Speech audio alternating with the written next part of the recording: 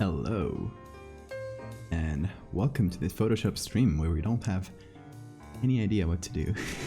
That should be fun.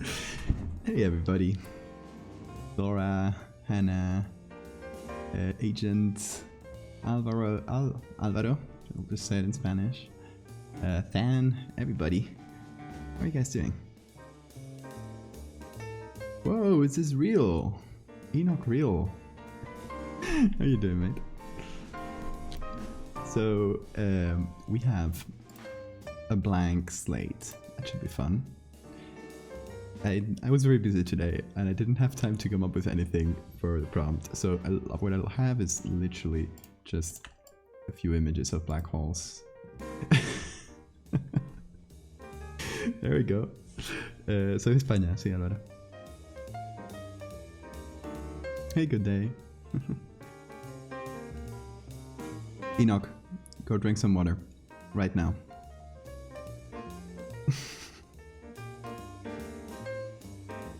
Hydrate, everybody. Enoch posted the other day that he hadn't drunk water until 8 PM or something like that. And that made me very angry. So don't do that again.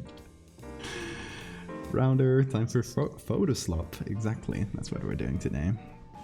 Looks like tonight's gonna be fun. Hey, Endless. So yeah, everyone hydrates. I want proof that you hydrate. Don't lie to me. You make the doctor angry, exactly. You refuse to hydrate? We'll all ban on all non-hydrated. All dehydrated people will be banned.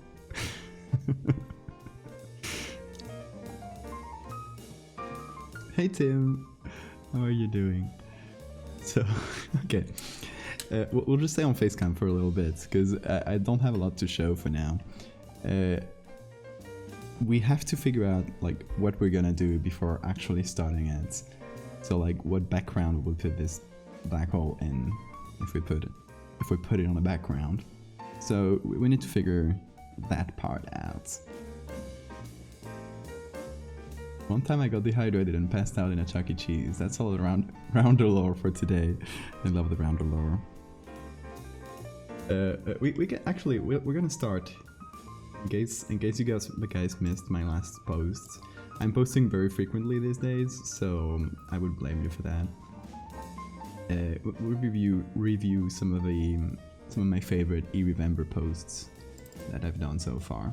They've been doing so well. Like I'm amazed at how well they've been doing for being like one-day little things. I guess like the short concept with not a lot of story behind it, like just a concept and a little bit of explanation, like really does well on social media. People, it's like more shareable, right, than longer stories. I still like the longer stories more, but this is very fun to do for a while, and it gets a lot of reach, so I'm not gonna complain. So we did this one for the first ever prompt. This, by the way, you'll see me wave this around a lot. This is my little notebook where I have every prompt written down and some notes about what I wanted to do with each of them for the ones I have ideas for. So this was the first day. The prompt was Homunculus Museum. Then we did Bug Body. Then we did Tombstone Teeth, which already did quite well and horrified a lot of people. And it's slowly cementing my I guess brand as the teeth guy. Dan says I have to go to dinner, but I'm back. Okay, have a good dinner, Than.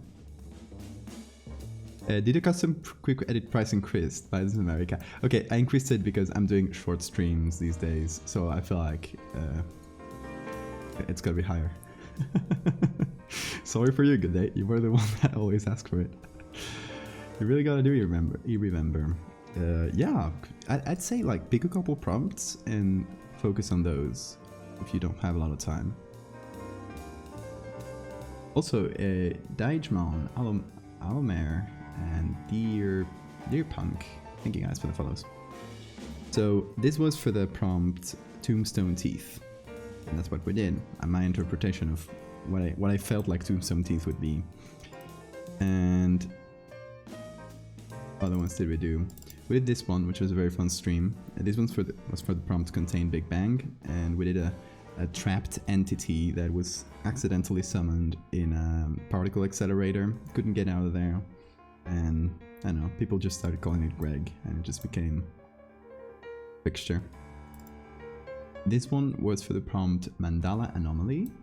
Anomaly is kind of angel-like thing. We didn't do a lot of lore for it. It was just like, oh, let's make a cool image. Then we did this one for the prompt Nervous System Ocean, and I really like how it came out and how easy it was to make. I literally put a brain on top of this picture at in soft light mode, I think, and it just like fit perfectly. I barely had to do anything, and it came out quite well. So, you know, for the effort, I'm proud of it. Gonna be that horse girl in the chat and say horses can't throw up when they have stomach aches, so they have dehydrated or having stomach issues. They colic. Oh no! Oh no! Oh no! Okay, I'll finish reading for people who missed the message.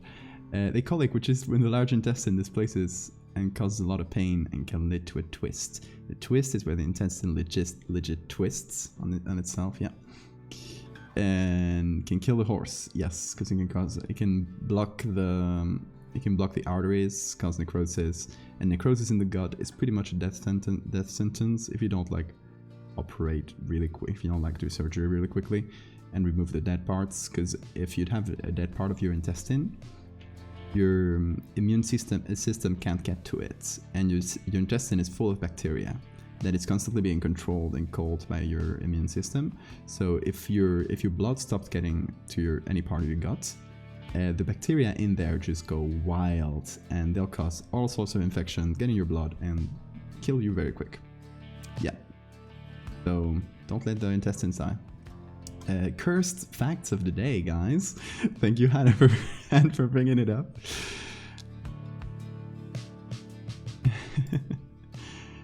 I would simply not get necrosis in the gut. I mean, fair. Until you get it. 150,000, I assume that's a zero that's missing, for colic surgery. Yikes. Surgery is expensive. I would simply grow new guts. I mean, if you can do that, that would be the best option, yeah. So, where were we? Oh yeah, Irremember. The next prompt, and this was definitely the most popular, was calcium hyperproficiency. This got like quite viral on Twitter. I silenced it already because it was a bit too much. But yeah, a lot of people believed this one, believe it or not. They thought it was real. They thought you could actually grow teeth on your bones. And yeah, a lot of folks were horrified. To a point where like one popular you know, science educator, like influencer personality had to come out and quote retweet it and say, hey, this is not real. Which was fun. Fun little interactions I have on Twitter. Everything about horses frightens me. Yes, did you know they walk on just one finger? What is the equivalent of just one finger for us humans? Is this real? Well, look here. The teeth in the bones was exactly what I was going to do with this prompt, and then I saw yours on Twitter and died. Oh no! Well, you can still do it, another one. I'll retweet it. If that helps. The misinformation guy was highlighted. Oh my god, okay, we're highlighting this. I guess it's... I usually don't like to bring out names and actually like directly call out people. So I'm just gonna make a big point here of like, don't go after this guy. We dunked on the guy for a little bit. We had fun, but just leave it at that. Don't leave any more comments. Don't like go out searching anything. I'm just gonna show you a very fun little interaction. I think I'll get it through Discord because I recently linked it on there. And I'll be showing you guys because it was truly one of those little golden moments on the internet. So, this is just a little search I was doing for black holes. Okay, so we get to the teeth post.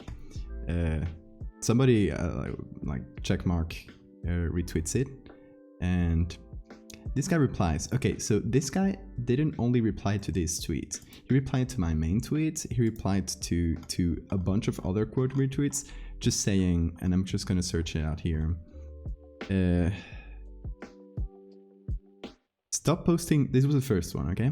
Stop posting fake stuff. The world is full of gullible people. Don't choose to add to the idiocy. That really like rubbed me the wrong way. But I was like, yeah, I'm not gonna interact with the guy. Like, just let him be. Then, right after, a little while later, somebody sends me, oh, this guy is actually like has a harden for you or something, and like it's going crazy. So I check his replies, and he's replying to this. Oh, thanks, it's not real. It's fake. It is fake. Do not spread fake facts. Somebody says, this can't be real. He replies, it isn't. It is just extremely irresponsible posting in a world where people believe everything they see. So we said, at this point I was like, let's dunk on the guy. So I was actually like, we were chatting about this on the Patreon Discord, and I was like, we should all like reply the same thing, and I call everybody to reply the same thing. So I told everybody, please reply to this one, which is, oh, I forgot to read this one. It is truly garbage behavior to post fake facts and not make it clear they're fake. In 2021, that's straight up erosive of rational society. Shame. So this guy just straight up posts this, like completely serious. So I tell people, I just go to Discord servers and I tell people, please reply to this guy. Everybody reply. Don't look at your hands. Just to keep him out. So everybody, like, look at this. Look at the replies. Everybody, don't look at your hands. Don't look at your hands. Don't look at your hands. A few people went off script, and he chose to reply to the people that went off script. So, who said, okay. So Rowan here says, Eduardo is a real doctor, he should know. So he goes after this one, because it's one different comment. And he replies, read the actual thread. This is fake. So now it's when everybody like starts going on the guy. Like, actually, it's real. My cousin Vinny told me he knew a guy who got it from drinking too much milk. So he keeps going. He doesn't get it. So we're laughing at the guy. The image is photoshopped. Yes, you can get nodules of calcium in your bones. No, they are not teeth. Jesus Christ. So here's Enoch replies, this guy can't even smell that country cooking, and just posts my bio. And then they reply, pretty sure that's what teeth are. He replies, for fuck's sake, it's photoshopped. And here, Kaz replies, hey, can I get your opinion on something? So just post this dog with arms. So I went all in and I wrote lore for the dog with arms. So I just wrote, the armed dog, Anas brassiforme, is a now endangered subspecies of the American Pekin dog. Once bred for show, but now fallen out of favor. The arms are believed to be the result of reactivation of dormant reptile genes. So that is the only moment where I interacted with this whole thing. I don't know. The guy, I don't know if he replied anything after this, but it must have been so confusing. So it just started replying totes to people. Kind of like, I'm done with this. So please don't go after the guy. This was just a fun interaction, and let's leave it archived in this Twitch, in this little Twitch clip. But yeah, I missed a bunch of chat, so let me catch up for a minute. Oh my god, the fact that it fooled so many people is amazing. Yeah, it was so weird. if people think it's real, then you succeeded. I mean, in a way, yes, but I don't want it to feel like it's real after I'm done telling the story, right? I tell my story and then I want it to make real. I want the whole context of it to make it real clear, really clear. And most people get it, right? To make it really clear that it's just art. But yeah, some people don't get to that part. Some people don't bother to read the second tweet or bother to read my bio or what people are saying in the comments. They just go and comment directly and don't like make any critical judgment. So yes, I mean the guy was like such, as Rounder says, imagine being such a prick, like oh my god. The teeth thing almost got you. But see, that's perfect. That's the reaction I'm looking for. The little moment of incredulity until you realize it's me, or you apply some more rational thought to it. That little moment of incredulity is, I think, where my art works best. So that is where I'm trying to work in. The armed dog sounds like a military waterfall. While I'm looking at my hands, oh god, oh fuck. You really couldn't smell that country cooking. I show my friends from the barn your stuff all the time and I freak them out. Thank you, I love that. Quiet Deity, thank you for joining. First time catching your stream, nice to be here. Thank you. Hey, we don't, if like you cannot what's the word? I forgot.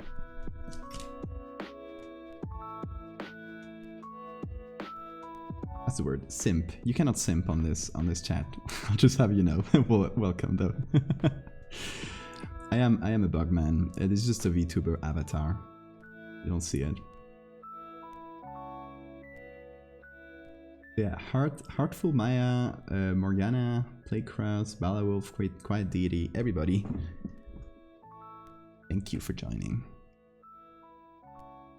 No simps. No simps here. I should have a rolled up newspaper.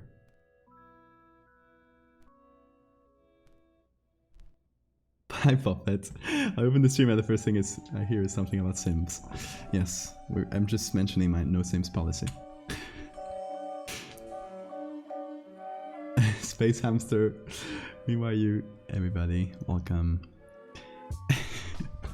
So how about we start theorizing what we should do with this post. Just to refresh, the prompt today is black hole winter.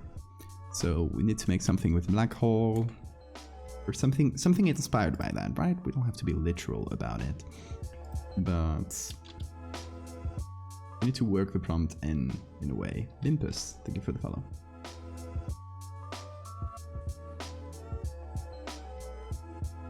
I read what's the meme for today's.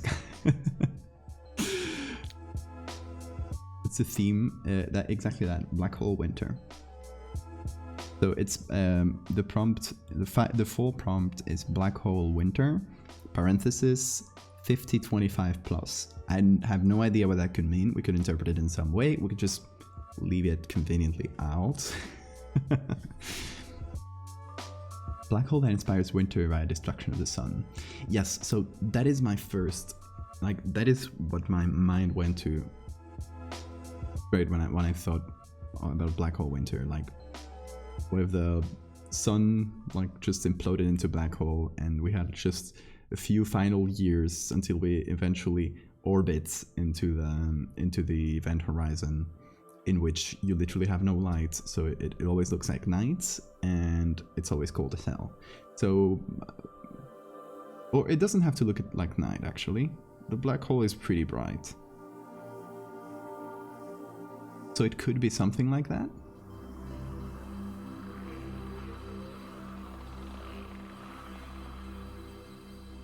Sun collapse into a black hole. Exactly. What? I also want to thank you for retweeting my frogman. Oh, did you know the frogman I retweeted the other day? I love it. It's so good.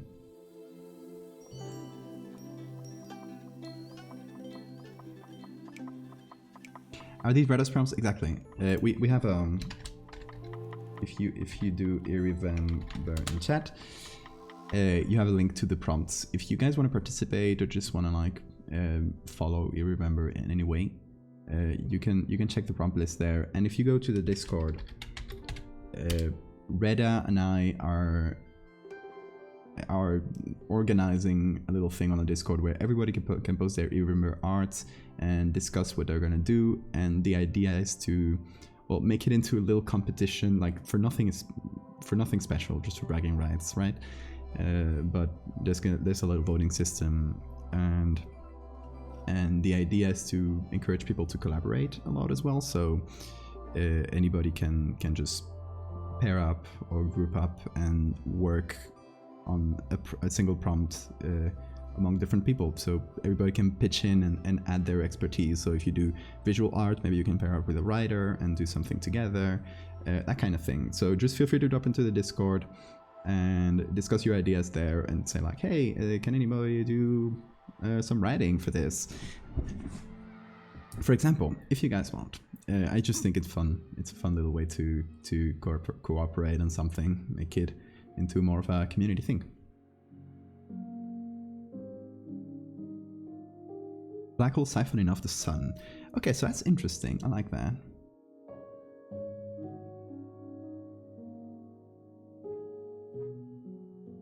Black hole winter a bit metaphorical, but it doesn't really imply any kind of horror to me.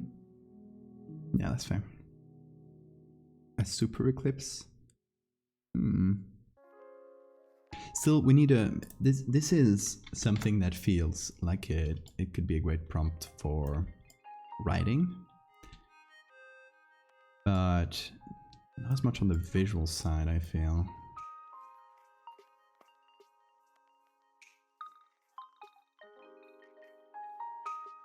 An animal or person with a void that sucks things inside them. We just did a creature yesterday, or some sort of creature yesterday. So that, I feel like that may be repeating a bit. Oh, I didn't show that one. We stopped at the hand bones. This is the one we did yesterday. You might remember a slightly unfinished version, which is the one we did on stream. I had to finish it earlier today before posting it. I wrote all this little lore. This one is a bit small, so it's not supposed to really be read, but this part is kind of like trying to make it into a museum exhibit thing. So it's like man, Homo sapiens, advanced man, Homo brock something, like, I don't know, I just picked the scientific name for crabs. Black hole winter sounds like a seasonal event. That is true.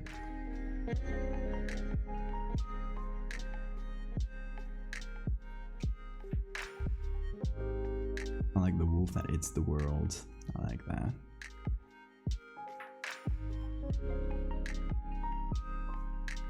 So, a black hole's gravity throwing the tilt of the Earth, resulting in a sideways being stuck in winter perpetually, is also a very good prompt, but for writing.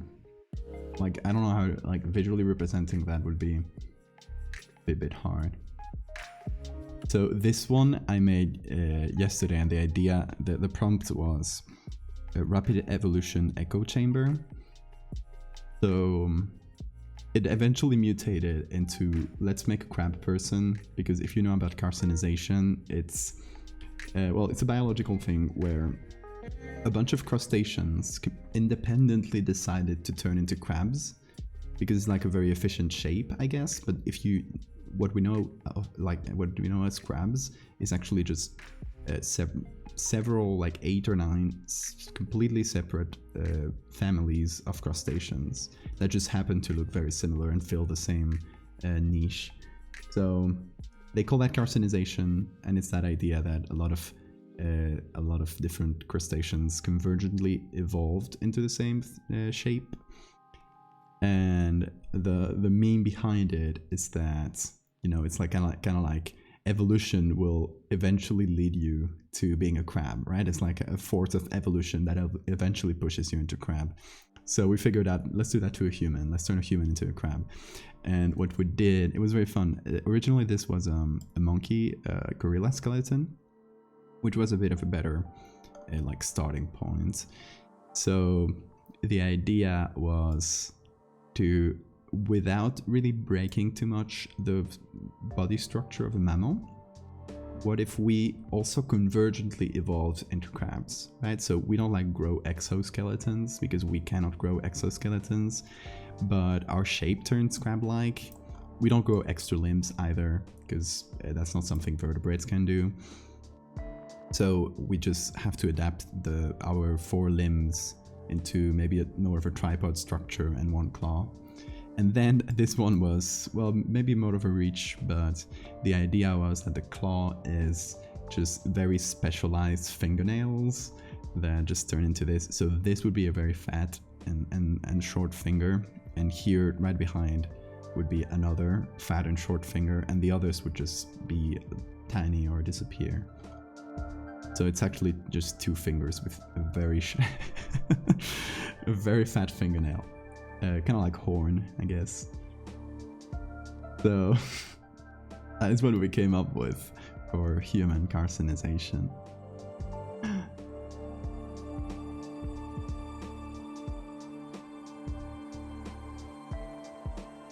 You'd say that how humans end up evolving? My bones are already like that. Well, if they are, you are at the end point of evolution. You're the most evolved creature in this chat. And okay, and the face, I literally took this one and then added the front, the mouth of a crab. I just had to flip it and turn it around a bit to make it fit, but make it look crab-like.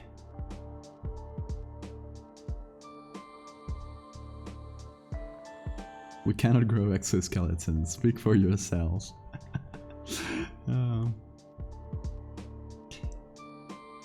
Maybe a literal hole in the earth that is pitch black and drains heat from the atmosphere. How could we represent that? That is fun. I like it.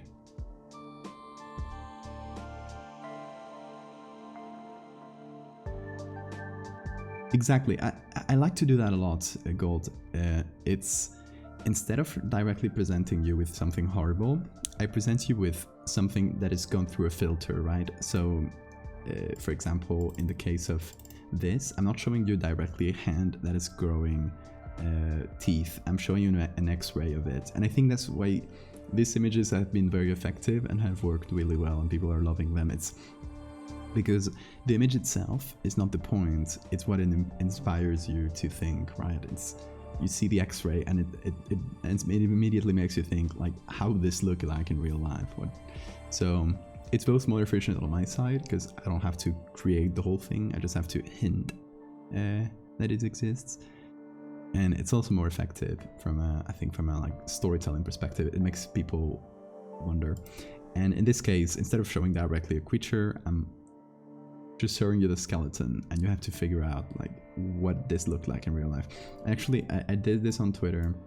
I'm just going to repeat it here because it could be fun.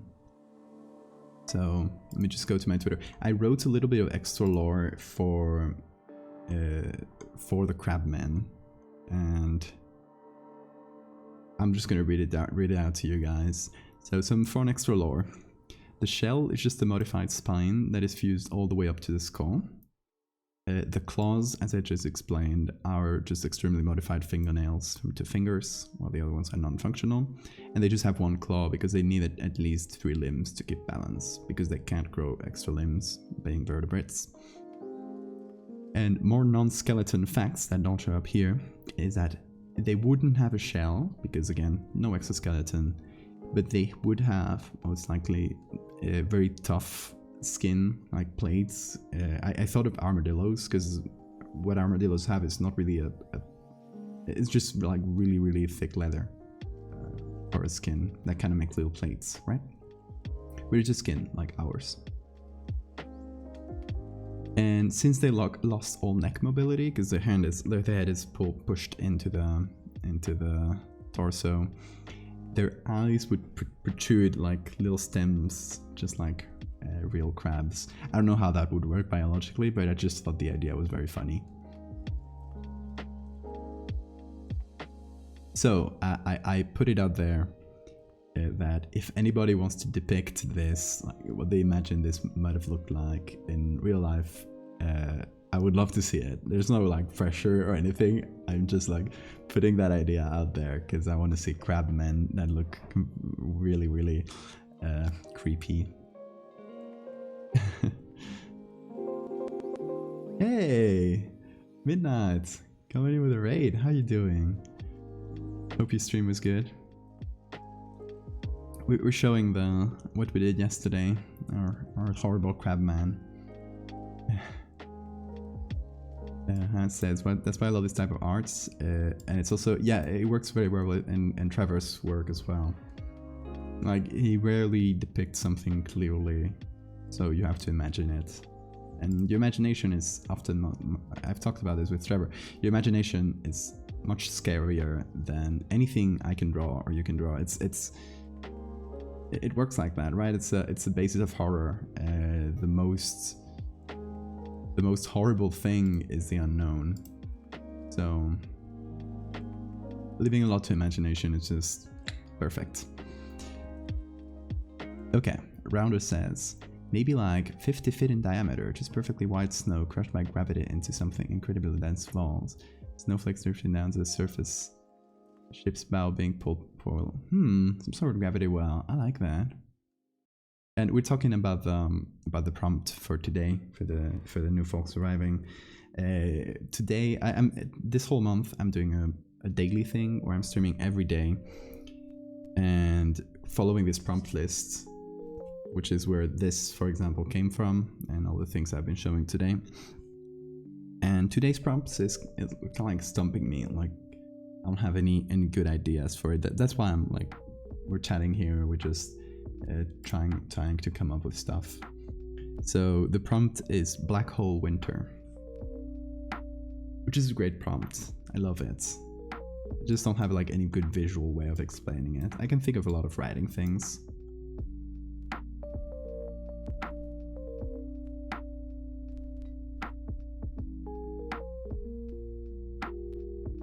Model non-teaching things looks awesome. Thank you. That was a fun one to make. And it was fairly easy too, because it's just removing the spaces between the teeth and making them flat. It was a fairly easy edit, which is good. Like two birds with one stone. Horrible crab man, excuse you? That's a crab gentleman. You're right. I am sorry. I apologize, Mr. Crabman.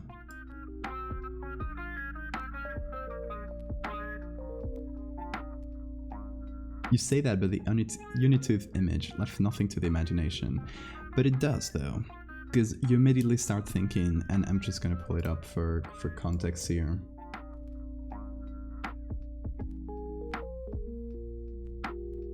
The unitooth image, like, it's very direct. Like, you see this, but what it makes you think, like, it inspires you to think, like, how will this feel like? How would this look like? You know, there's also like a little bit of trauma there. So, and the talk about the writing I did behind it is they have to be removed and replaced with full dentures. So that whole thing, like, it's inspired you to think about like the implications of it. So I think it still does live to the imagination. And I think that's why it works. But it is also very direct, so you can have both things.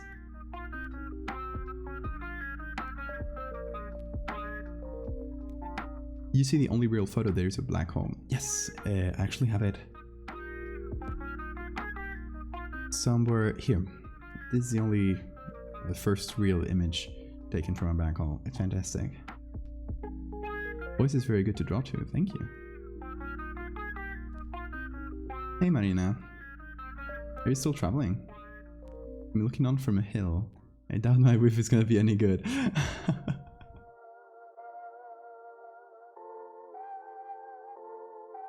So this one is very good, and it's actually, I checked, and it is CC just attribution, so we could use it.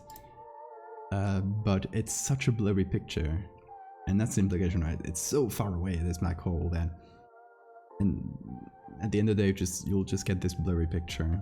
So I think it would be better to use a recreation and then just edit it to make it look a little bit less computer graphic-y. Hey Theo, jazzy tunes. Yeah, we got a lot of those in this playlist. She's picture of black hole millions of years old by the time we see it. She kind of bad though. ASMR. I don't know how to do ASMR. I do this unconsciously. I think because I'm trying like not to be too loud because I'm in a pretty large open space, like under the roof. As you may see from the background there. So I try to like keep my voice down to not make like a huge racket at night. So I end up like dropping my voice quite a lot and making it quite lower than it usually is. For some reason. I don't do this like intentionally, it just happens. You ever hit your head against a slanted roof? I used to constantly. Now I'm very used to navigating the space. I got a lot of like right there. I got a lot of like storage stuff, a bunch of books, a bunch of like my camera tripod. So I gotta like get down every time.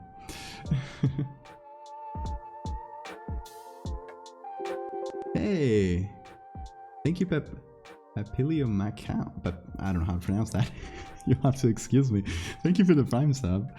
This reminds me, by the way, we are one step closer to our monthly goal. Thanks to Papilio here. We are trying to reach 35 subs by the end of the month because that will unlock a new emote slot, and I think it's gonna have to be a teeth themed emote. It's gonna like a tooth with something, with an expression or something, right? I mean, since it's for this monthly thing, and we've done so many teeth related horror, I feel like it would fit. I'm used to navigating the space. You make it sound like you were locked in a maze somewhere. I mean that because my room is right next here, and it also has a slanted roof. So, so yeah, I've been navigating around it for a long time now.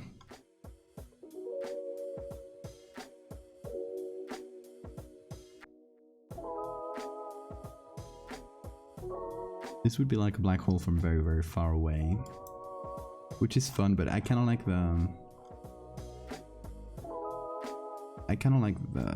the 3D renders, like this one. Just gotta check like the licenses for all of them. I think this one we already have downloaded. Check. Yeah, we already got this one.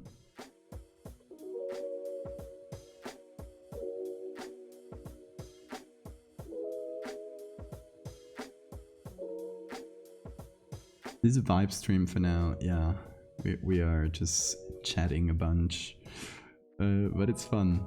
I'm announcing it here before, so you're the first people to see it. I'm waiting to get to 40k to announce it, which seems to be very close. So I'm like saving this little thing to have something for 40k because I didn't prepare anything.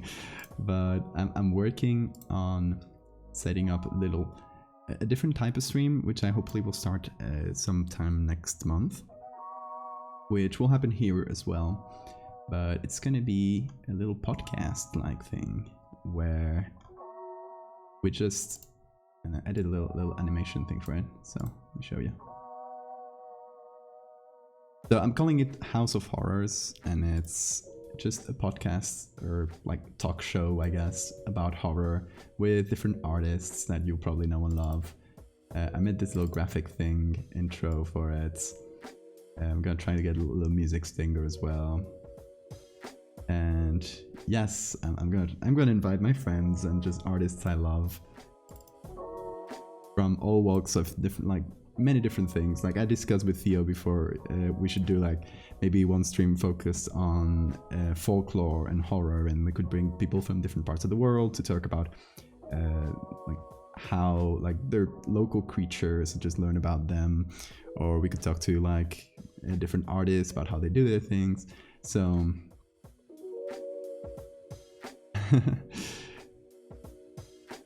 so that's gonna be fun. That's gonna be fun. I hope you guys are excited for that. It's gonna be, if you saw my 30k stream, which I did with well, actually with Enoch here, we can see in chat, with Trevor, with Faya, Lou, who else am I missing? Oki. Yeah, I did that stream, and it was like with a bunch of people and just short conversations with each of them. But with this, since we're gonna do it semi regularly, I still don't know like how far apart, like maybe every 2 weeks or so. The idea is to have like longer, more drawn out conversations with everybody, and I'll bring back everybody that went to the first stream, right? Because if you guys want, of course, because I want to have like more conversations with people. It's very, very fun.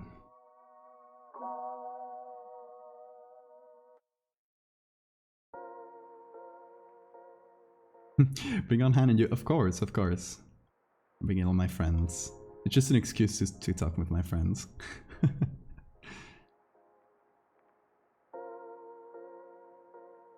So yes, I hope that'll be fun. It was inspired by that stream I did, which was a lot of fun, and I thought like there's nothing like this, right?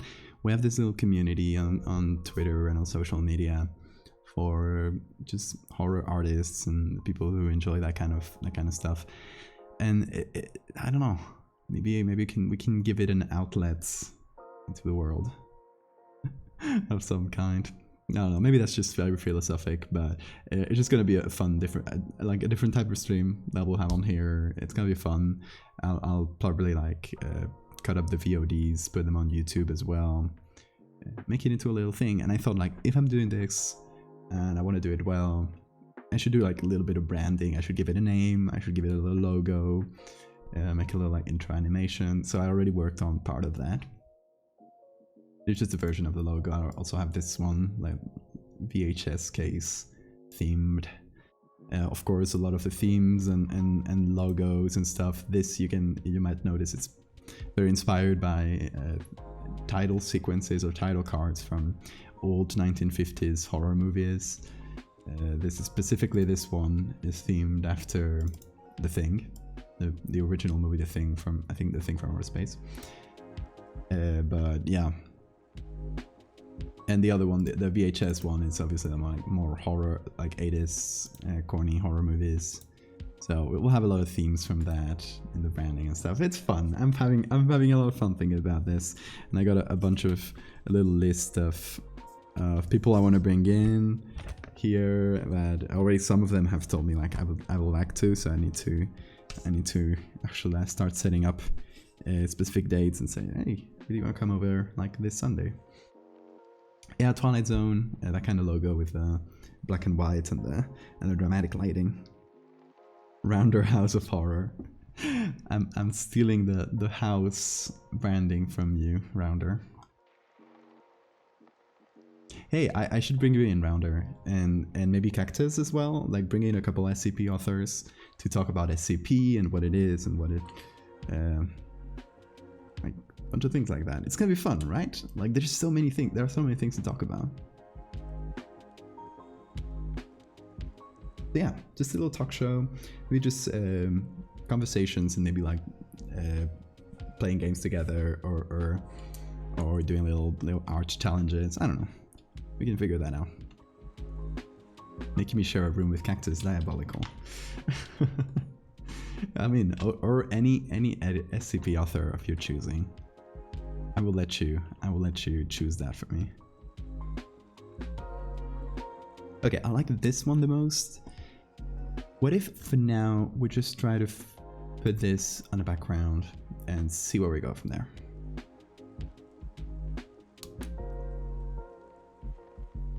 Maybe it'll help calm down it's an SCP crowd.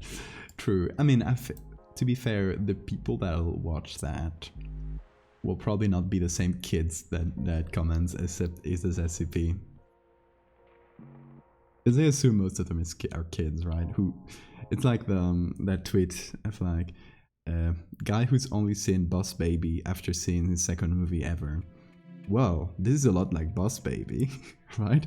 If the only horror and like internet horror thing, you know, is watching YouTube videos about SCP and Siren Head. Everything else you see is gonna be like, oh, is this Siren Head? Oh, is this SCP? So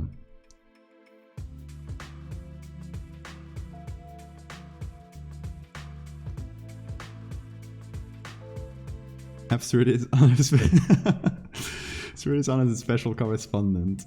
Sridis will be getting banned so fast. Oh no. Should we unleash this horror? It is definitely a lot of kids. Yeah. Kids and just people who don't have a lot of exposure to internet horror and just like remember SCP. So everything else they see is like, ooh, this must be SCP, I guess. The 12 years I thought art would like anything I'd... Oh, the 12-year-olds, okay. I thought art... anything I do with SCP. I love that. I find it weird that it's so popular among kids, SCP. Because it's kind of... If you look at it, and it literally looks like a 2005 website. And that hasn't been updated since... At least for most articles, right? There are some fancier ones now, but a lot of it looks like that. I guess it's mostly YouTube videos though, right? I gotta assume. Like they don't like the SCP kid fandom doesn't enter the SCP side most likely. They just watch YouTube videos about it. I'll assume.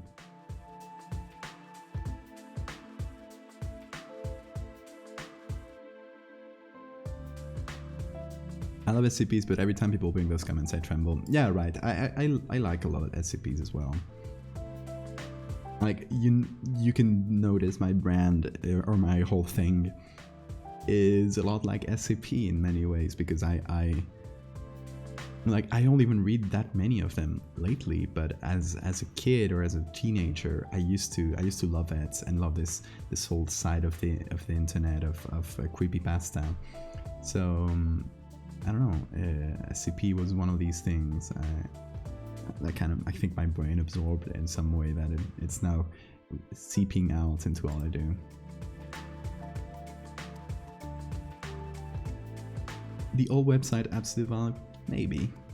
I think it could be better designed though. I think they're aware of it.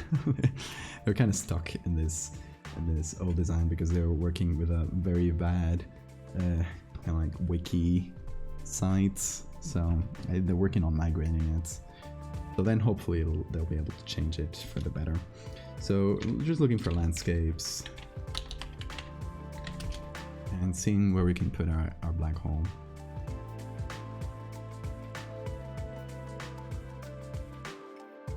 Oh, Enoch, have a good night or a good Animal Crossing. Thanks for stopping by.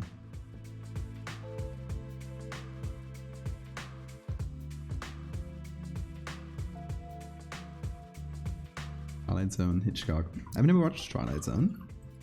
Like, I know about it just from cultural osmosis. But Hitchcock, yeah. But Twilight Zone never came up in Spain, so I never like had it in front of me. I should like seek it out and watch it at some point.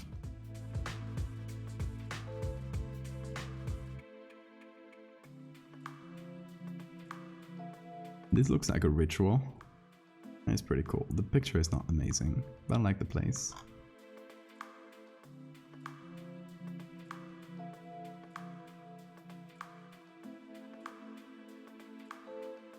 Should we make this into a day scene or a night scene? Because I assume this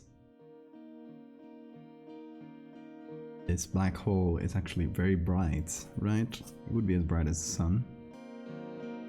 Pizza Face, hi, do you stream every day? Lately, yes. I'm doing this whole month.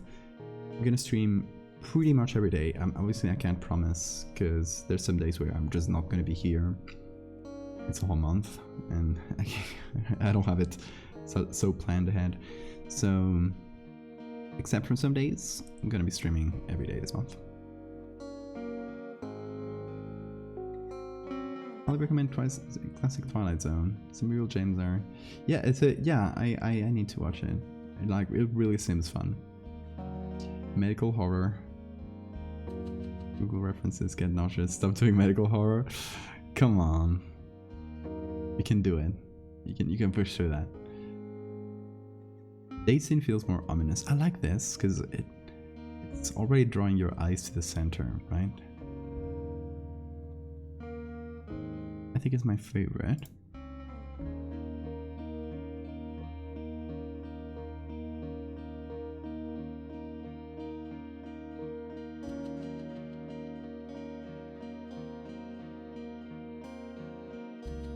So, Rander, are you working on the teeth thing, or are you doing some? Are you giving it a different twist?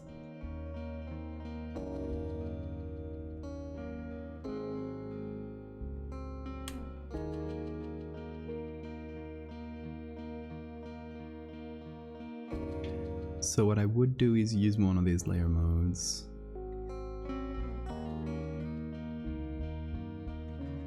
To make it into a very bright thing, like ominously looking at us.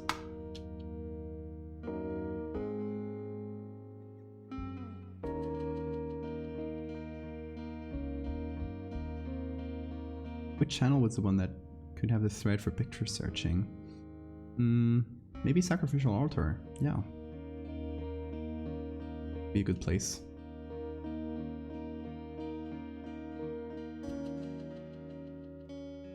Or the resources one, the library one. I jumped to something from the extra prompt. Mental illness. Oh, I like that. There's actually, yeah, let me send you a short that actually covers this. Called Metallosis Maligna. I think it's on YouTube.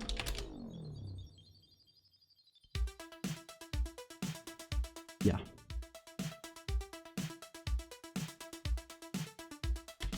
Here you go, Rounder. Check this out. It's a pretty fun body horror thing. If you liked my bone teeth thing, you'll like this one. It's horrible in quality, by the way. I'm sorry about that. It's a video from 2009. There might actually be a better one somewhere. Okay, this one is 480p.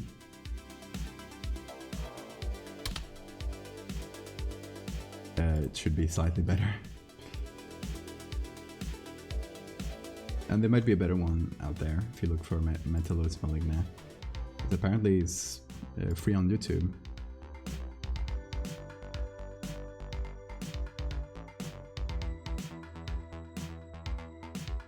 Oh, yeah, Fan just mentioned it right above.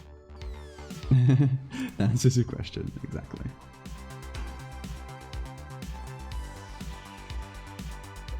Also, I was like, it just flashed through by me on the Twitter tab, so I'm gonna show you this. Somebody already did fan arts of. Here it is, the crab guy. Look at that. That is so cool. I love that. That's so nice.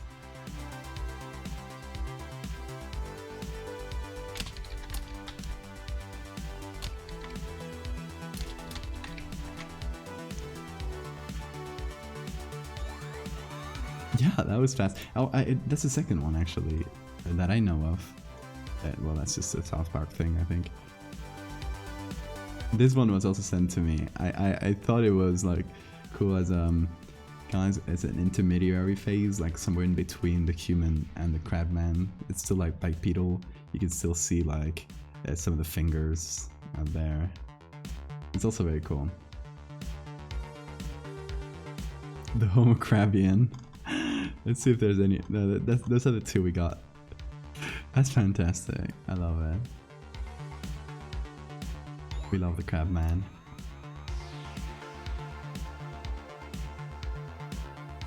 Oh, to be a crab person. Unbothered about the outside world.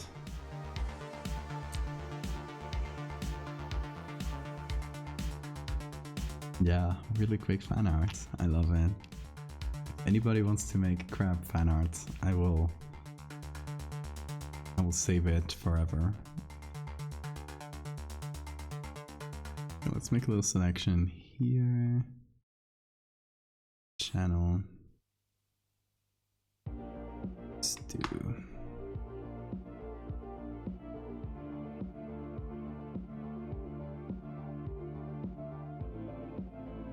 I love this method of making selections when it works. Fantastic.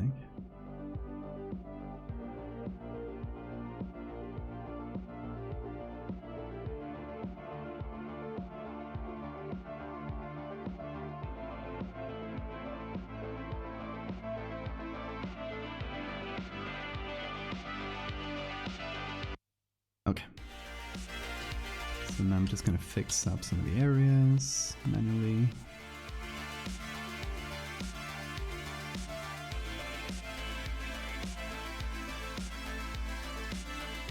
Crabman Sonas. I love that. Evolve.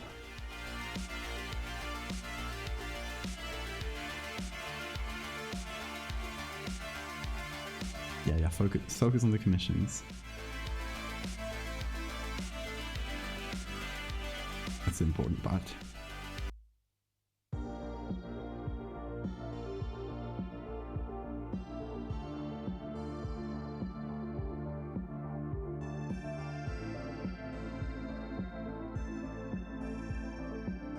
Let me put this on overlay mode.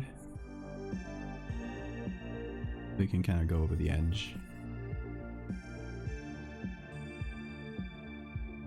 The edges around this area are quite important.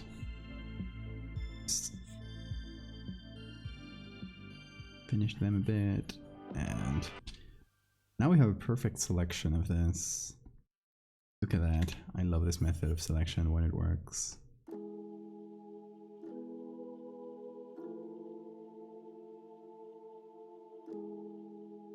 Beautiful mask. Now, put the black one in here, and there we go.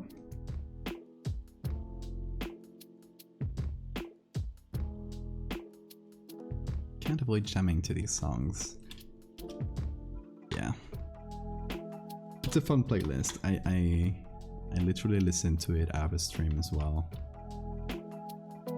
When I need like some instrumental background stuff. If you guys want the playlist, it's available on Spotify. And it keeps growing. Every time I get new music that is available for streaming or video game OSTs, which usually don't get muted, I just add them in, so it keeps growing. Dr. Cholev, welcome.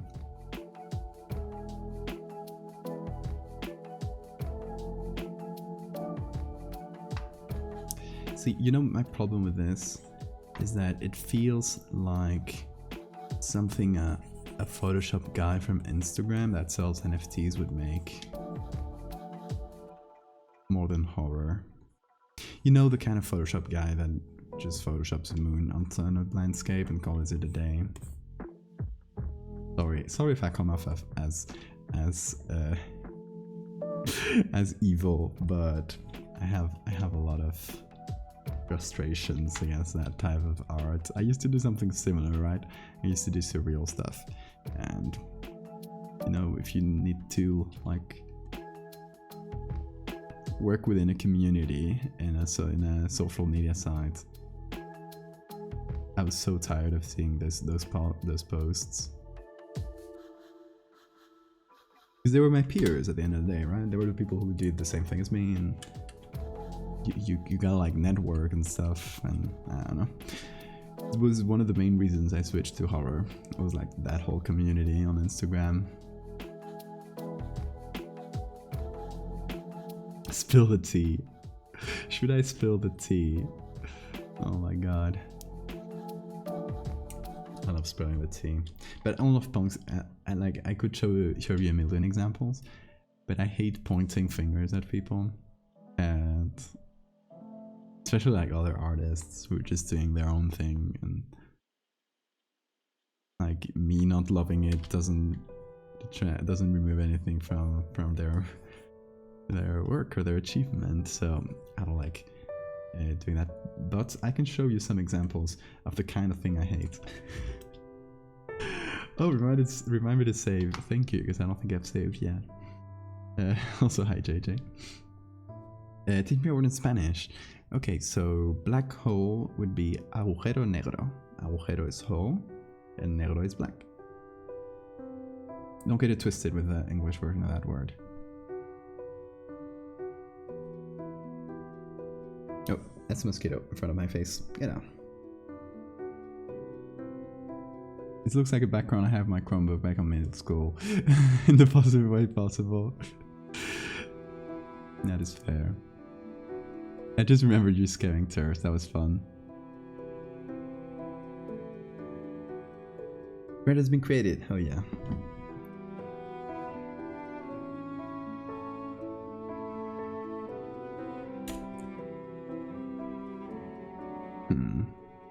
Oh yes, I was going to show you something. I was going to show you the type of art that like the type of Photoshop art that I can't stand. And again, nothing against the people who do this.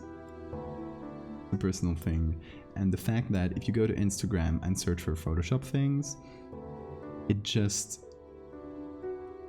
literally is all the same thing. Like there's a thing every month, a trend every month or a month or two, and everybody does the same thing. Everybody follows that trend.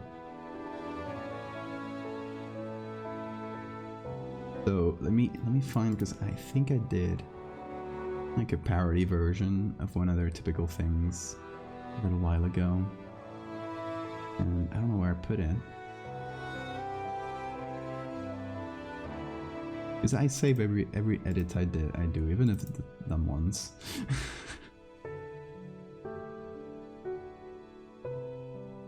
So they end up somewhere. Sometimes I can't find them anymore.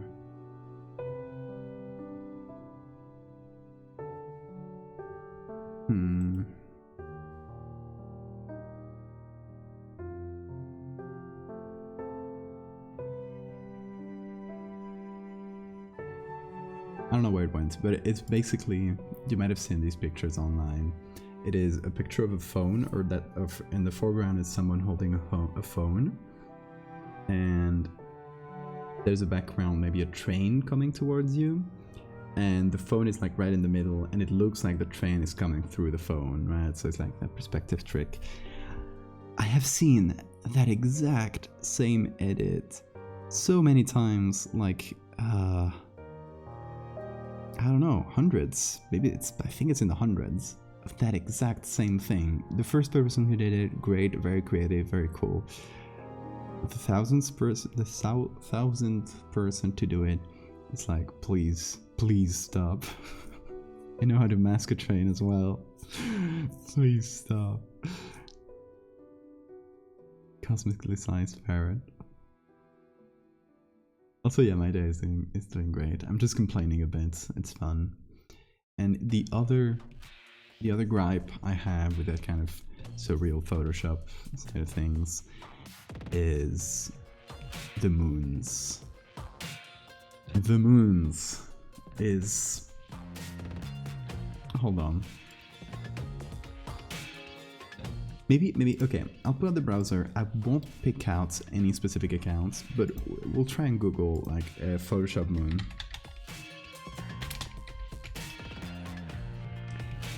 And see if we can find any examples. So this sort of thing, right?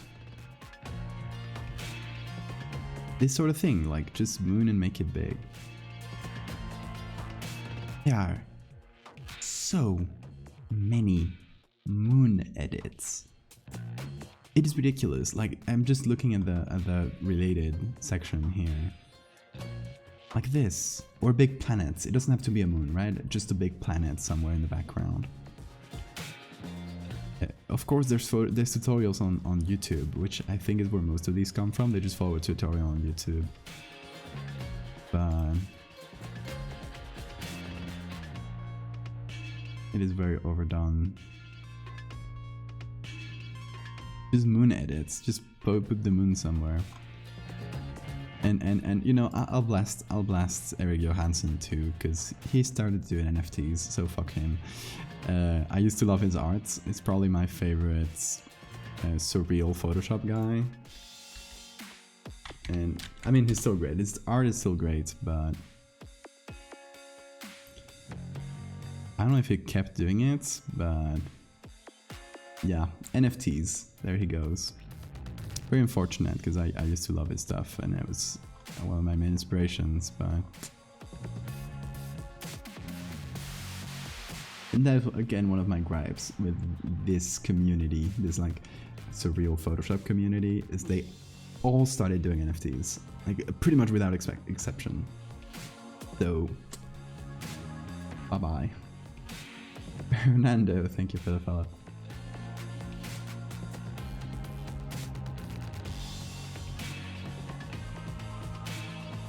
I've never seen that yet, but your mannerisms while explaining the image is enough to make me hate it already. Yeah, it makes me angry. Unrelated, but I want to earn 10k layers to get the homunculus keeper role in Discord.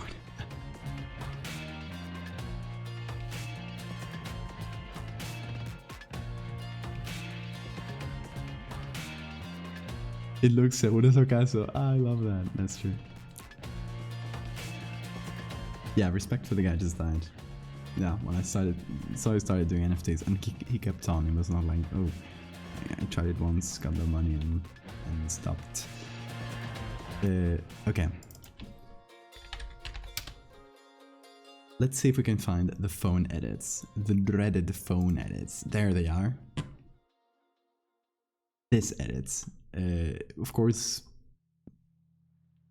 it changes from like a path to rail to like some stairs to this. I have seen this exact image like done by different people, but a million times. And let me see if I can find one with a train. There's so many train ones. Oh, look at this guy popping out of there. That was probably a trend for like a month. Yep. There are more. But let's see. Why is Goku on this one?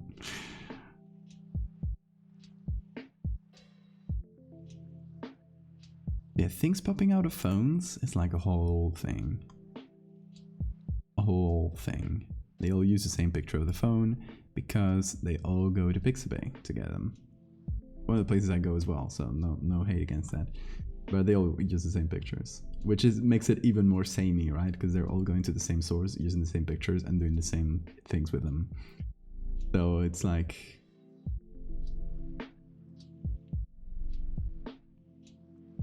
I like how you border your camera headshot with the dotted... Yes, with the marching ants. I love the name, Marching Ants. It's such a great little name. You're already bored of it after 2 images, completely. It isn't particularly complex. You could make it rounder, like, absolutely. It's just masking. Just a little bit of masking, some little bit of lighting.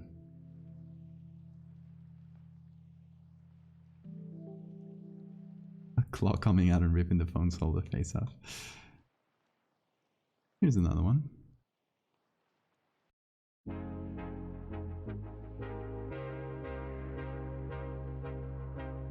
But yeah, they love those edits, don't they? Yeah, so it gets so samey after a while. Oh god, when I left that whole area of Instagram, the trend was, so one of the last big trends I witnessed before like getting tired of it and started doing horror and moving platforms was the Joker. You guys remember the Joker movie? They loved that guy and they started editing the guy everywhere.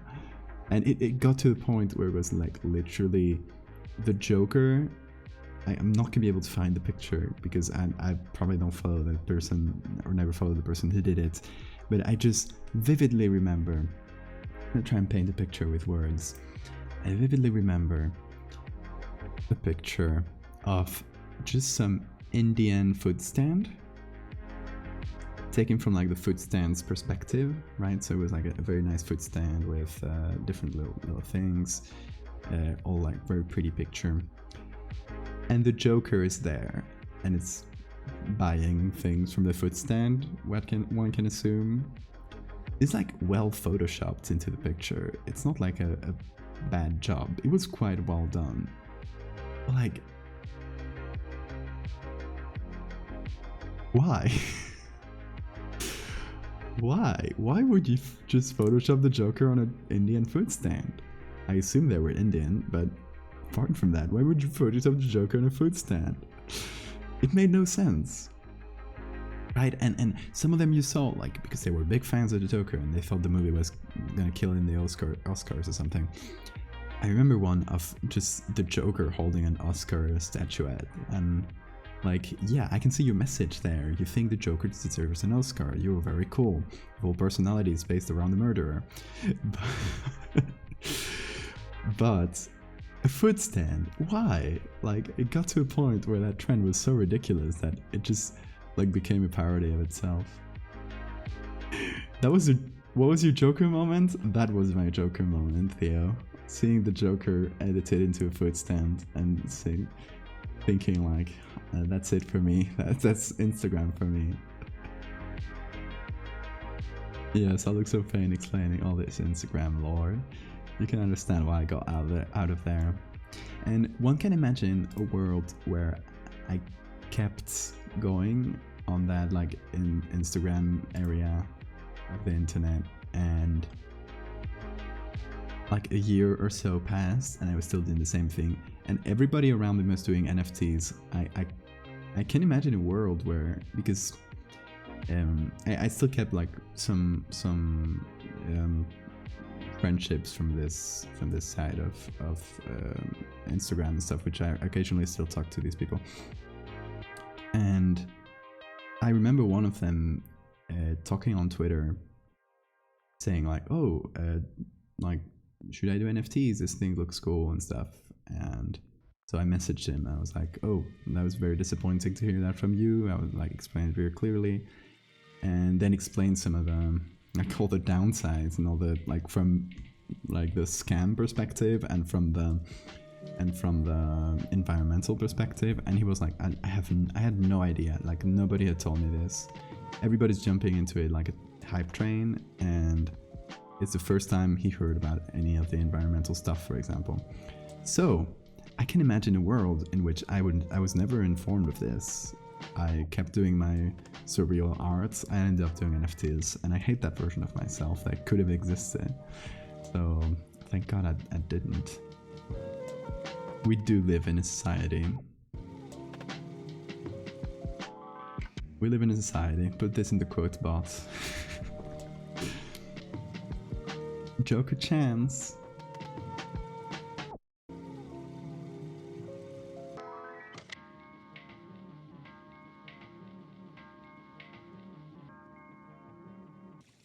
Someone I know started saying that ironically, and they kept saying it. That's often how it starts. Alternative universe where you're still doing generic Instagram stuff. Nightmare fuel. I mean, I'm still proud of this stuff. Like, I'll call it generic edit any day, and a lot of it was generic. I'm still proud of a lot of stuff I did in my pre-horror era. Like this.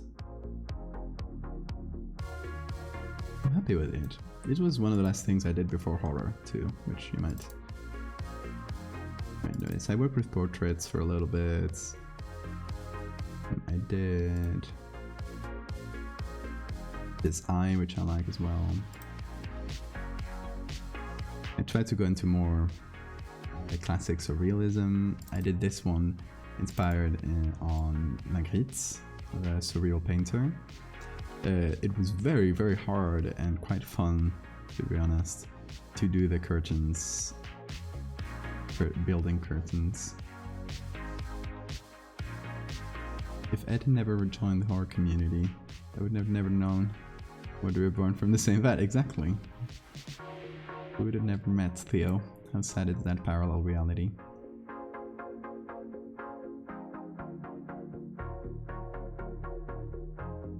And you could reinterpret a few of these as horror as well, but and then let's see which ones I like as well. So I did a bunch of like environmentally themed things because, you know, it's something I care a lot about, and I like to use my art to kind of spread a message, even if it's like surreal things. So one of the ones I did was this series, which was just like using regular tools but in landscapes, so like giant versions of these tools changing landscapes, like trying to fix the poles, so the broken eyes and deforestation, sorry, kind of stuff, you know.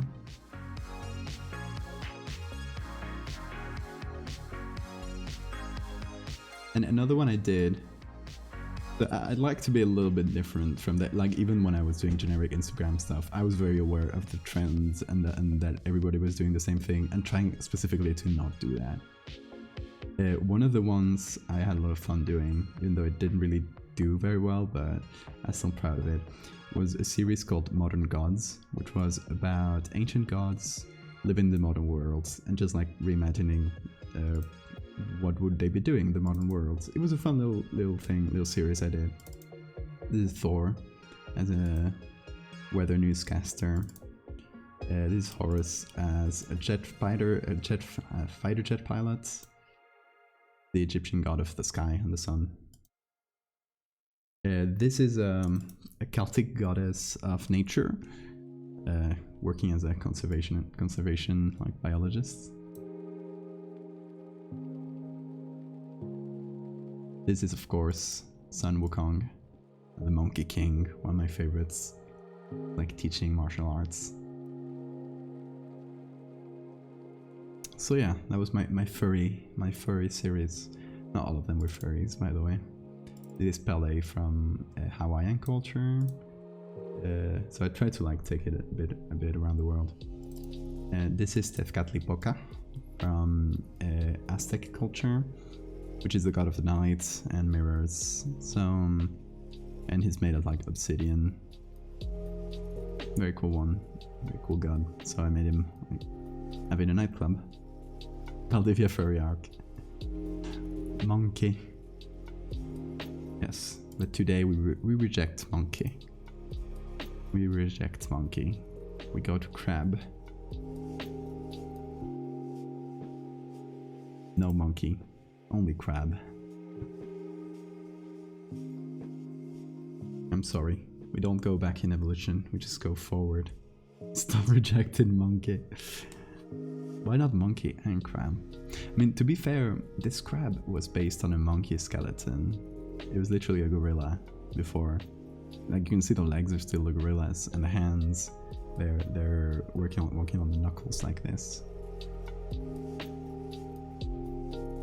So it is a monkey gorilla. Where it's just nice, not just a phase. It's not a phase, mom. So yeah, that was a little tour through my surreal stuff. I like to get distracted, don't I? But I don't like I don't know where to bring this, to be honest. I am maybe of the mind to actually switch this around. This is where I keep the extra prompts and try to do an extra prompt. There's some good ones. Okay. I'm just gonna type Irremember in chat because I need to get the prompt list, and it's easier to type it in chat than to search for it. That is how lazy I am. So, put the browser in. So, I'm So we're going to the extra ones. Let me zoom in on them.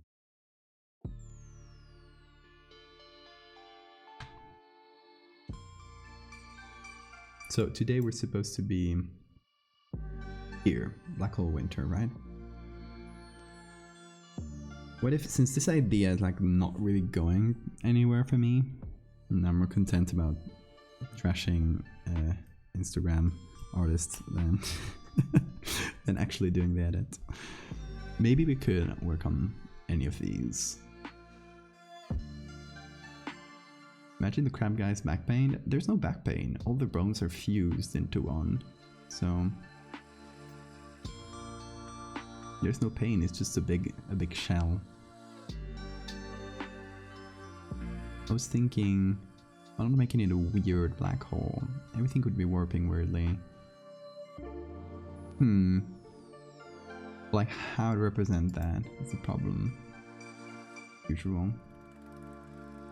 So, we have done inadvertently, anyway. We have done this one without noticing ball-bearing angel. Oh, there we go. I've done ball-bearing angel without really noticing. That was the one. I'll just pull it out here real quick. That was the mandala anomalies one. Accidentally also came out as an angel with balls around it, so ball-bearing angel, we could mark it as done. Nervous system ocean we also did. Anyway, you have my websites, link below and stuff. It's probably the most comfortable way to see my work, because you can all see it. You can see it all in the same page there. So these two are pretty much done. Found footage from inside the anomaly could work together. That is true. Found footage from inside a black hole. Oh, there's a mosquito there. I'm gonna try and get it. Oh, didn't get it. Tried to slap it. Bad luck. I relate to the God's Little Disappointment one. It's very good.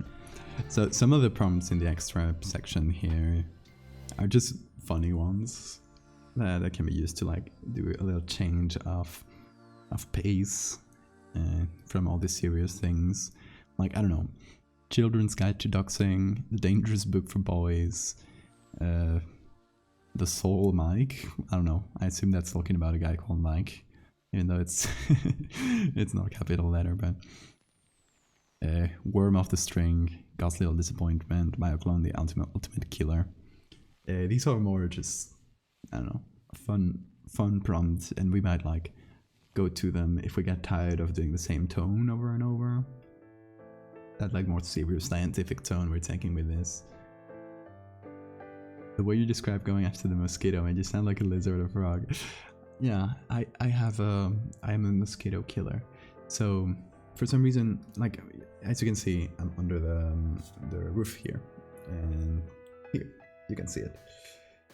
I'm under the roof there, and heat tends to just go up, and that brings all the mosquitoes here during the night, which means every time I'm streaming, they are just swarming around me.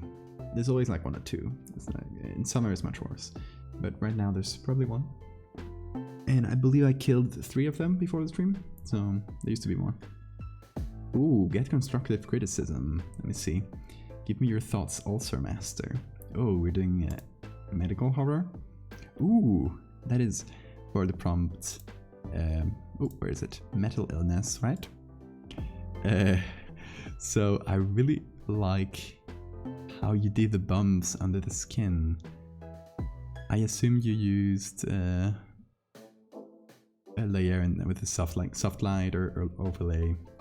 Just put softly over there. Or use something else. It looks very good. This here, I know there's a bit of text. It looks like a bit of a watermark or something. I would remove it. I would just clone stamp it out for clarity. Hard lights, yeah, that works as well. So the bumps look fantastic. It's amazing. The ulcer is also perfect. The inside here is looking like a bit too clean, perhaps. Yes, it's disgusting and very good. I like you taking on medical horror. I think this could do with maybe a little touch of blur, just a little Gaussian blur. Touch of it. To just like smooth out some of the hardness from all the little bumps here. But I think that's about it. That's what I do. Then I don't know if this is a full image, but it's pretty small pixel sized. You might benefit from working on a larger canvas. Just like put it at 200% size. Let Photoshop reprocess everything. And even it's worth like blowing up your images to work on them, because it'll make it easier in general. And then what you can do at the end is what I like to do every time I finish an edit, which is you create a new layer, you do Ctrl-Alt-Shift-E, you'll see it here, you put it all in the same, then you right click, convert to smart objects, and give it a sec, sometimes it can be slow, and then do Ctrl-Shift-A or filter camera raw filter. You can go to effects, and then just, if the picture is low quality, add some grain and enlarge it until you start losing quality, and then just go a little bit below that. And that'll turn that low pixel quality into just a picture with larger grain, which tends to look better because it makes it look a little more like film, it makes it look more authentic, and everything you've added will get that grain on top, which will help blend everything. It's fantastic. So I don't know if you got all of that. If you want me to repeat anything, let me know.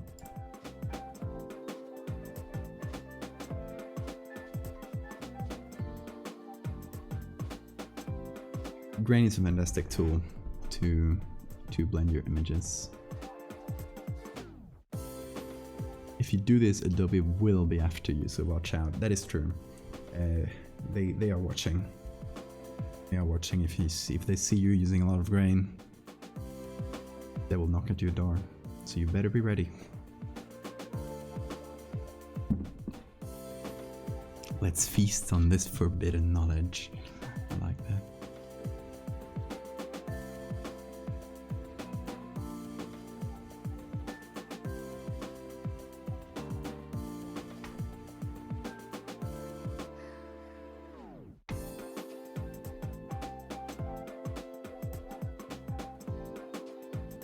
Okay, so I'm doing a little thing here.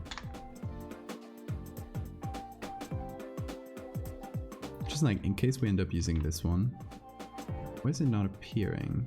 Oh, I am absolutely stupid. I had this on top. Okay.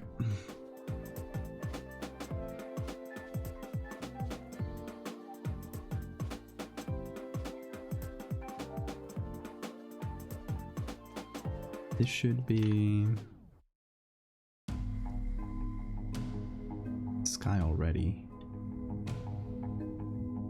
The trees, the sky. I'm just watching the reflection, seeing like where we can put it. I'm gonna put this. I'm gonna hard objects.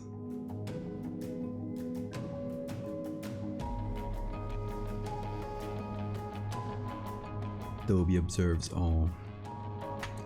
You cannot hide. Cannot run.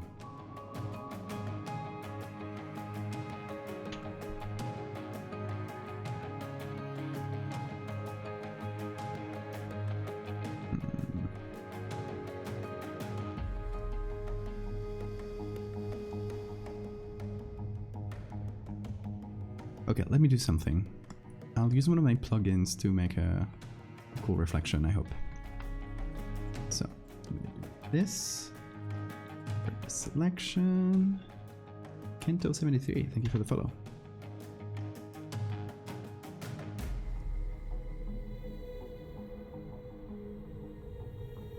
Okay, I'm just making this real quick and going to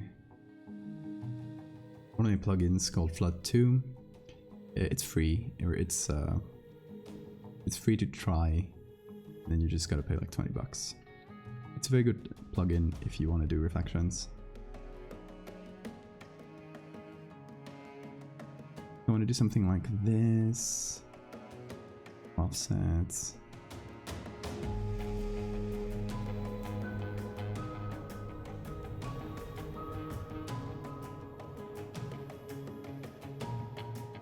You basically just want a reflection that includes our black hole.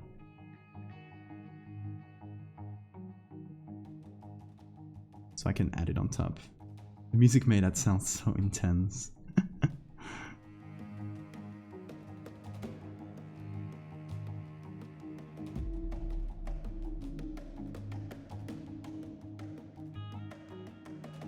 Let's see if that works. This active process. I just made all the background black so I could just use it on like a screen or something, and all the black stuff will be eliminated.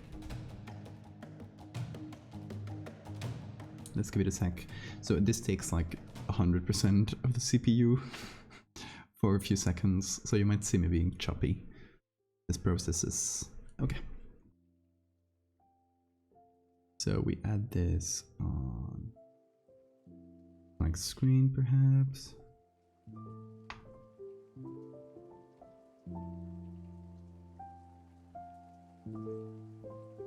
Now this reflection is too bright.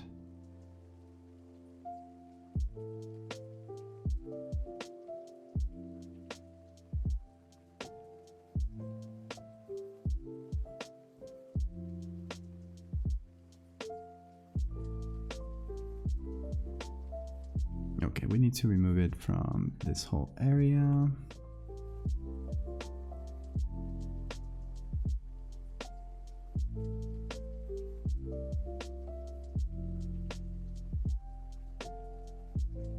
I'm gonna do a blend if, and if the underlying layer is black, rocks can disappear.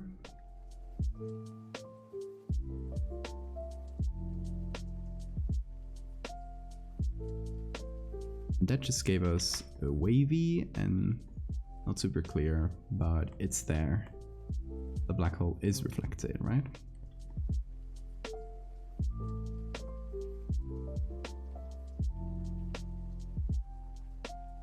And that's the point.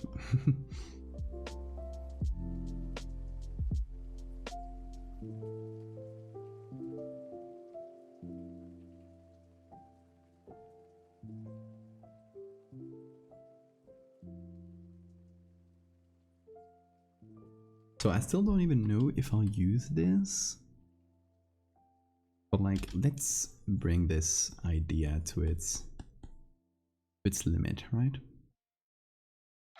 Just see where it goes. Might just for fun do the black hole part of the black hole entirely black, full on.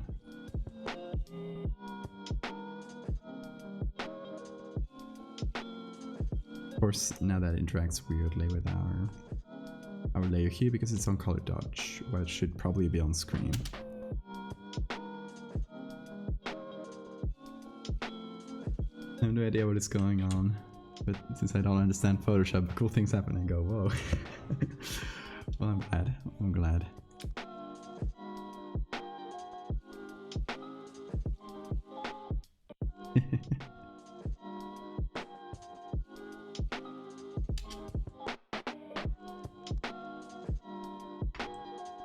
glad it's something you guys can like appreciate even if it's not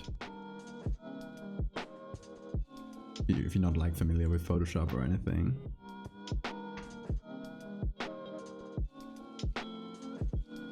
I like to think this stream is for either people who enjoy Photoshop and seeing and familiar with it, and just want to like catch new tricks or see how I work, or just for folks who like to see art happen. I think Photoshop, like this kind of like Photoshop art, might be maybe one of the best things to stream in terms of art, because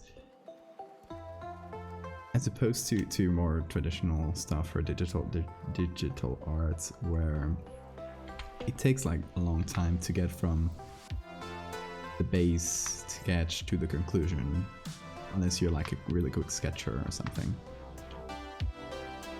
In this case, you can get from beginning to end in just like, it can be like even an hour or something like that.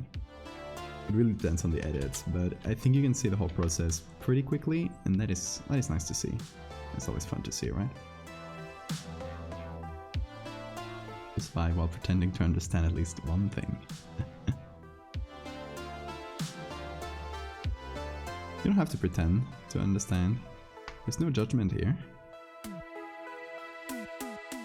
Just vibes.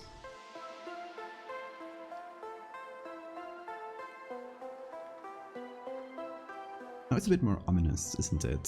Since I added this. It's the vibe ride.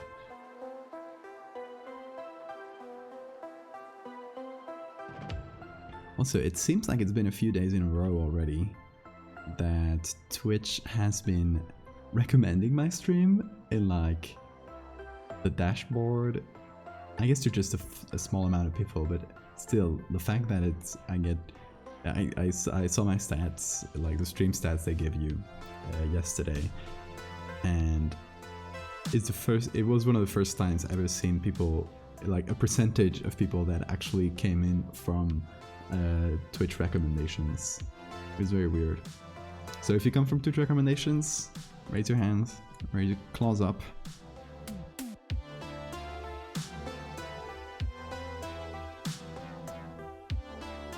Do my homework. Good luck. Good luck with the homework. To be honest, homework should be outlawed. That is my opinion.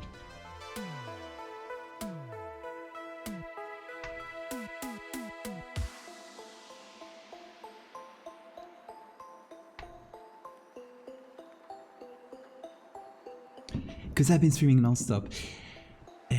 Yes, I think streaming non-stop is probably helping the algorithm, because it probably just promotes people who stream a lot because they want people to stay on the platform a lot. So, like a very cynical reason, but I mean, still, thank you for recommending me Twitch. Thank you, Mr. Bezos. Hope the 50% you steal from every Twitch subscription can get you a nice trip to the moon or wherever. They leave us forever.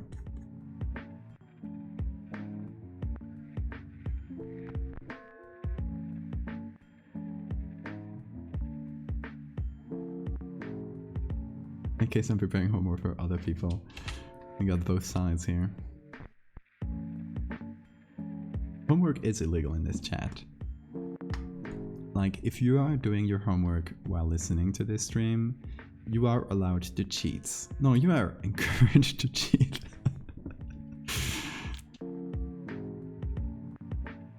Okay, should I give you some terrible Photoshop homework cheats I did?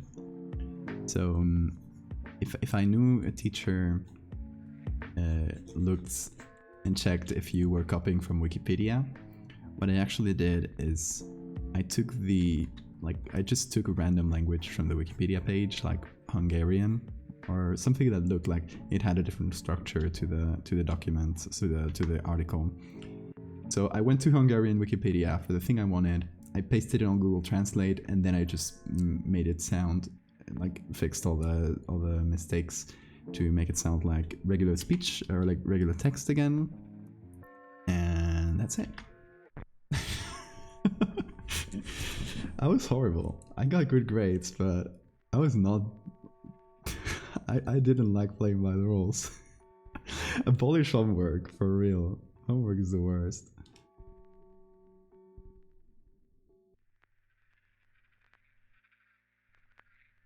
That size of black hole can consume the whole solar system. Fair, but it will. That's a story.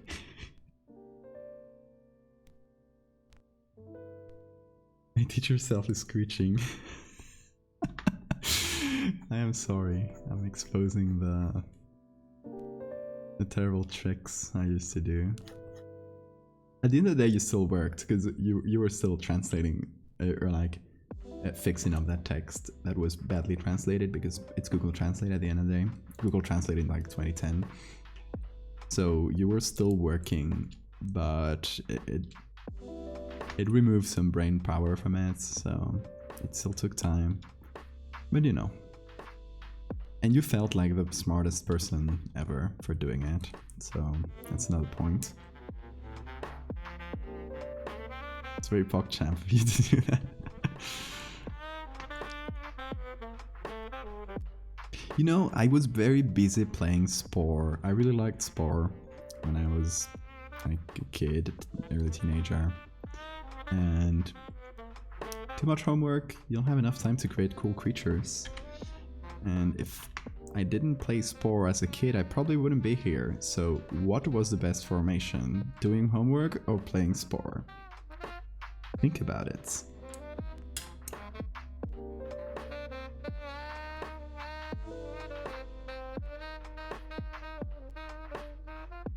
I always try to make activities interesting or relevant.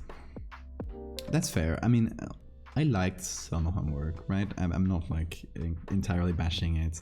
I just think as a concept, it should just not be a social norm to have to do homework and leave the kids play. But especially at younger ages, I don't mean like things like working on presentations or that kind of thing. I mean like specifically homework, like go and take this book and do these exercises number 1 to 5, right? That kind of thing.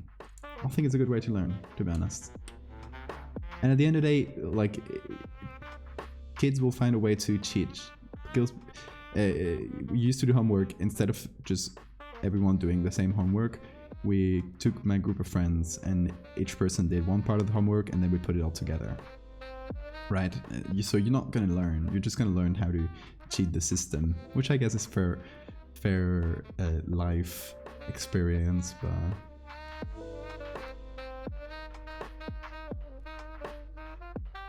Do you know about Mystery Fish Flesh Pit National Park? Yes, I do. It's great.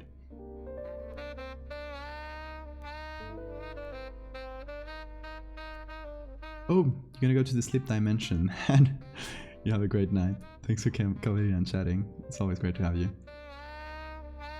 You have 189 hours in Spore. Hell yeah, that is based. Spore is a great game. It's also a teacher's obligation. Yeah, that is so, it's so, such a dumb system.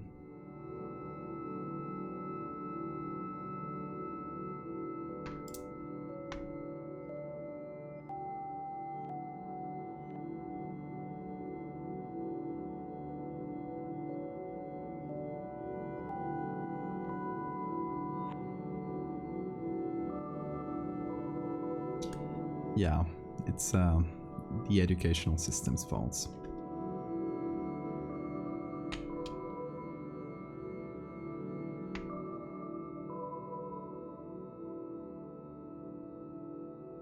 Like, jokes aside, learning how to cheat at these things, even it's like small cheats, right? I'm not talking like doing like stealing the exams from your teachers or doing like actual bad stuff. I mean, like, doing these little devious tricks is actually, it's probably like good things to learn. It's good like life experience, I would say.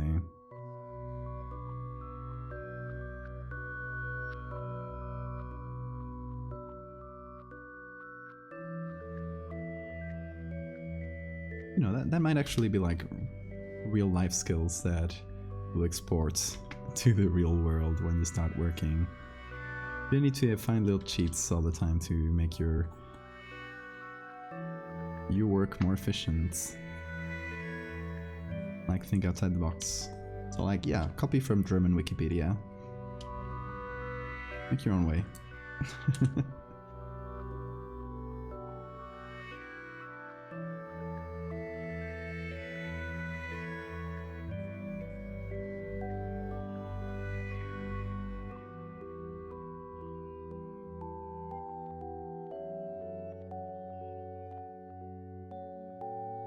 I feel like the colors are not wintry enough for this black hole winter prompt.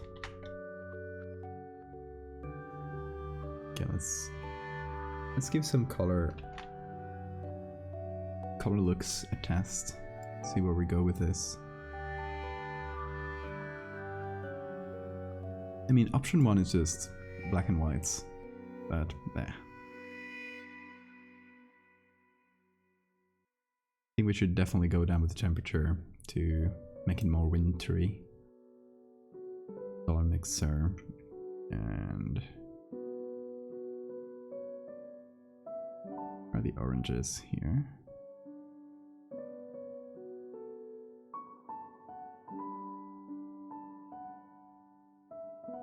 Like turn into pinks slightly. You get colder colors all around.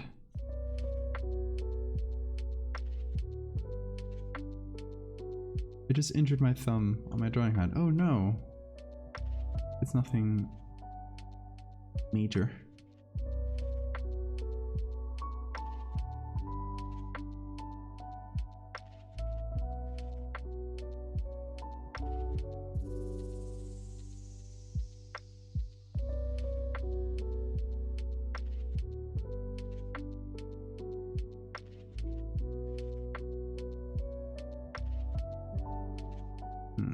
Let's see.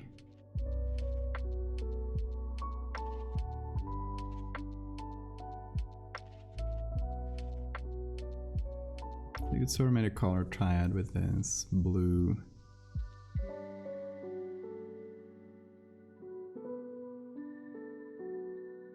Blue, purple, and yellow. Nah, I don't love it.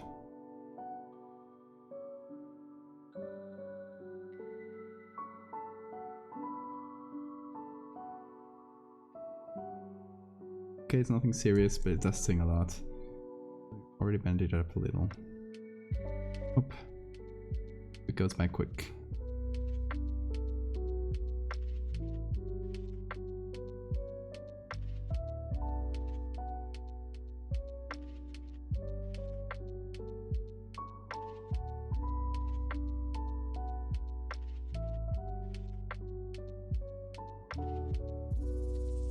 Color mixer here, yeah. Go back on that.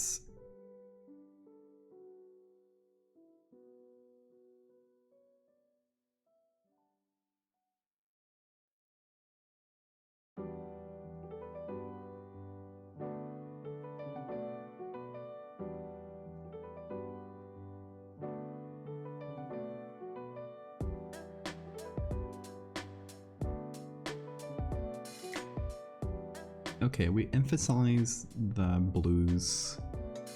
We make the warm colors way more desaturated. Something like that.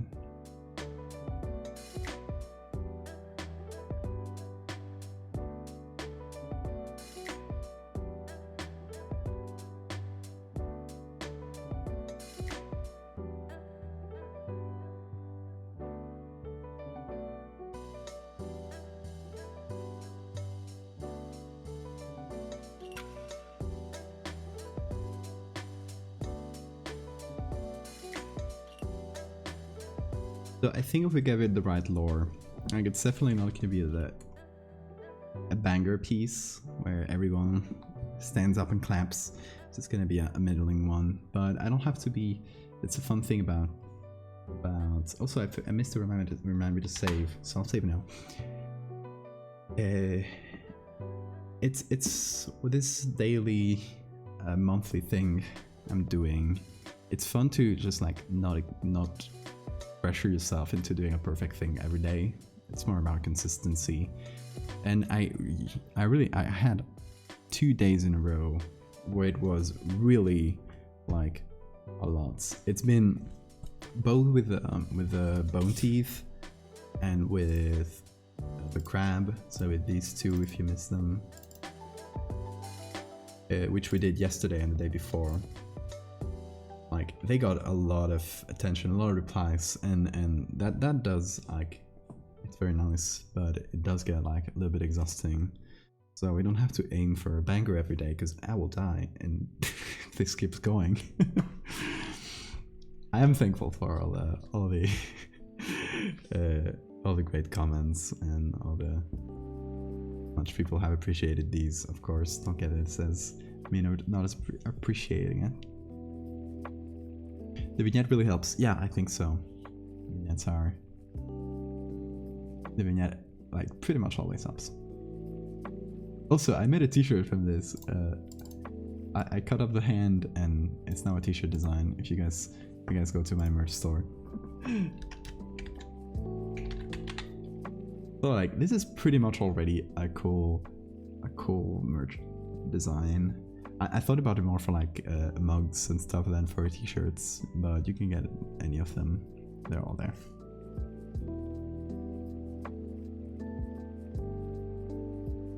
Don't look at your black hole.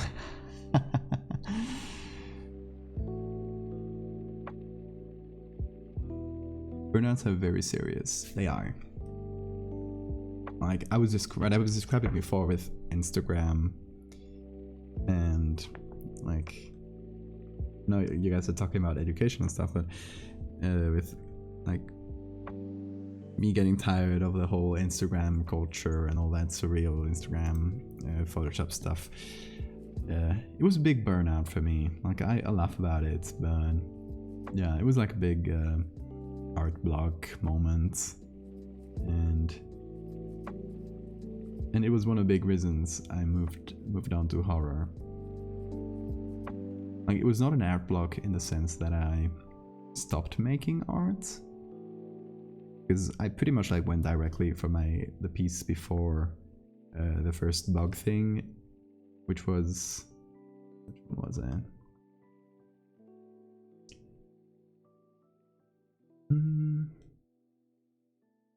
But yeah, it was the eye and the hand I showed you before. It was like right before I started doing creepy stuff. I went directly from one to the other. But I was still like burnt out as I was doing those last ones. So it was kind of a block. More of a mental block.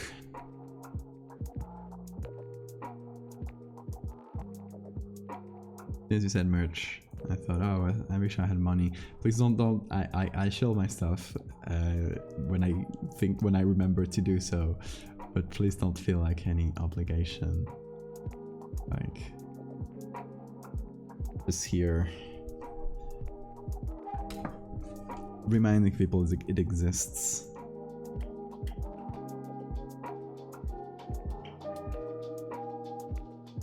Plan saving up funds for whenever I release Bug Angel merch. Oh, I never did that, did I?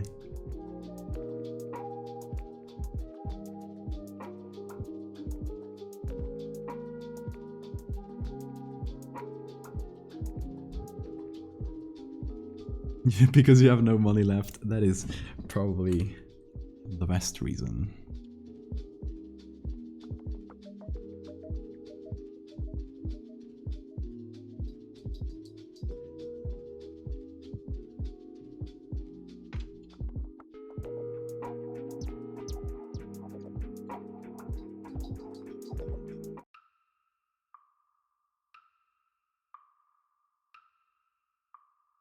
impatient and devoted to the arrival of the angels. When I'm looking to do more than merch with the bugs is to like package them into a book. That would be my dream come true.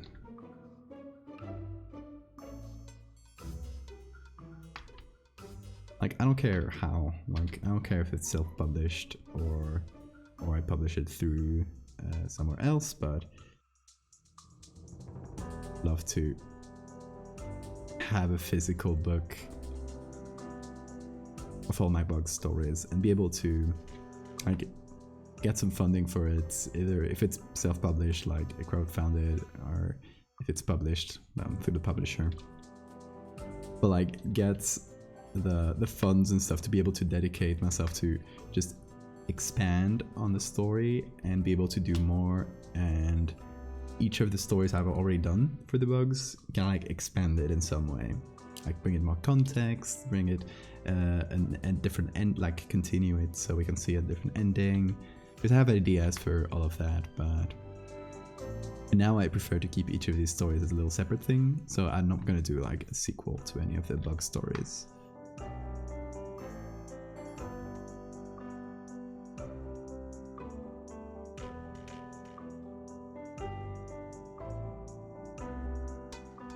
You just print more money? I can Photoshop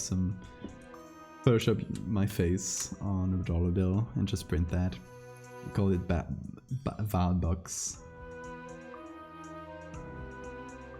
Valbook. I would love to. I mean, it's like a distant dream at this point, but to be honest, at some point I should just start like writing at different like publishers and see if I can fool any of them into letting me write a book. I think the main obstacle is that a lot of it is published already on the internet, so I hope I can trick them by saying, no, it's going to be expanded. It's just what the internet got is just a little taste.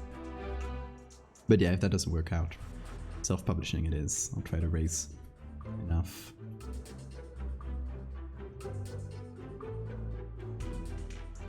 So it wouldn't be your typical book. The idea I have is, as my storytelling thing is very visual, I would like it to be kind of like just an illustrated thing where it's you open the book and it looks like the notes someone left you, and it's up to you to put them in order and get them together and just put the pieces together. Kind of like to keep you with the vibe of like investigating this weird thing that's happening and putting all the pieces together yourself. That would be the vibe I would try to sell, is you put the pieces together and it looks like a handful of disjointed pictures and letters and documents.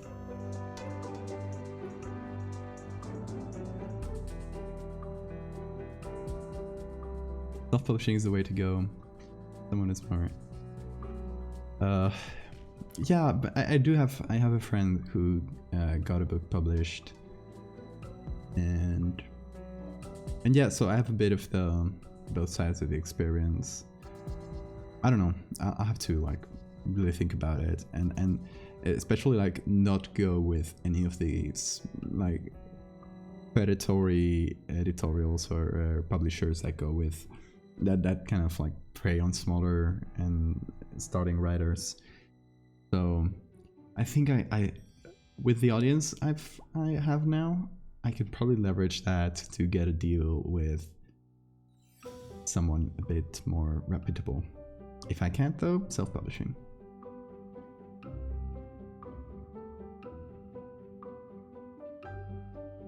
People like me buy that shit even if it's already on the internet. No, not about people buying it because it's already on the internet.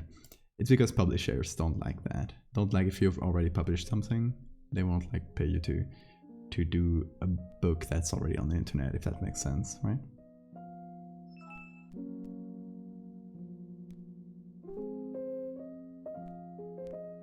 Also trying to self-publish a book. I haven't researched how. Well, if you ever find out, let me know. and research together.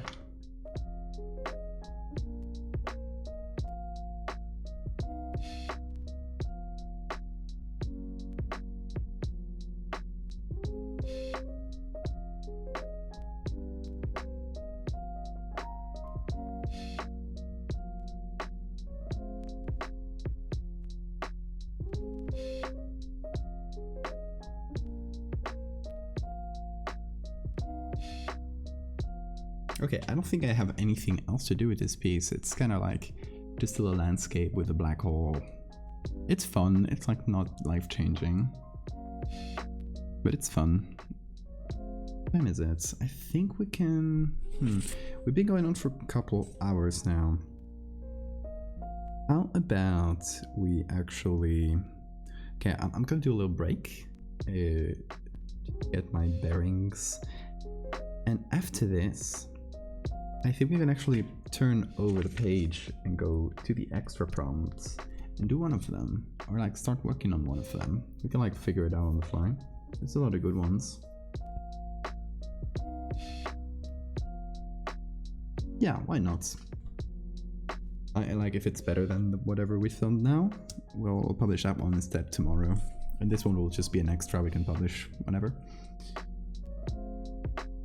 Why not? Yeah. Okay. Then you guys hang on here for like 3 to 5 minutes. I'll just leave this on screen. Put a little BRB.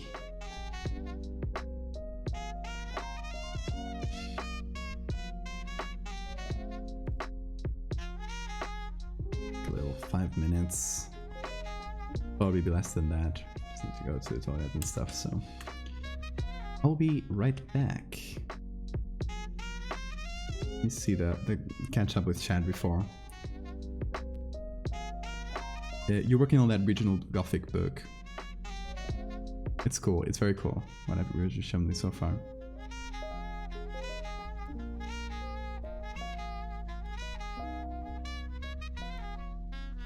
Oh, is this an extra? No, this one is not an extra. This is one of the main ones. I mean, after I come back, we do something that could be done in a short amount of time. I don't know, there's a bunch of cool extras.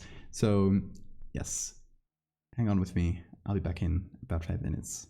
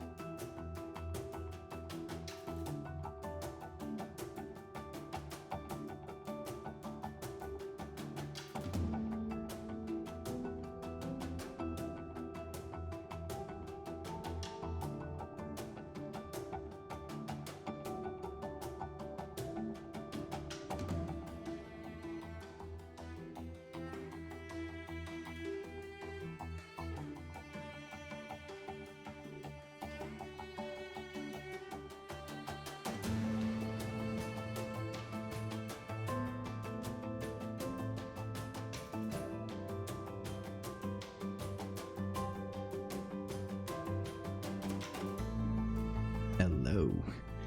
I think that was 5 minutes. So it took a little bit longer because I wanted to get myself a glass of raspato. I love raspato. This one is store-bought, it's not homemade. So just got myself a little glass.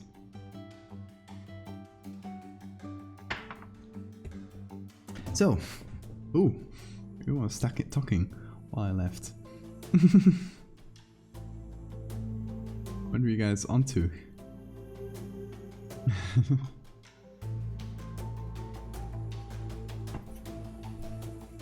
Okay, where were we? Yes, okay. So, we're sharing good vibes. That's great. We love some good vibes.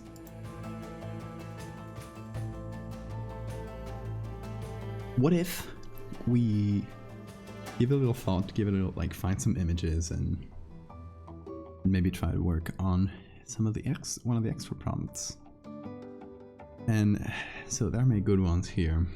And one of the fun things about a 30-day like prompt list is that you don't really have to choose, you just get a prompt thrust at you and you have to do something for it, right?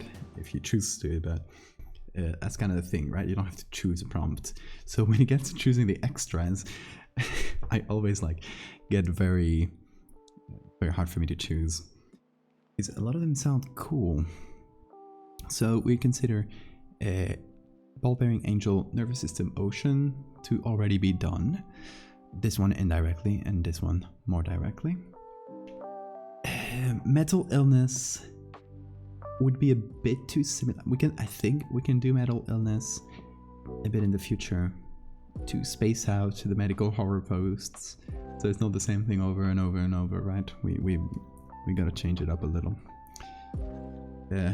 Almond milk. Thank you for the follow.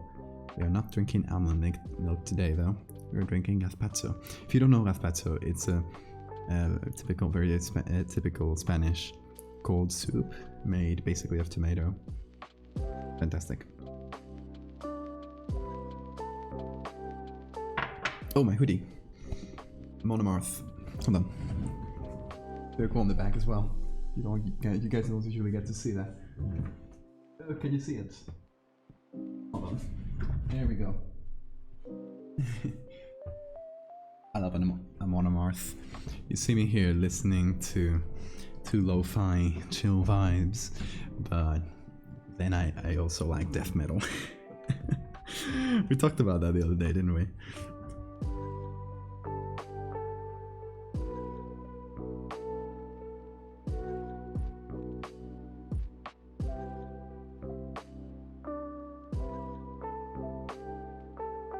No, gazpacho is not tomato juice. Gazpacho is a different thing. It's fantastic. I recommend you look up a recipe. It's very easy to make at home. It's just a cold soup. So it's basically like olive oil, vinegar, and tomato pepino. How do you call that? Let's actually translate this Wikipedia to English. There you go. That way you can see it.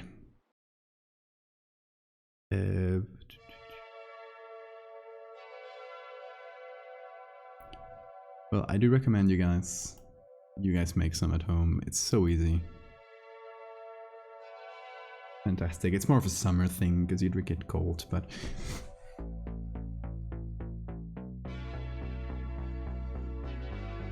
the one I still don't understand is self-proclaimed portal. Self-proclaimed portal. That was a hard one to pronounce. So, someone actually made art from that prompt. That was Gabe, I think. Abdominal pain. Yes. That is self-proclaimed portal. So it's someone that is a portal. I really like that. That's how I would interpret it as well, right? It's like a portal person.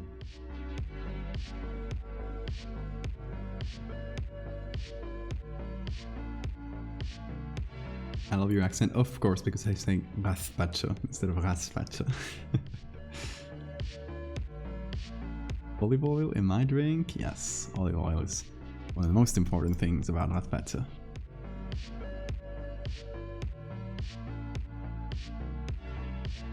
You in a good way? You, why? You not like olive oil? Olive oil is fantastic. You can literally cook everything in olive oil. Well, not everything.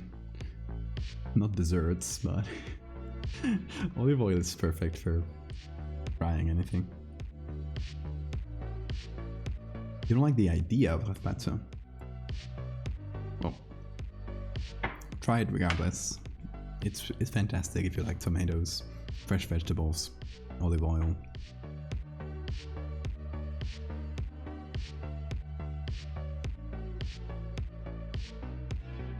I'd actually chug olive oil if I could.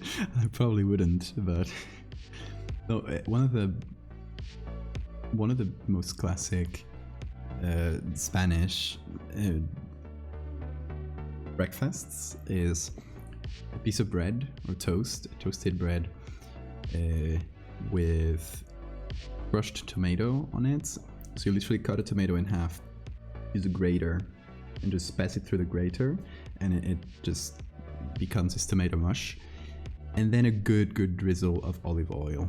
You can add salt, pepper, you can add more things to it, but that's like the basic recipe. It's called pan tumaca, and it's the best breakfast ever. It's amazing. Stop making me so hungry. Sorry, I'm hungry as well. That's why I picked this little bit of soup.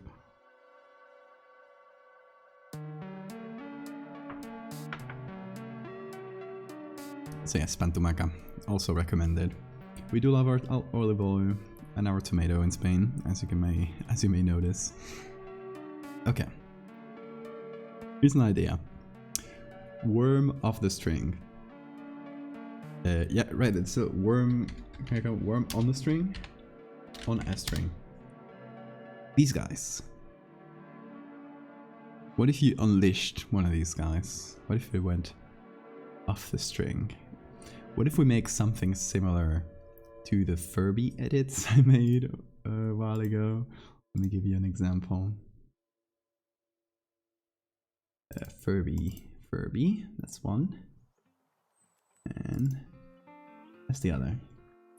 Something similar to the Furby edits, but with a worm on a string.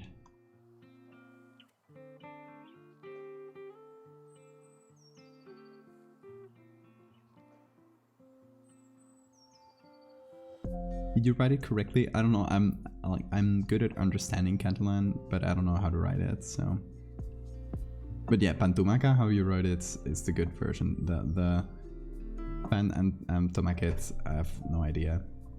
It's well written. It sounds good though.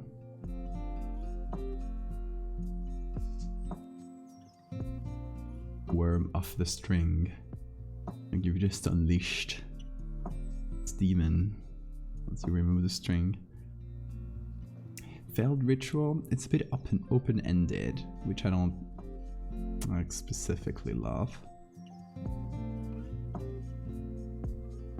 What if worm on a string but fucked up? Yeah. Are you tired of being nice? Don't you want to go ape shit? Call it around the moon. Very cosmic horror. But wait, okay. I'm gonna take the coiling idea and make it somewhat different. What if we coiled the worm like a mountain or something? Random toy I remembered existed. Do you want to hear? Yes. I want to hear. Let's see if we can find pictures with usage rights of the worms on a string. Nope, those are just regular worms.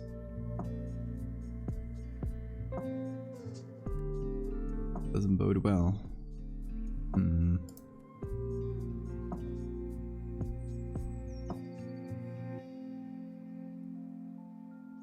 Where could we find pictures of worms on a string? Give it a try through our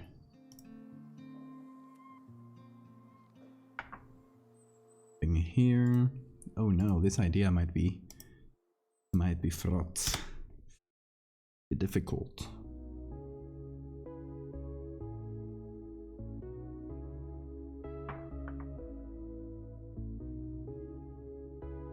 These are just regular worms. That's what they want you to think.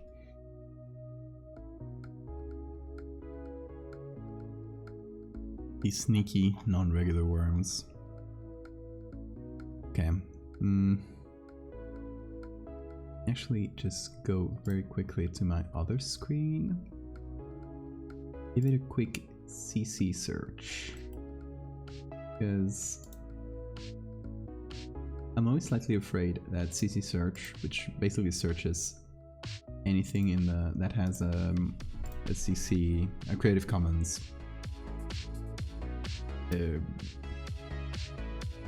license, it can sometimes get you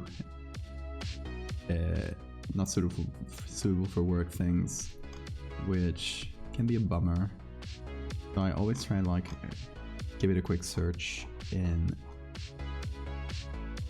nothing. So these are the results. Nothing there. Maybe if I remove use commercially.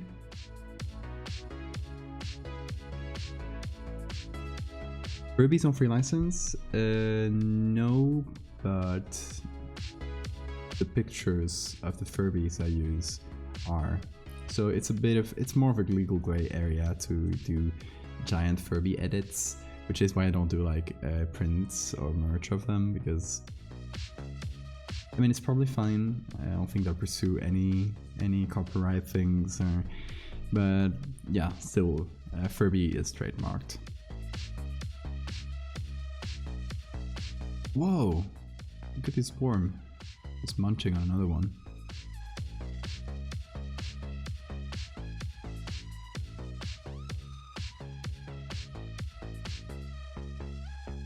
Also the worms, but not worms on a string.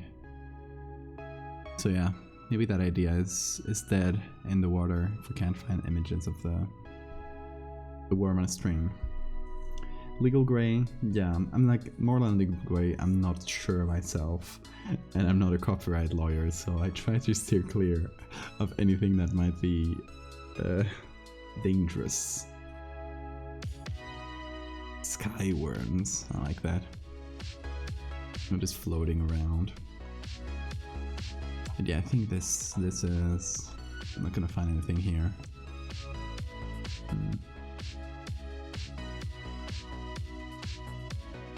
So let's go back here.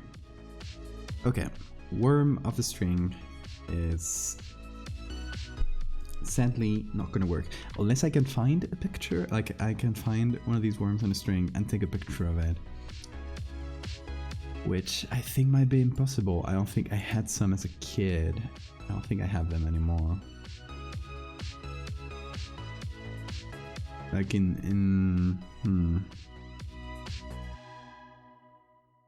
don't know. My parents might have it in some old box, but finding that would be near impossible. So.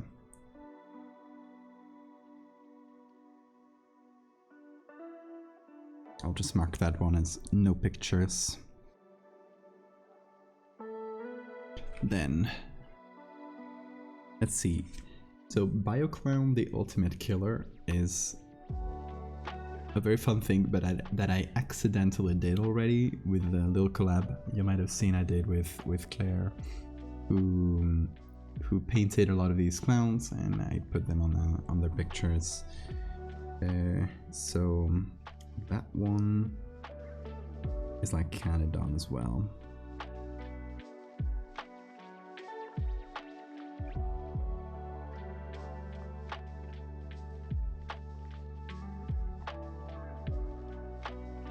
Squirmels? Okay. Like the brand name, right? I mean, that might work better. That's the first squirrel. Squirmels. That's a hard one to pronounce. Oh. Oh! Well, this is share-alike non-commercial, but it is still something. Whoa, can I see it? Oh no, I think this website might be broken.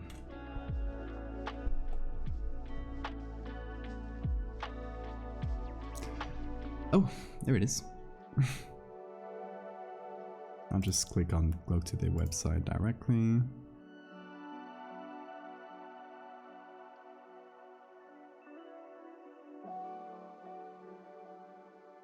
Squirrel's Magic Wiggly Worm Toy. What a great combination of words. We will be searching for Squirrels in other sites, just in case.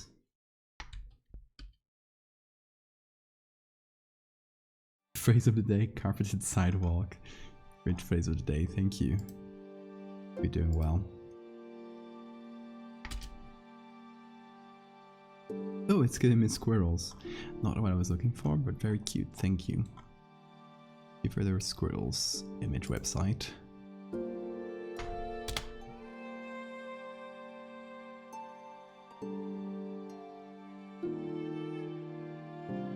Hello, attribution share-alike. So the problem with this one is this part here, this little symbol. This means non-commercial. Technically, if I don't sell it, if I make an image, I don't sell it anywhere. I'm probably good, but technically under the eyes of the law, if I make this image and I use it on my account to like promote my work, my art, and then I sell other things, which I do, I sell like prints and Patreon and whatever, that it is still considered commercial. So that is why I always stray away from non-commercial licenses.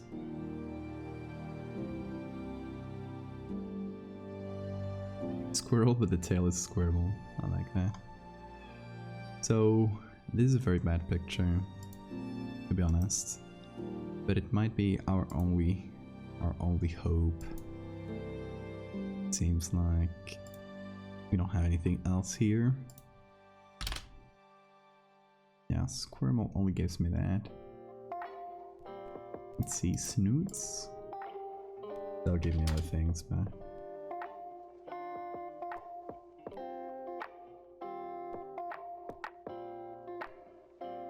like twisty worms. Nope. So we only got squirrels.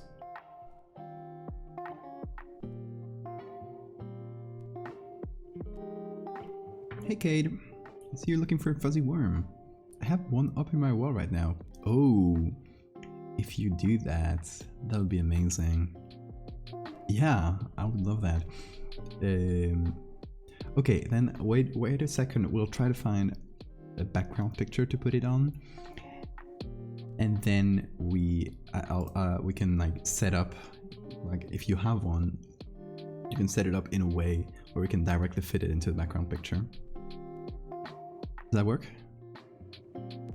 So hold on, let me go unsplash. What if it is coiling around a skyscraper or a building?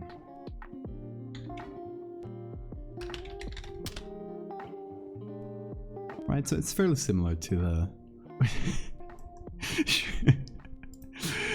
like this very King Kong. Should we go for this? Or like the King Kong of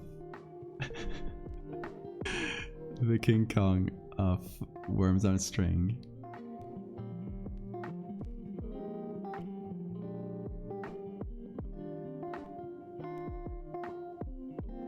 What did I miss? Why is Val lucky? So Cade in chat just offered to use an actual worm on a string, so we can have a picture for this. So you have saved. Cade has saved us all, and now I can remove the little marker I put of no pictures. So Cade, if you could find any object to like kind of coil the worm around, kind of like, okay, do a real quick drawing here, which might be easier.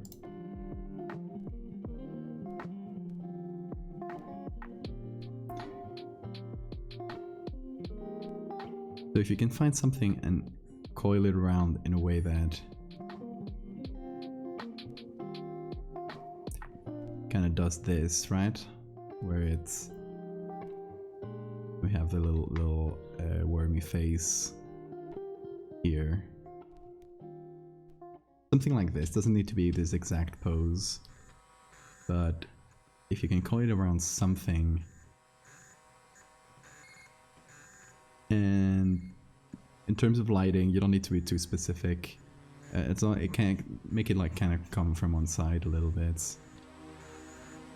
And like here, it's coming from the, or from kind of from the left. So from either side, you have like a little lamp or something. Maybe around your arm. Yeah, depends on how big the worm is.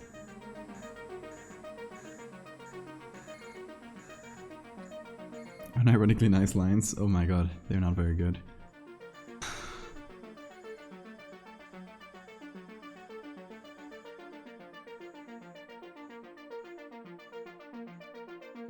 About as long as your hand. You know, maybe like a pencil or something. And don't worry, like if you're on the job, no worries at all. We can like fix things up here in the meantime. We can add a signature here. Not the smoothest lines. I mean, they were just for demonstrations, so I didn't do them with any care. Okay. Actually, you know what? I could be lazy. Let's be lazy. Efficient. Let's be efficient. I'm gonna open this Photoshop. Hold on.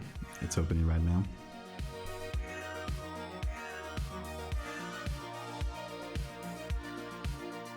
And I'm gonna get the signature here.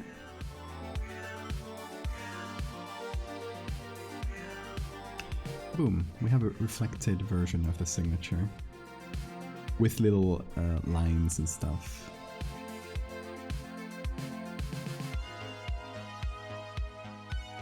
It's just not very strong.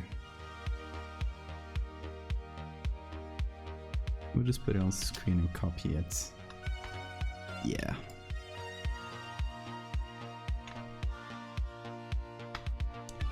That is called recycling. I've been doing the reflection trick a lot lately for my signature, but you know, if it works, ain't broke, don't fix it, right?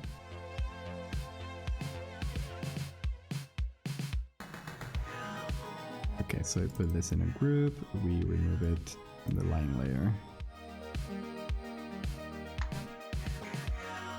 Oh, weird. Strange how it does that.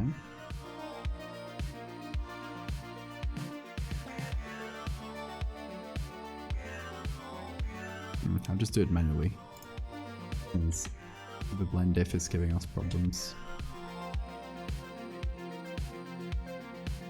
It's just sinking.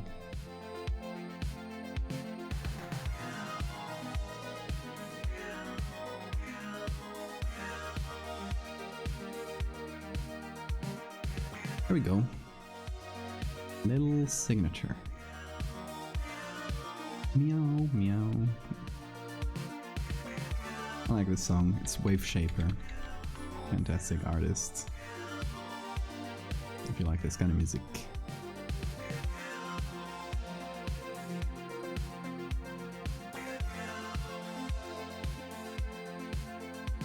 So, just a little reflected signature there. Did you guys notice the signature in today's post in the crab? Let's see. First person who says a signature, make a sound. Or chat. Oh, that was very quickly. Yes, so I made it not specifically on the blue wall, because you can see it goes over there and there. I modeled it after the reflections here. Right, so it's meant to be like a reflection of something and to the other side of the glass. It might be my biggest signature I've done in a long time. It's just so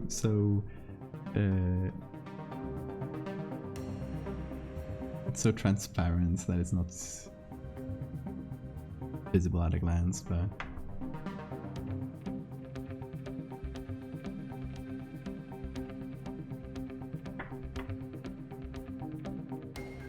I had no idea you had a signature. Well, and let me present you to the world of my signature. It's always hidden in a weird way, and I try to integrate it into each picture I do. So here you can see it there. I try to put it somewhere natural within the picture.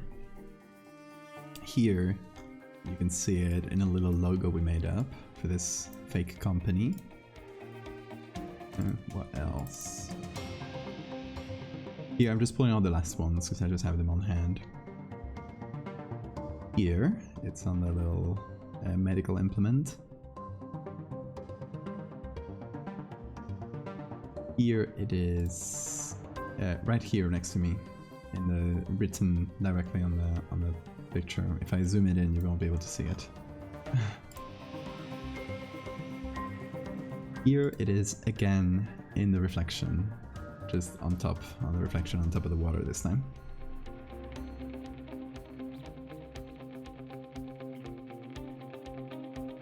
Greg. Yes, exactly. They're little Easter eggs. They are, okay, so their first purpose was hiding my signature in a way that was hard to crop, hard to remove, but also like not too distracting. So at first it was just like, I just put it like as kind of watermark, but hidden somewhere in the background or somewhere.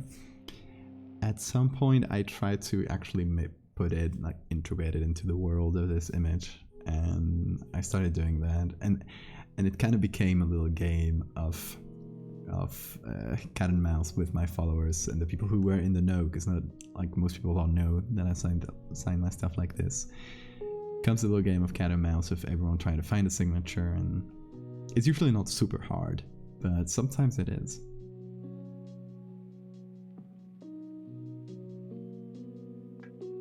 The homunculus picture makes me wish they were real.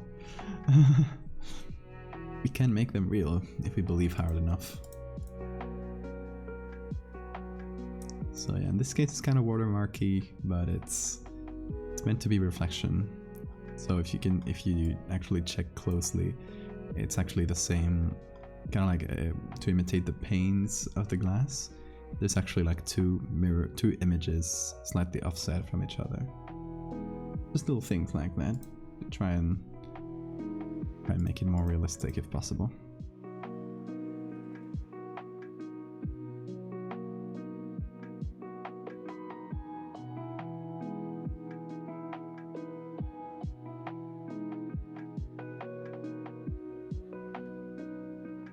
Weird creepy school.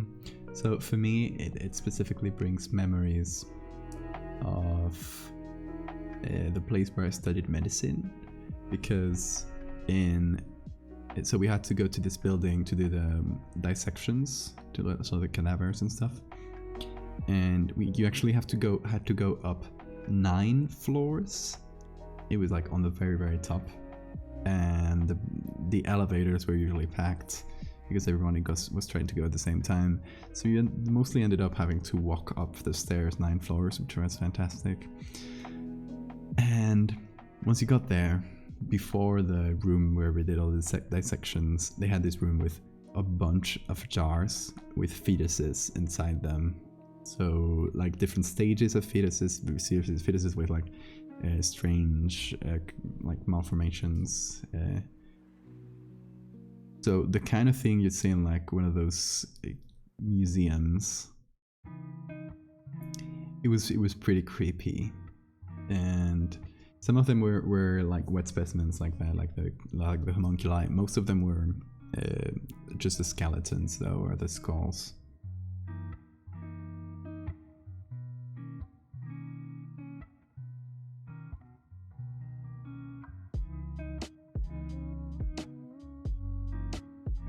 Want to get a brain. No butcher could sell me a non-ruined one. Oh, that sucks.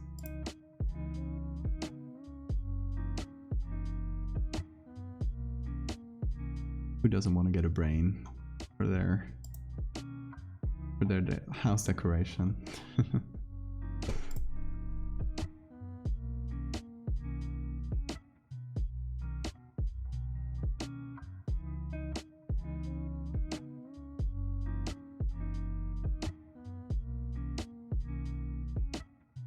Ooh, nice creepy puppets.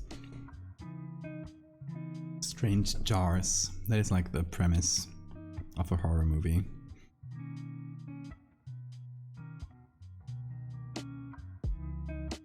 The strange jars in my school.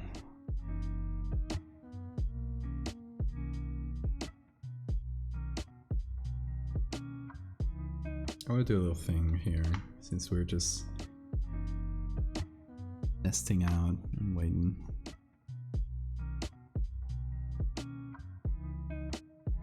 Oh, yes, send, yeah, or DM or wherever you can drop it. The resources one? Yes, that's perfect. Oh, that is amazing, thank you. Okay guys, we are doing Worm of a String. Let me just download the picture from Discord real quick. Thank you everybody in chat. Thank you Cade, who is a lifesaver. Made this possible today. Because we got a worm on a string. Worm time, worm time. Worm of a string. I'm scared of what it will do.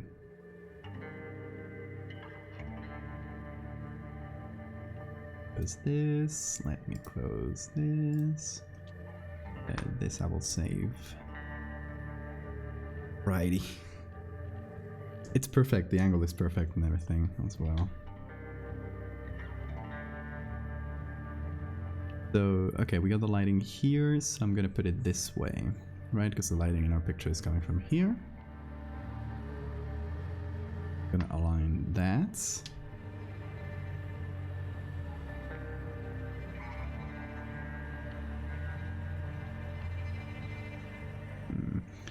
I will take this little part here and make it longer, I think.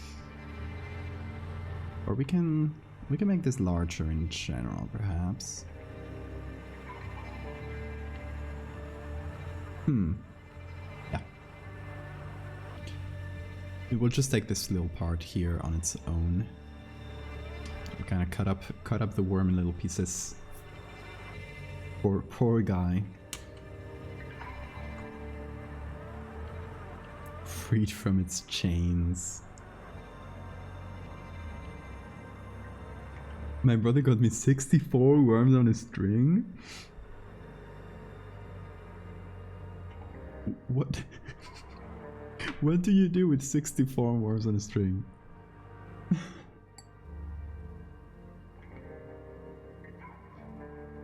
This is the Prey soundtrack. The game Prey. Made by Mick Gordon, who made soundtrack for the new Dooms as well. Such a good musician. God, I rock out to the Doom music so much. It's so unique. I wish there was more like that.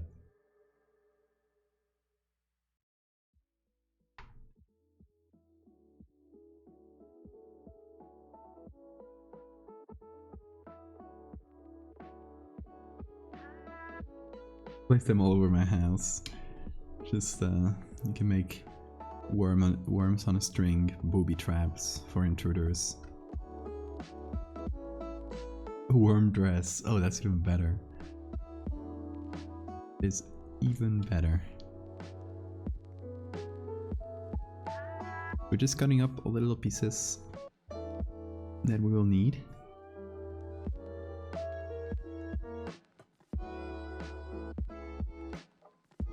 Perfect. I will keep a copy of the main layer in case we need to go back and get any other. This is gonna look good. Like, this is already looking good and I haven't changed anything.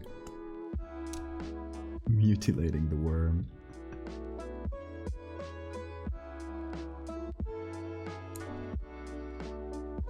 Said worms came with a string. God, this doesn't fit with the music we're doing right now. They said worms came with a string, but nobody told us what would happen when the string gets cut. We were not ready. We were not prepared. It's free. God have mercy on us. Hope my dramatic reading was adequate.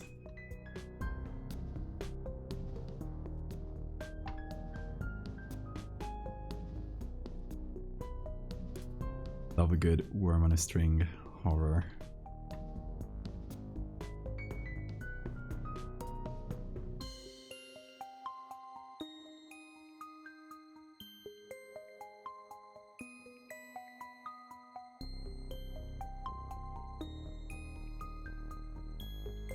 You sound like the voice in the trailer in every B movie.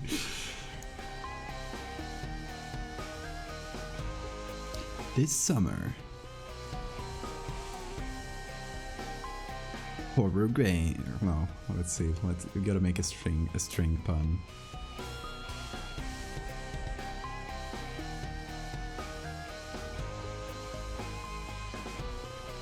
I don't have any good string puns, guys, to make a trailer voice.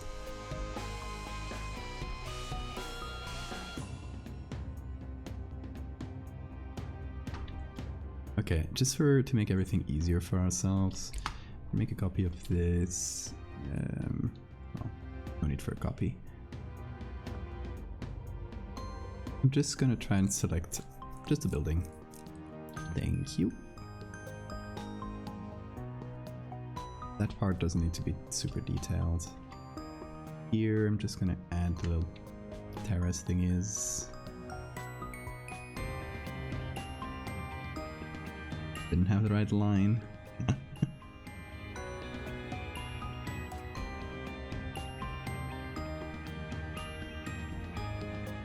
This summer, a horror movie that will reel you in.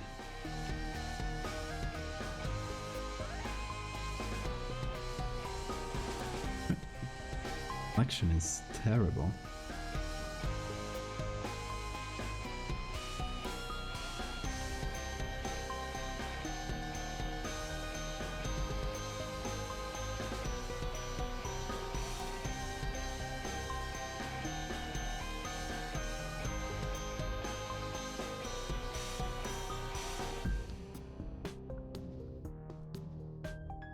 I don't know. I don't have any more string puns, guys.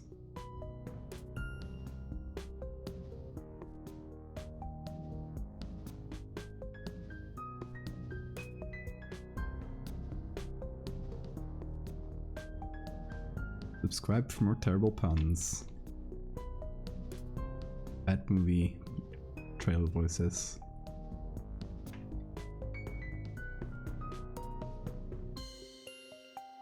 Managed to vibe and finish a sketch. Yo, drop it. Let us see if you're comfortable with that. I'm free to drop it on the Discord or somewhere if you wanna.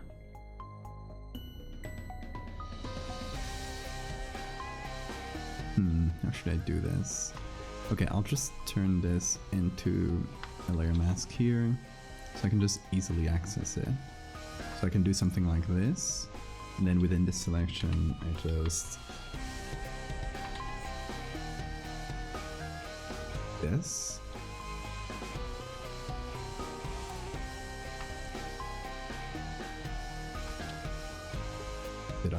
needed.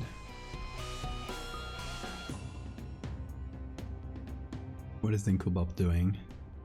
We need to do something about it.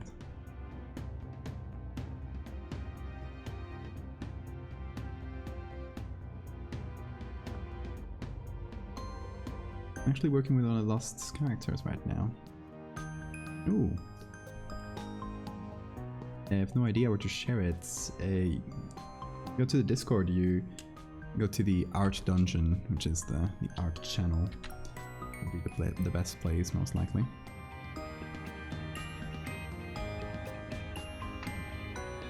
Yeah, I mean, are you in the server first? I think you are. Recall that.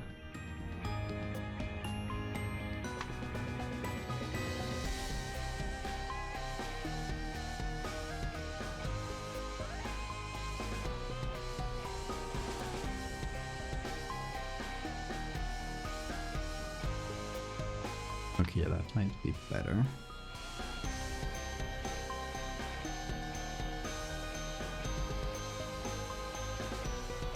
Or actually...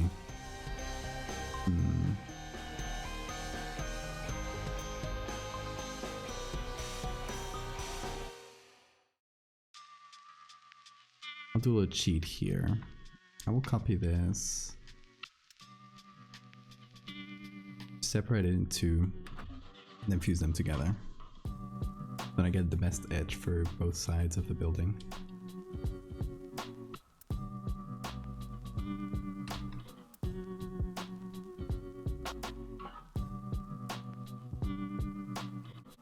So this one will just do this.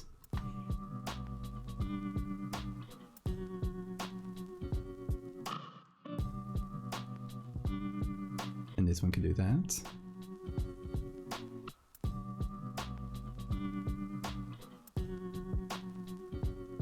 Is good.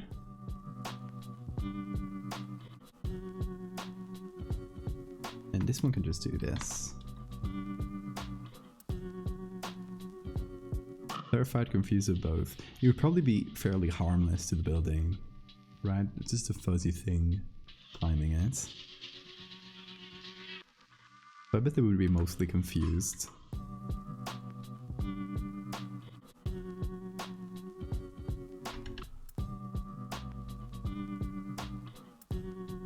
I mean, I would be mostly confused. This is good. This is looking very good. I think this might be tomorrow's official post, and we might keep Black Hole Winter for somewhere later if we come up with like some good lore for it.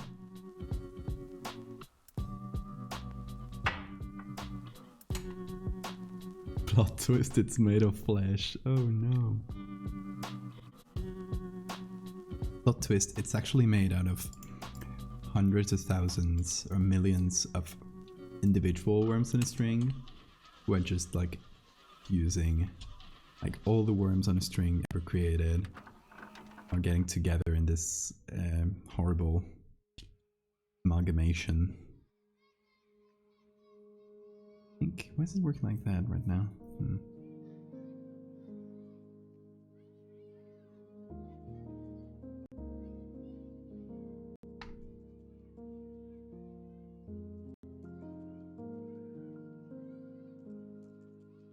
So this is just a tool that allows to refine hair selections.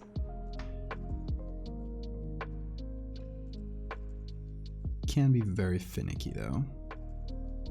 So go always use it with care.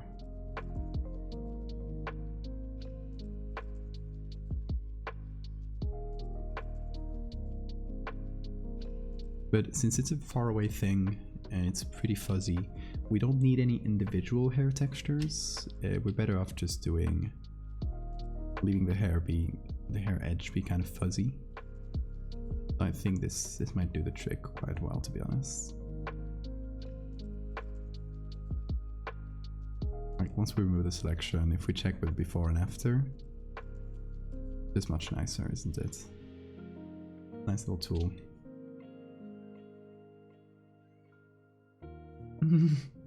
Richard. His name is Richard. Look at him go. We're also proud of Richard today. From little guy to destroyer of cities. Kaiju.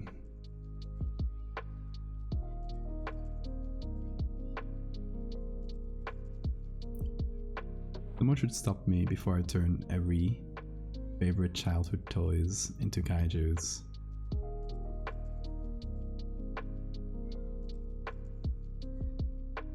The toy to kaiju pipeline. The army shows up. Should we add a helicopter?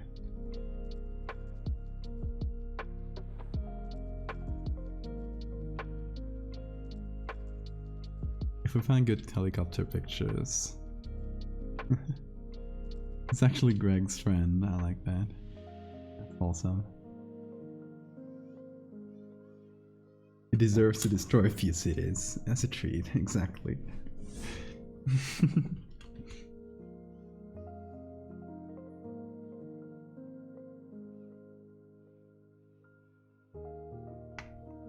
Okay, now we are just...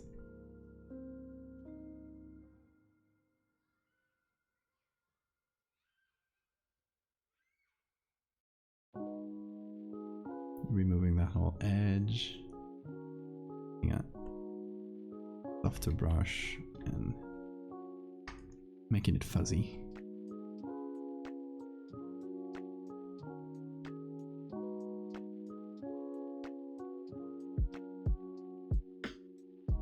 Okay, the fuzzy edges are looking pretty good. We just need to do the tail one.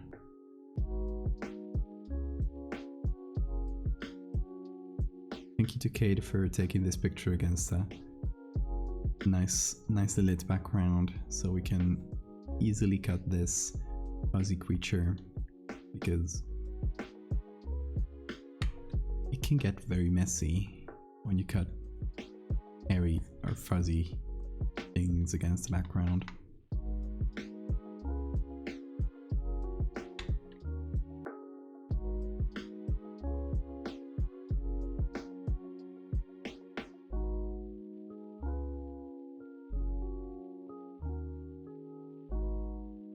I want to get a shark plushie.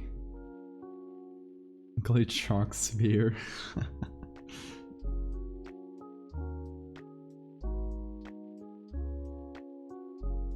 It is working, it's perfect. Oh, what did I do? Oh.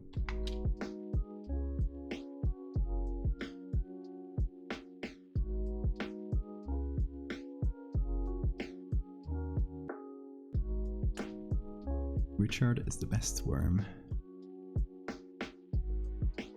What is the name of the non-kaiju version of this toy? It's called either Worm on a String, or hold on, we had to look this up, right? We had it somewhere here. Squirmal, written like this. Squirmals. I don't know. It's a very hard one. I had no idea it were called like that.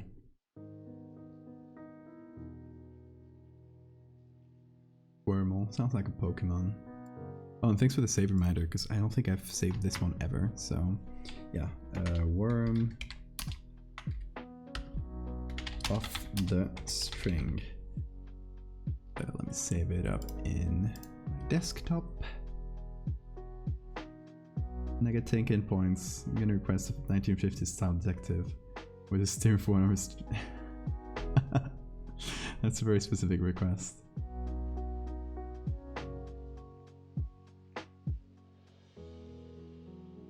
Just discovered this today. I think I'm being spied on. You are. It's me. It was me all along. Val, can I ask you something unrelated to the current picture that you might like? Of course.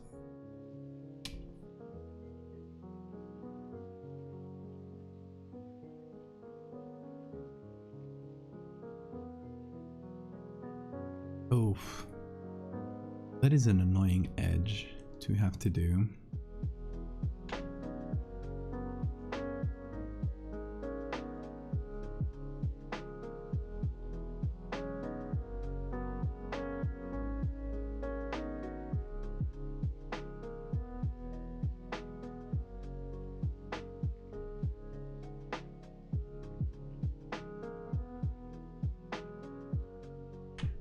There's even...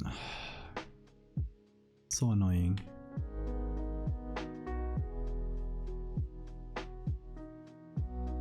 I mean, I could ignore that and just do this, to be honest. Nobody's ever gonna see it, except for you guys. You guys are the last witnesses.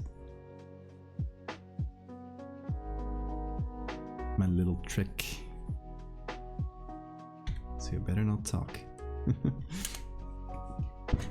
Did the quality of the picture I sent you last time for commissions work? Because I'd love to go to a museum and they have things like this I'd like to photograph. Hold on.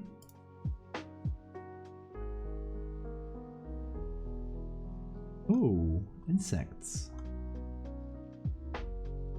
Yeah, I recall them being fairly large. I do recall you telling like you took them with either with an old phone or with a foggy lens or something like that. I do remember them being a bit foggy looking. I don't know if that was the camera or the phone or...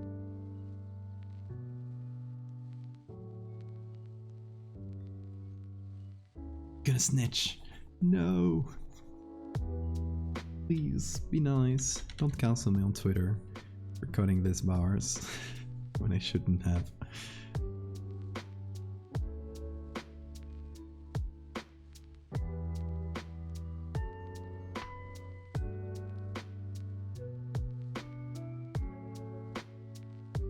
Nobody's ever gonna know if you guys don't talk. Minecraft soundtrack, yes, it's a remix though. I do have a couple from the actual Minecraft soundtrack though. It's a good soundtrack. What can I say? You've go to that museum, nice.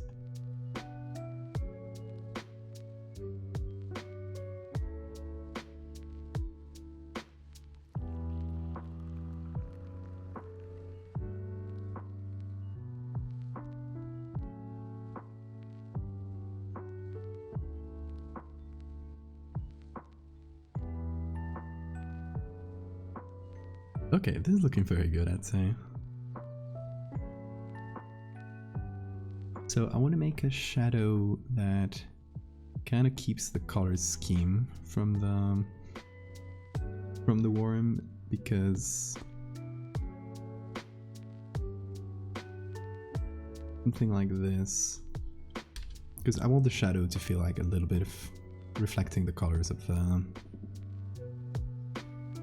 that. Oh, the layer is locked for some reason. Must have hit it accidentally.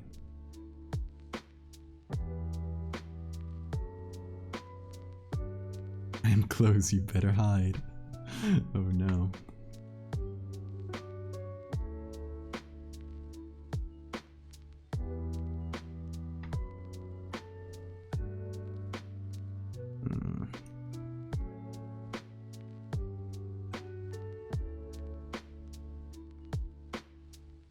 To multiply and go at it with a bit of a softer edge.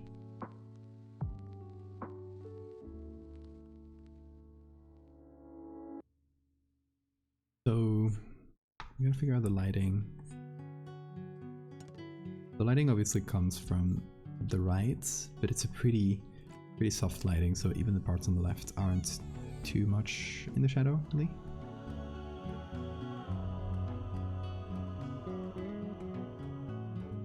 Let me do a little soft light layer. I think that'll be enough. Yeah, soft light. Colors, brush. Why's my cursor stuck on this? Oh no. Okay, there we go. Just had to click away from Photoshop. A bug. Another Photoshop bug. Also, was it me or did I forget to change the name of the stream? That's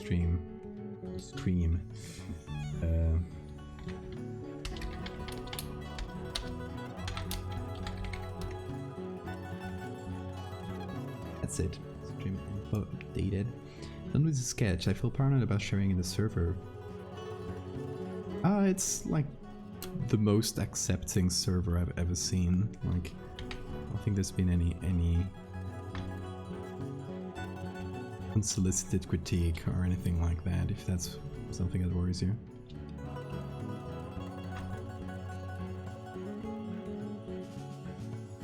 Stream has been live for 3 hours, indeed. Just over 3 hours.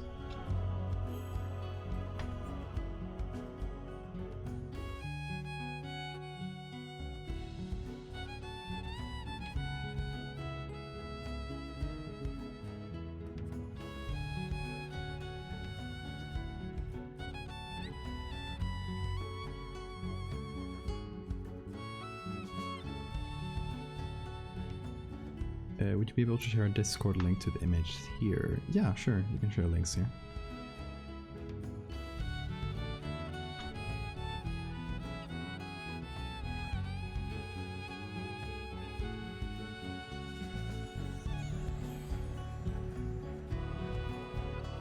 Something about the edge here that bothers me.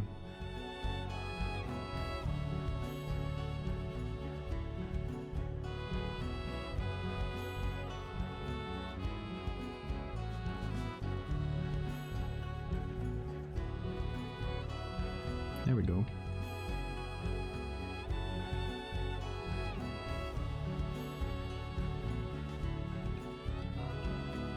Nasty people in the past would repost it with weird edits. Oh, I'm sorry, that sucks.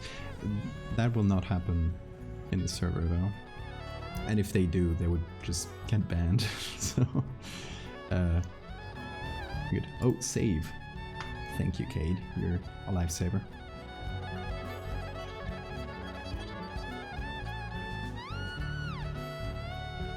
The body seems to be in a weird position compared to the place. Your head be in a higher position. You are right. You're completely right. I think the best option would probably be to, now that we've done the edges and stuff, we can get these two together, merge, and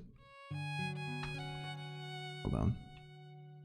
I'm paranoid, so I'll make a copy and then merge the copy.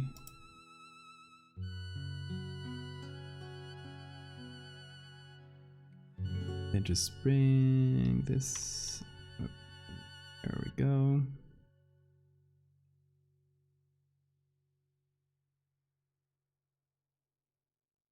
Take that down a bit.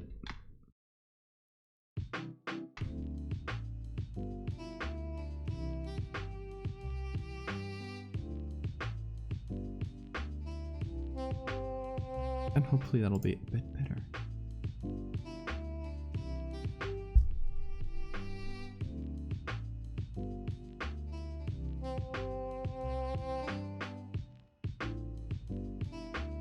Oh, that looks very good, Puppet.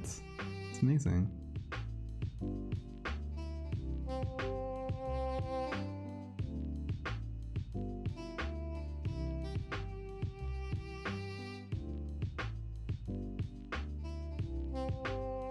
Kirwak, thank you for the follow.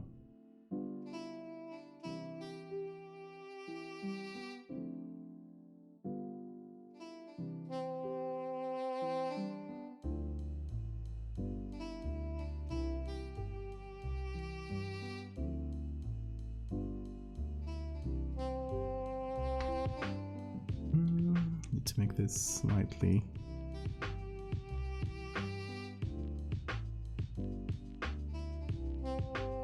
smaller here.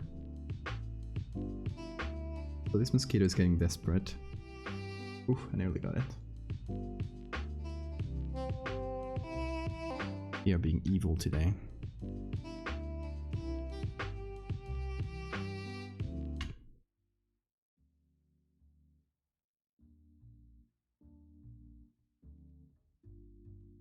So many lovely artists here. Absolutely. Constantly impressed.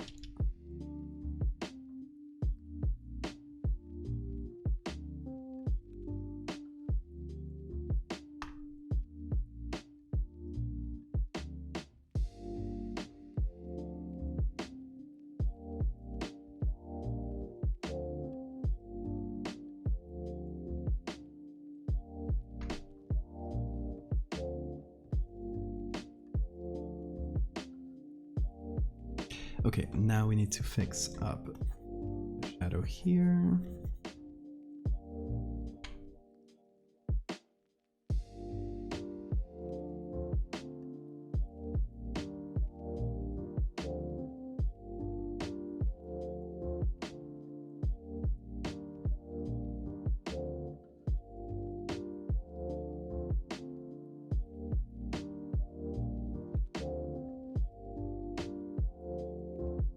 Just lost the game. Come on, don't do this to me. I lost it again. Must have been years. It is an evil thing to say. It is part of the rules. I know. I know. I know you didn't mean it.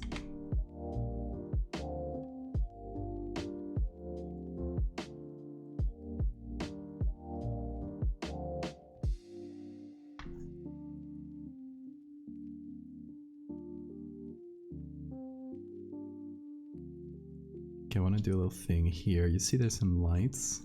I'm gonna make the lights affect this part of the body. It wouldn't be a lot, but you know. Just a small touch. Something in my brain moved. It's been so long. It really has. Feels like this is the old internet once again. Simpler times.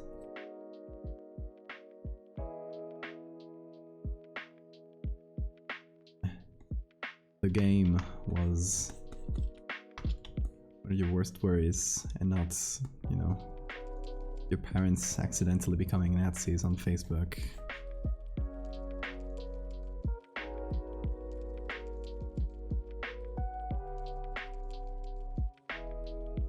The good old days.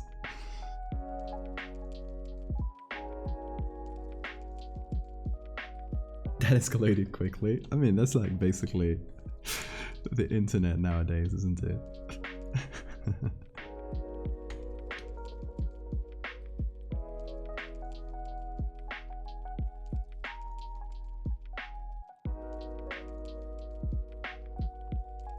That is life nowadays, indeed.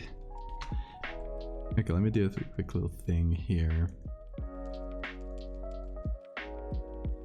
I want to take this. Oh, I didn't select it well. Oh, reminder to save. Thank you. I shall right now. Save.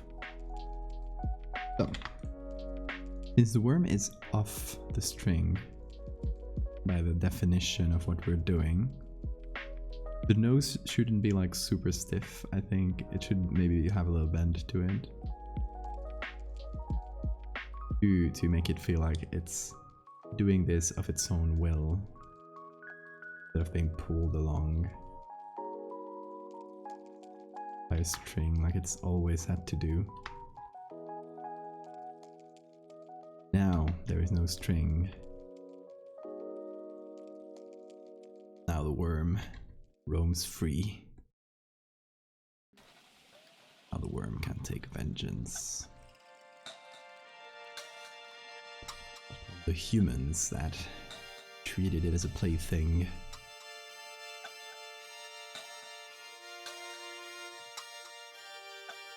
Time for retribution. So I think this Kaiju's endgame is to actually like enslave all of humanity and just put them on strings, like put every human, have them have a string on their nose and just pull them around.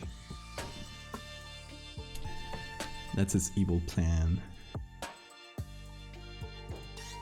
What is this worm but a giant string? No string, no boundaries.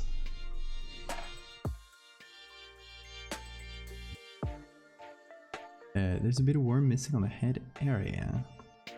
Against the building corner.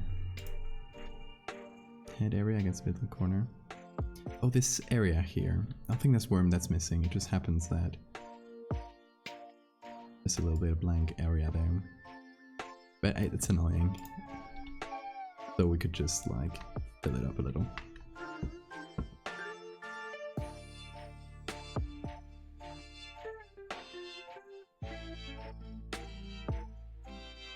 I was late, but hey there, it's never too late. Did you end up figuring that prompt out? So it was Black Hole Winter and we did this. It's like, okay, the picture is not bad, but it's not too creepy in my opinion, and it doesn't like do too much for me. So we did this, and then we decided to give a secondary or an extra prompt a try, which is this one. The prompt is worm off a string. So it's one of those worms, but unleashed. Going absolutely nuts. Let's tape the string to the lamp to get it to twist that way.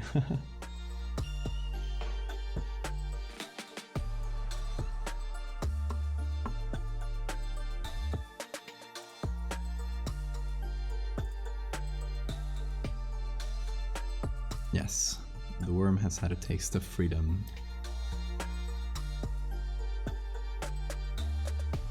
And now it wants to remove everyone else's freedom. Because we made it evil. Worm on a string was not evil. We made it like that.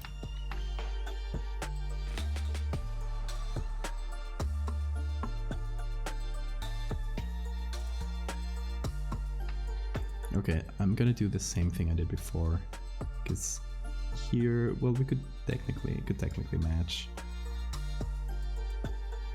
I feel like it would probably be better if we just turned it a bit.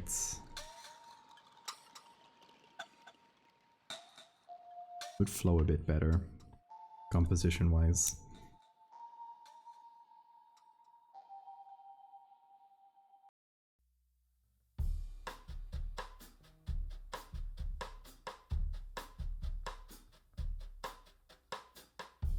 String is tied up inside the human body. Oh no.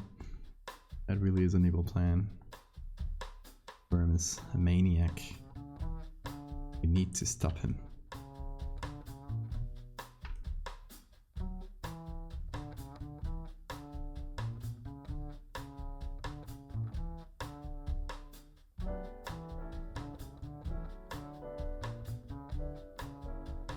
I am cringe, but I am free. That would be like one of the ending lines. That would be the ending line for Richard. Or they finally get him, like... He has his plans foiled one last time.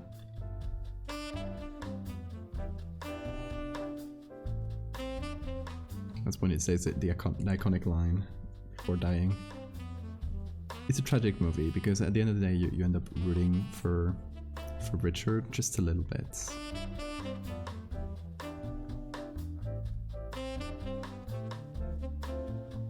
I feel like he has a point, right? It's one of those sympathetic villains. Which are like kind of bittersweet, a bit sad when they end up losing. What do you think about this movie pitch? Made it before Hollywood. We can call it Worm Unleashed.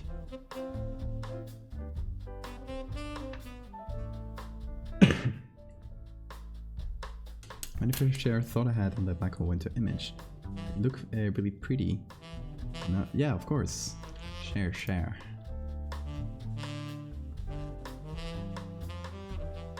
All the snow. Richard is morally grey, exactly.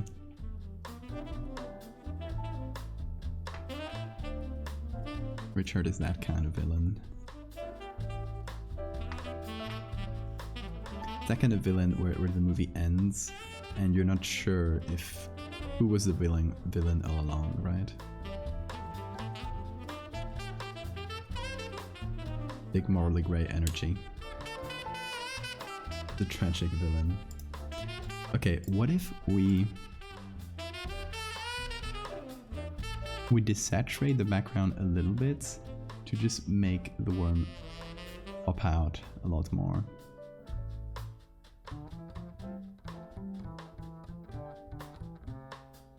Nah, I like the colors. I like the colors. I can't do without them. It still pops out to me a lot, so. What if you committed a little murder, a little destruction? Is this a little guy? This little worm on string. This is a victim of a toxic system.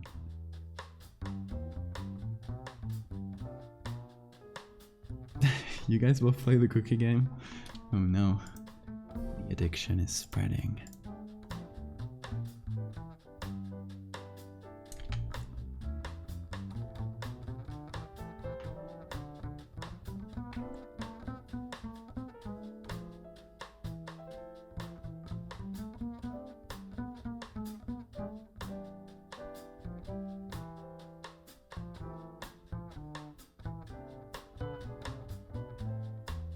Okay.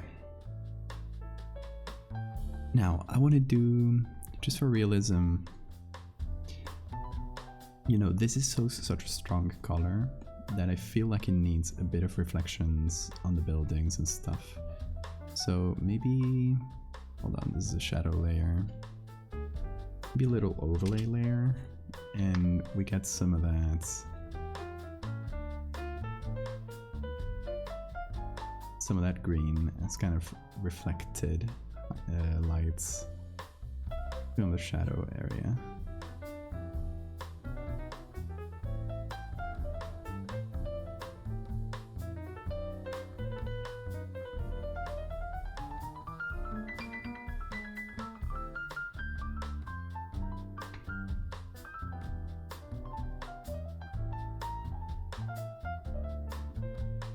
Just not to make it too evident, but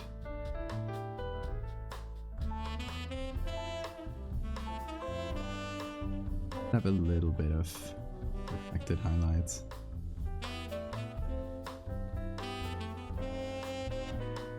Ooh, big text wall, no worries. Riatsum. Oh, that's a very hard one to pronounce. Thank you for the follow. So, if I recall correctly, black holes have an effect on the thing that Stroll calls spaghettification, also redshifting. Yes.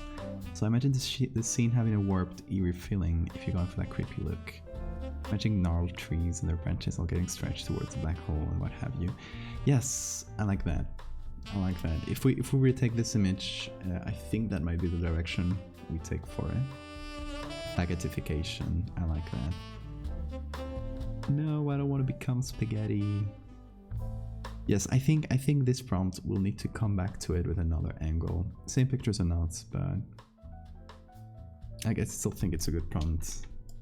Maybe we can mix it with the prompt footage from inside the anomaly. So it is footage from falling inside the black hole and everything spaghettifying around you. Oh, Richard is watching the stream now. Hey Richard, hope you're enjoying our fan art we're making of you. Love you, Richard.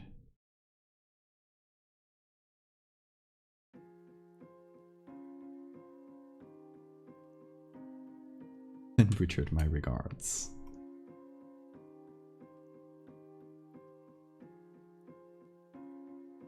Richard is a lanky fella. Really is. I want to do a little bit of softening on this edge. Some areas are looking slightly wonky.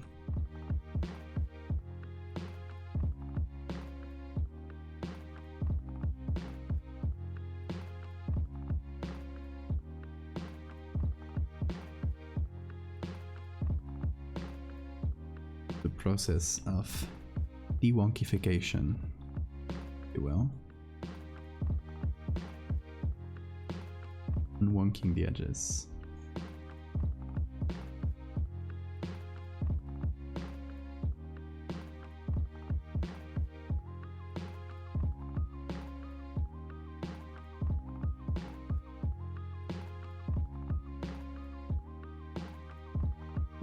This, oh gotcha.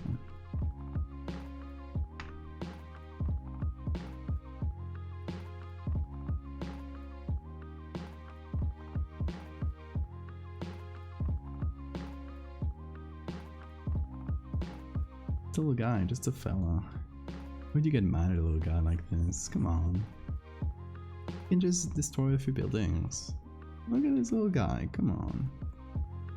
It's his birthday.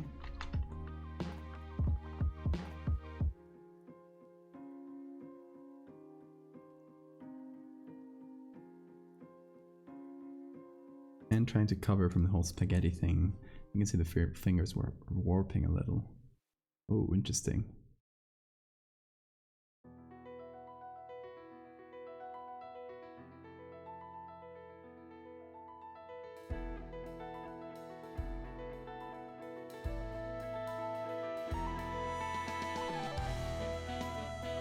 Oh, the other reference. Yeah, I love that. I love that. Little piece of audio.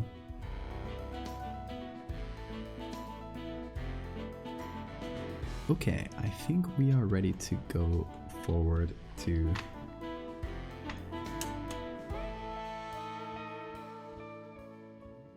Oh, this one will go without lore, by the way. I think this is funnier without lore. Like, I'm not gonna do like 2009 and then failed experiment from the government turns into... No, this is just gonna... The caption is just gonna be we are doomed or something like that, you know? It's gonna be more shocking to people who are expecting lore from everything to just give them something extremely dumb from time to time. You gotta keep them on their toes, right?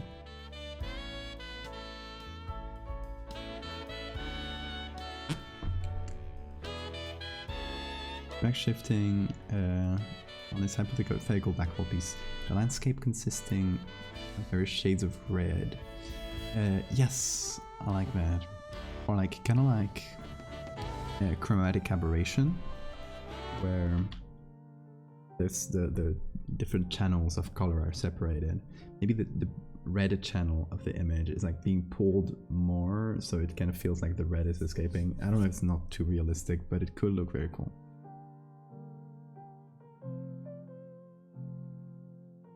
No context is much funnier for this.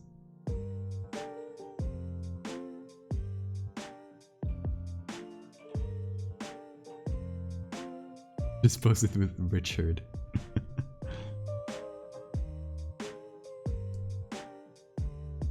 Or just like, as a little explainer to the prompt, we could just post it with the worm finally got off the string.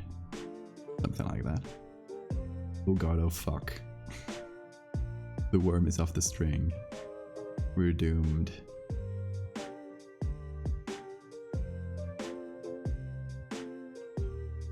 He's the landlord.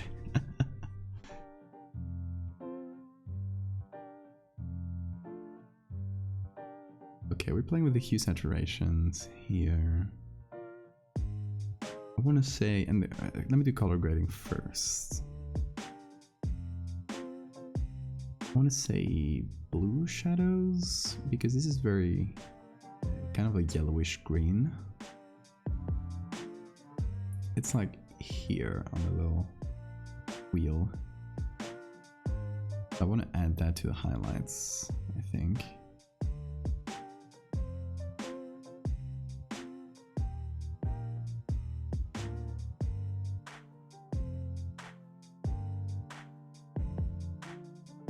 Touch of color.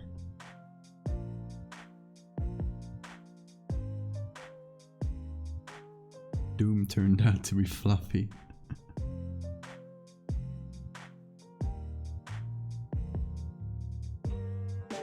Okay, so this is a hue shift. Mosquito is very annoying. I will catch it someday. So we can turn that orange sky to something more yellow to go with the worm.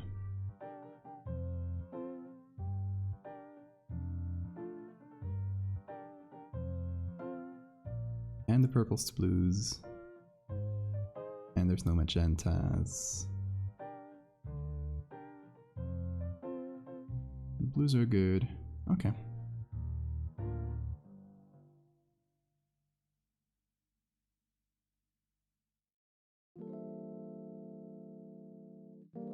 Just saturating the yellows and greens, which is basically just the worm.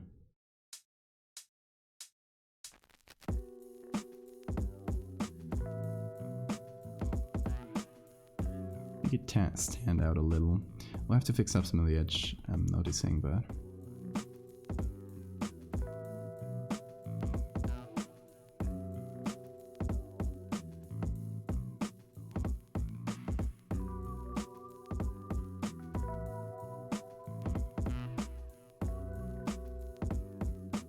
Okay, I like this. I like this vibe as well. Let's push out the shadows on the buildings to make the worms stand out a bit more even.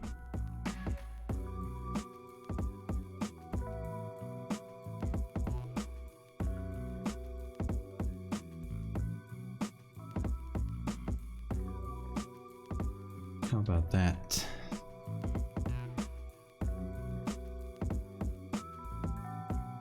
So I'm actually doing a color layer. There's some orange right in this edge for some reason. Some of the color adjustments I did, and took it in a weird direction.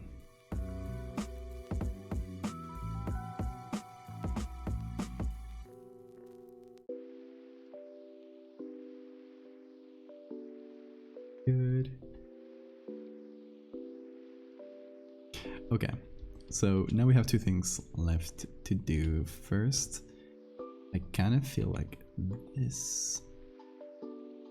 The moon here is annoying me ever so slightly. It's kind of out of focus. Makes a weird effect. I'll just kind of get rid of it.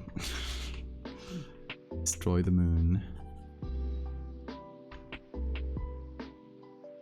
Moon was bothering me, so I destroyed it. Why is this so dark? Hold on. Patch tool would be better.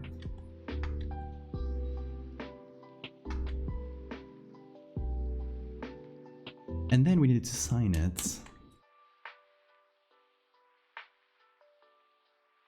Oh, and save it, as you guys kindly remind me of. I can't believe I just destroyed the moon. Because it was bothering me. I'm sorry, guys.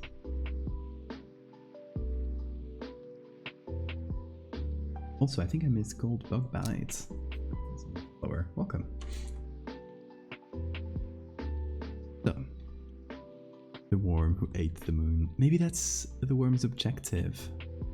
Well, that would be more like philosophical, right?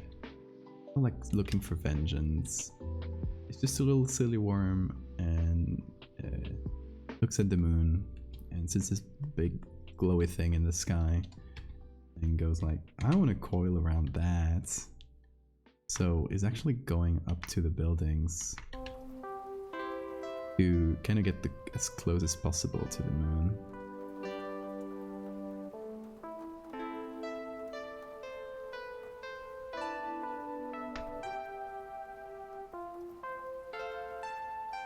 Just a nice little worm on a mission.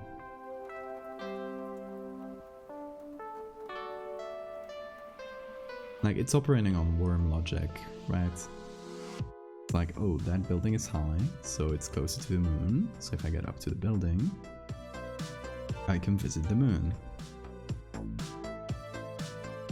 Worm logic. Yeah, Zone, thank you for the follow. Maybe they're dating. Oh, cute. Gonna go to bed. It's great so far. Thank you. Have a great night.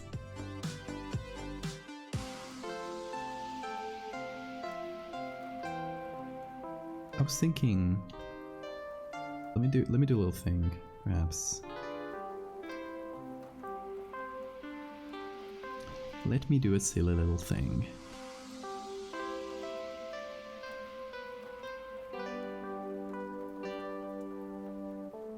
So in this case, since, I mean, the worm is looking down and this is just googly eyes, just due to gravity, they fall down like this, right? What if we actually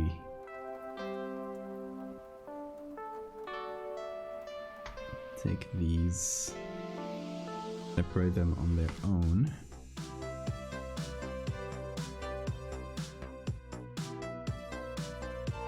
And do J here.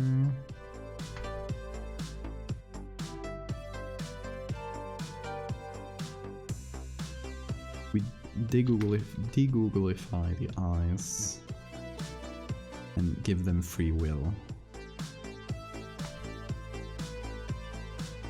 And make them look up.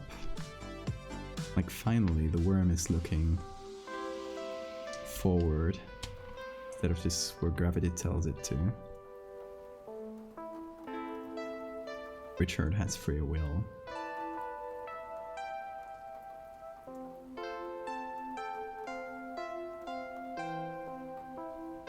But this was that one edit where you added a shitty moon. Betraying my own principles for Richard the worm. Realistic human eyes. Knocked on the door. That's a good pun. Thank you for the follow. Oh, mosquito. Well, I get it. So close. I get them with one hand like this. It's the best way to catch mosquitoes. Little trick from someone who catches a lot of them. This is not efficient and makes a lot of noise. This will catch them better.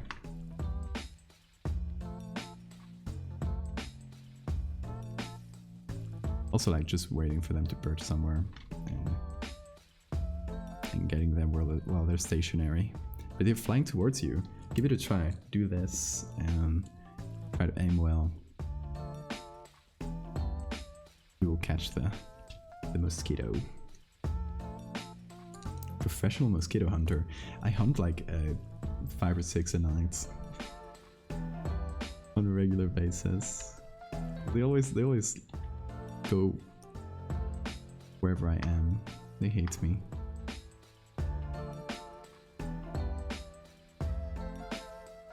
I feel like this eye might be too small, so I might just copy this one.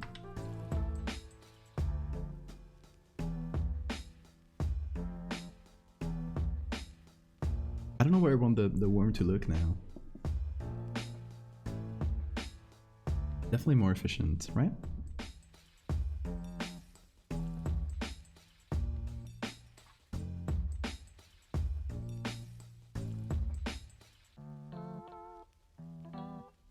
I kind of feel like he should be either looking at the camera or looking forward, like looking where it's going.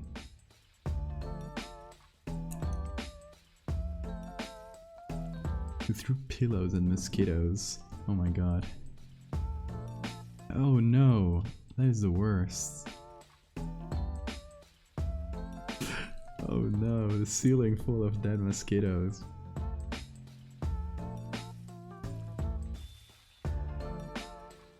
Tip of the building with cross eyes. Okay, I like that. So let's make a line of sight. This eye's pretty much good.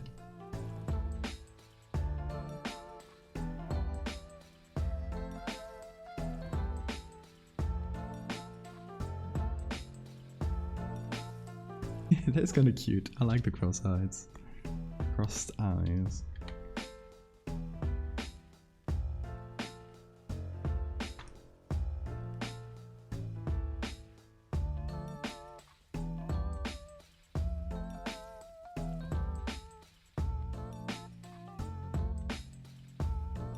No, it looks too cute. My beloved Richard. Okay, one last thing then. We need to sign this image. I don't know where.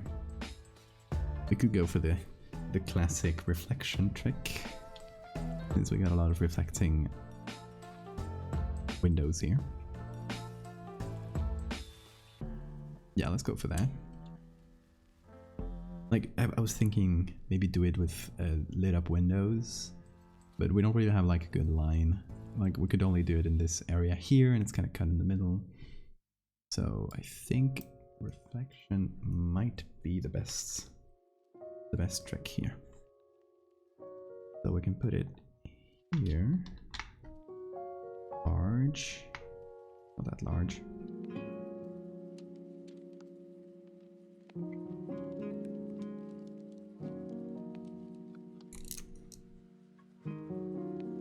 Make it fit like that. Now we just give it one instruction. First it's going to be there.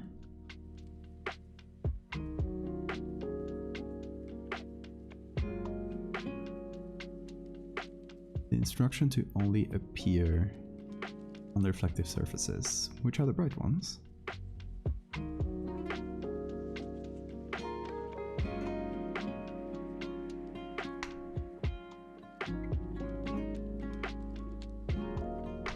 Hold on, I'm gonna do this. I'm gonna give it a bit of a stroke or something, or outer glow.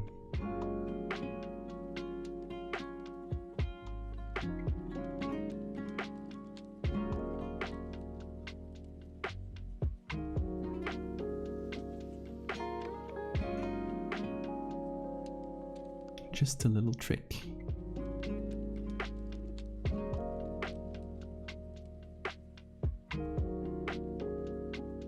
Overlay.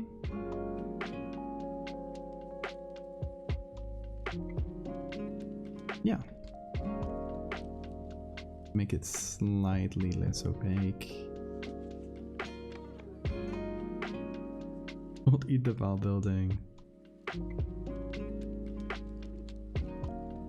Suddenly very sleepy. I mean, I've heard that tends to happen on my stream. My low voice and the relaxing music. You have a good night, Puppet. Thanks for sharing your art. You can always share it on the Discord whenever you feel comfortable. I will have dreams of Richard. I hope you do. Reaching the moon for a ride.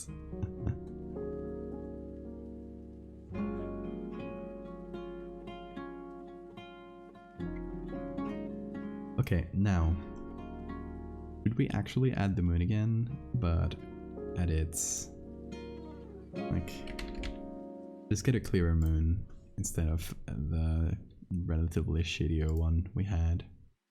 Like, get a nice full moon, and as someone mentioned, make this the first edit where I actually place a moon for no reason.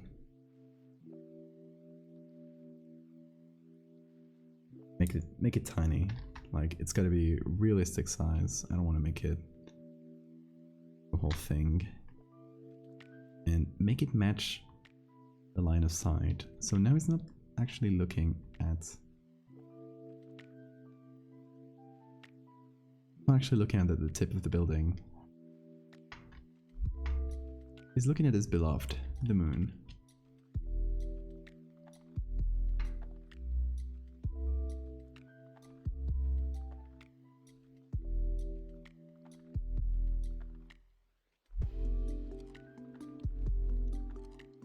Where moon is canon now. It really is.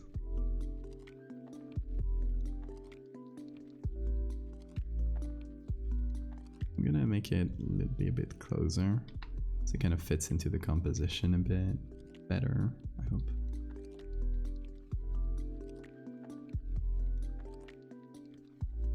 And now we recreate the smart filters from before.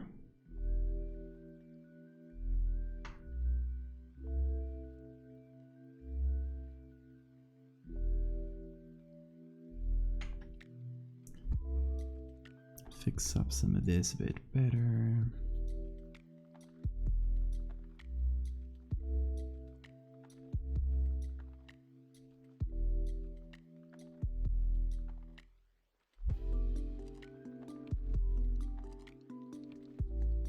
See, I think that looks good. Worm of a string. I love this.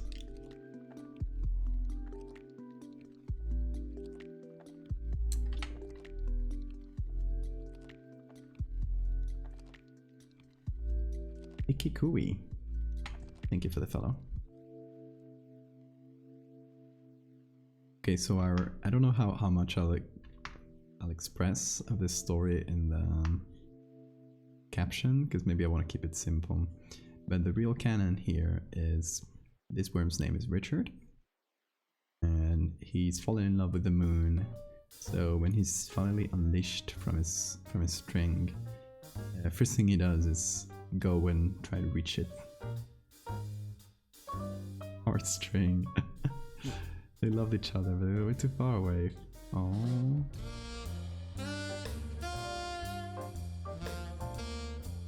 I love Richard.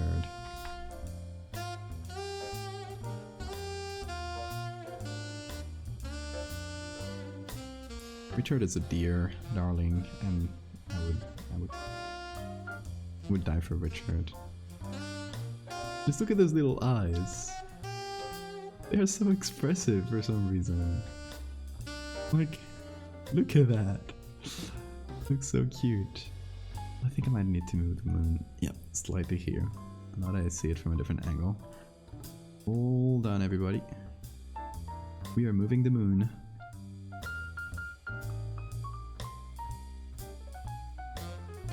Do a little line, actually. I'm sure of what I'm doing.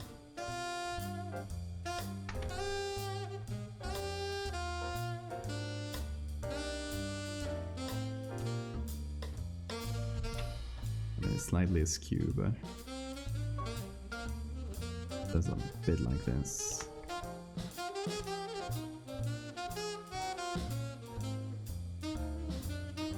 There we go, bring it back. Cannot defeat love. Plot twist, Richard gets defeated by getting the light of a lighthouse shoved at him. No! No, Richard doesn't get defeated. Richard wins in the end. Richard is the hero of this story. Okay. I have another idea. If you'll allow me. I'll do a copy of this. What if... You know how the direction of the nose is where the string it would be pointed at? What if it was pointing up with the nose?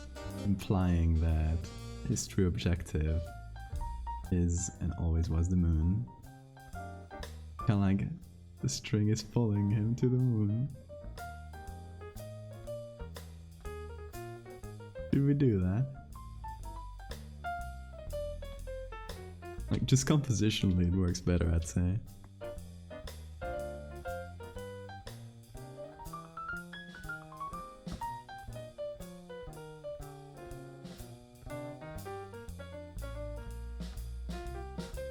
Oh, that is very strong. Hold on.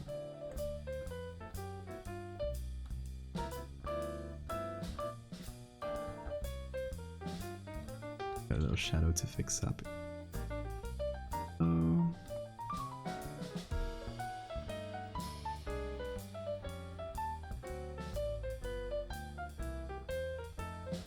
Moon is tugging on his heartstrings.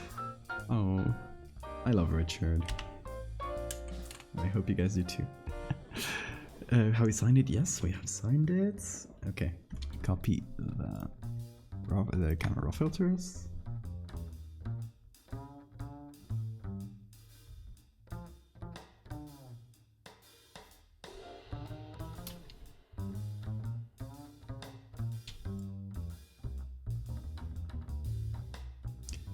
Might have messed up some of these layers. It real quick.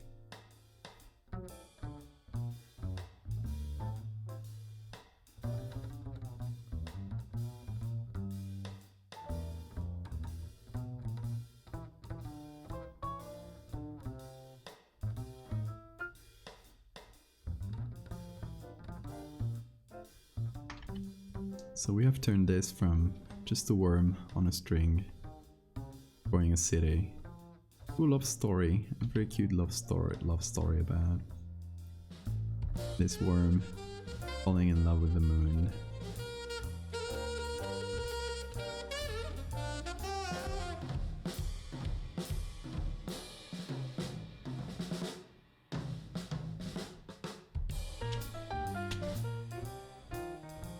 don't know. Now I'm feeling that maybe it would be better without, like, instead of without context, by explicitly stating some of these contexts, right? Maybe we can just post it with something like Richard fell in love with the moon or something like that. Let people kind of guess the context, but point towards it in a way.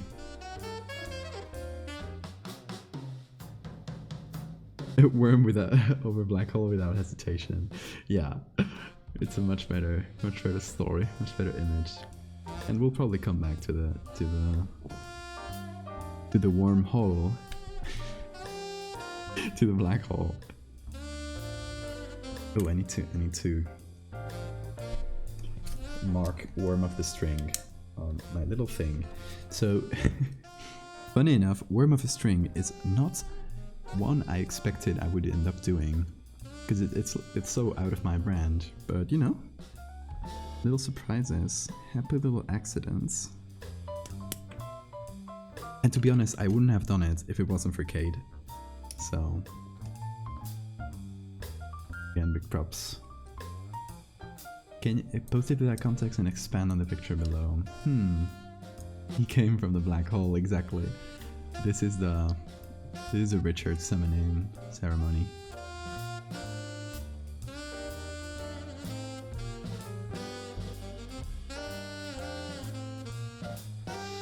Richard came from the stars and just wants to get back to them. Look at those little eyes.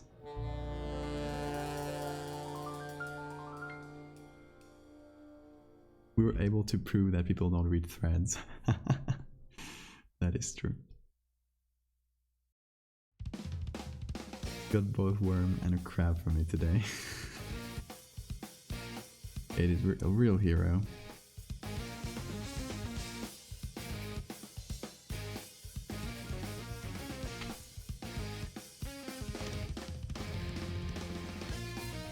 I think this image is perfect as it is. I don't know if I'll notice any little errors before I post it. Sometimes I go and do a quick little edit before I post things just to fix up little mistakes, because sometimes it takes a day for me to notice them. Just on the flip I say as if it was a real expression.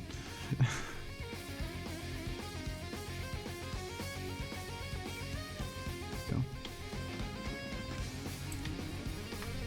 On the flip it looks good.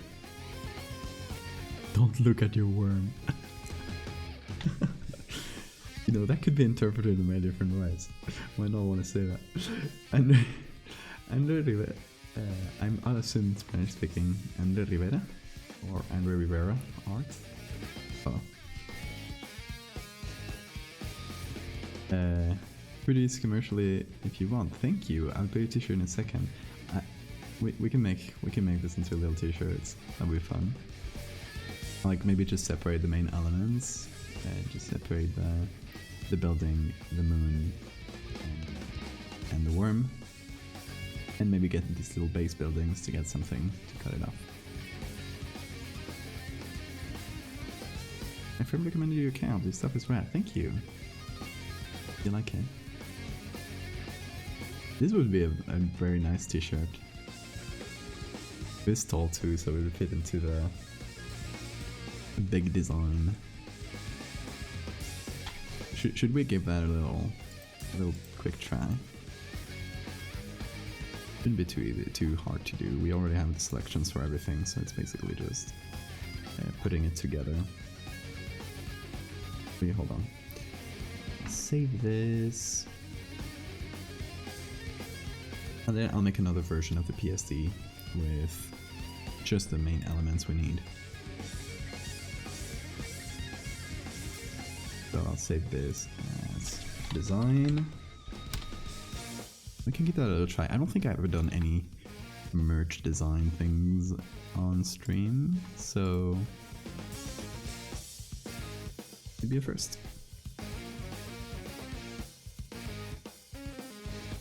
The moon has to be there, exactly. Very important.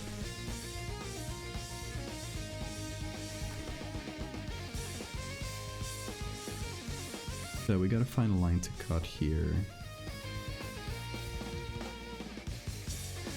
Well, I'll just choose the buildings. Whatever feels more natural. Doesn't need to be the exact buildings or anything.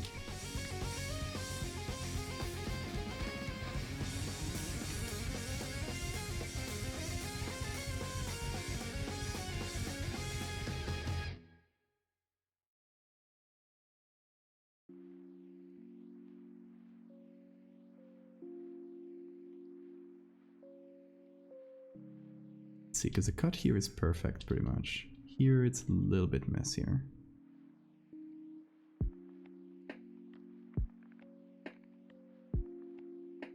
So we might have to... oh no, what did I do?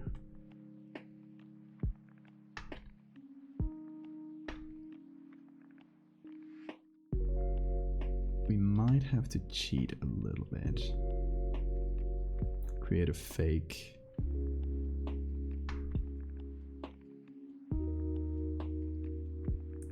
ending to this building.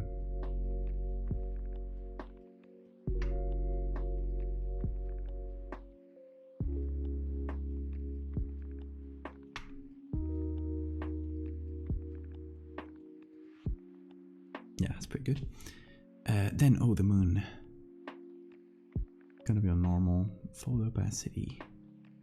And I'm just going to...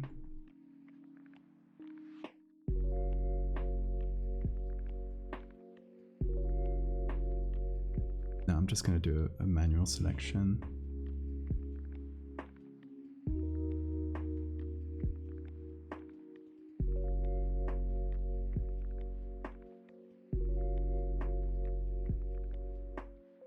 Okay, nice.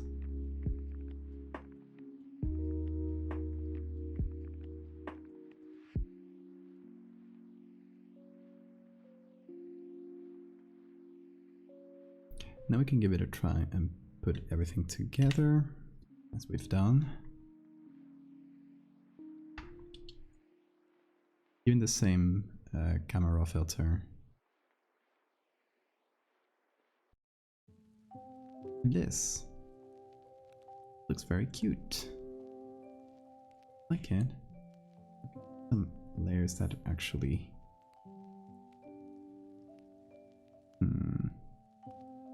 Okay, hold on.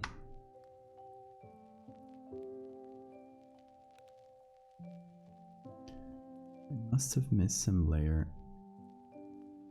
Okay. So these two layers actually get that layer mask, and now we can put them together.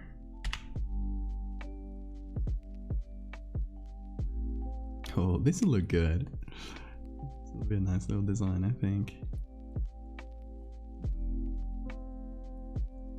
Let's copy the smart filters. I can remove all these. Leave the final adjustments on top.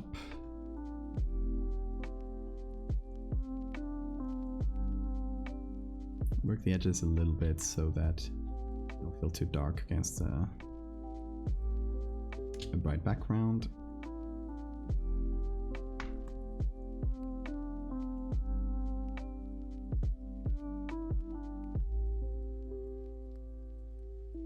Color. Oh, thanks for the save reminder.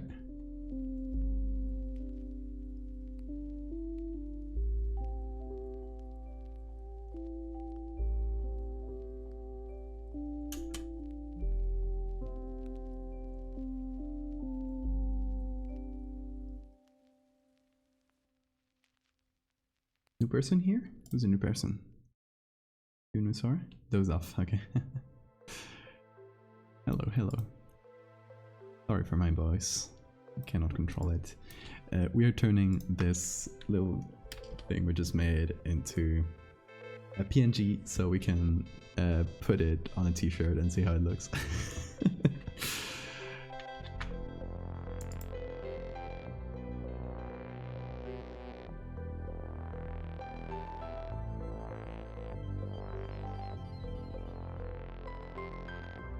Oh, you meant the... Okay, okay. I thought you meant like, I'm a new person. Like I just woke up. Okay, so let me actually open my merch thingy. So we can put it there and see the little previews they give us. So what I'm using for merch currently is TeePublic. I used to use Teespring, but then I heard about some bad stuff they used to do, and they started doing NFTs. That kind of was at the same time, so I decided to close my Teespring store. On the other hand, it kind of sucks because they give much better margins than any other store, to be honest. But you know, gotta work with what we got.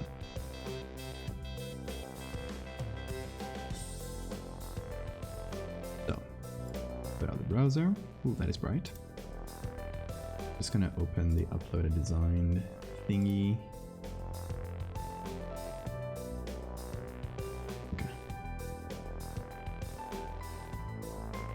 So, let me just pull up. I think did I save it as a PNG?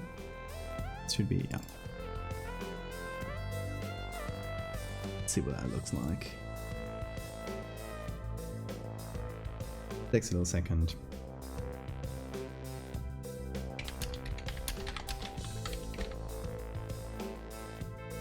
They make you give it tags. I don't care too much, but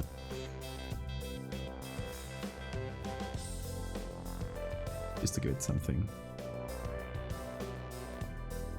Okay, so it basically covers the entire t-shirt thing. So it covers quite a big, good chunk of the t-shirt, which is nice. And we can try different colors. I think this would go well with a light blue, wouldn't it? Pretty fun. Light blue with the green goes quite well.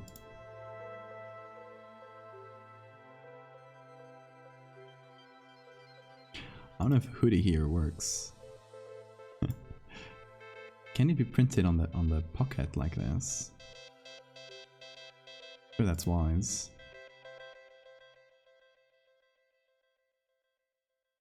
The hoodie should be smaller. You know, not get printed on the pockets. Be right back, okay. No worries. Oh, green is fun too, to be honest.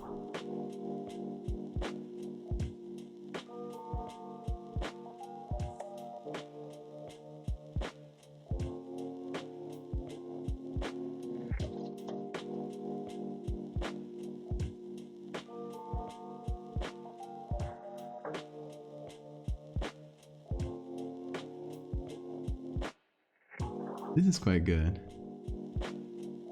Yeah, I like, especially like the light green, the light blue. But here they're just making us keep the default colors.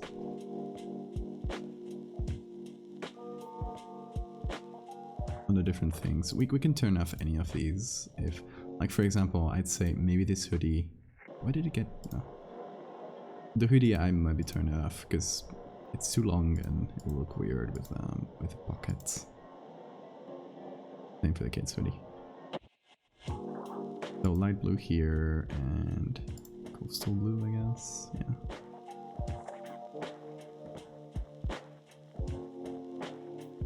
But here is where you can see actually all the colors they have in offer, instead of just the defaults.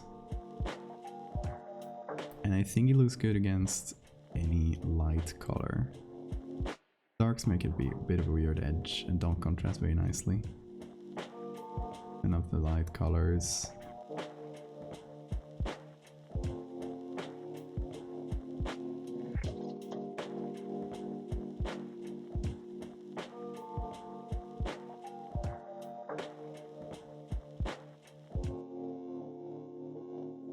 Well, anything that just looks soft and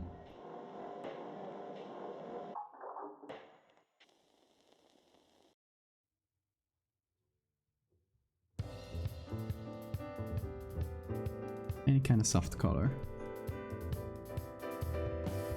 Worm Worm X Moon shirt in the middle of an important work meeting. That is perfect.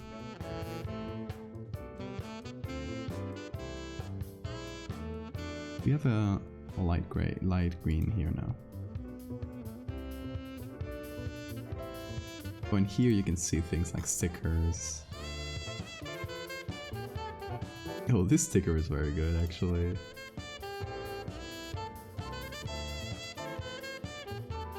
And this, of course.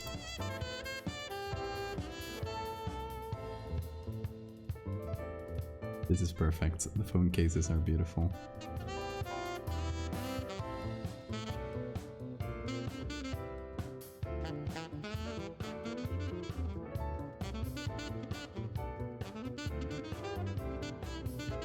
I would have this phone case.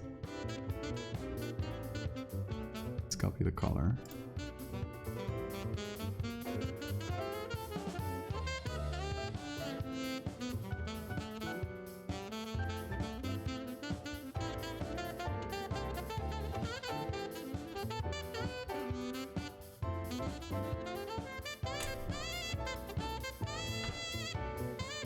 A mug, because why not?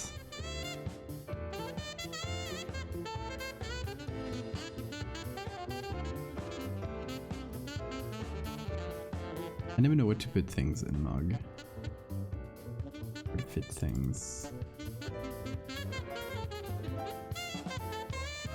Probably just here.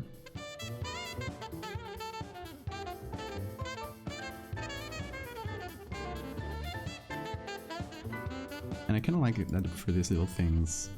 Oh, this glass is very good. Anything tall works so well. Note to self, I don't know if anybody buys this kind of thing, but you know, you can always put them in offer.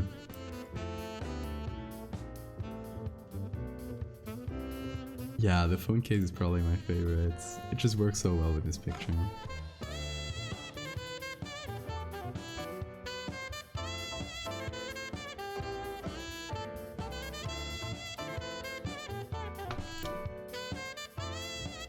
I like this light green, it's very fun.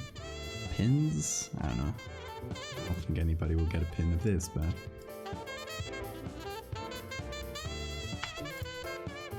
Again, just to have it on offer.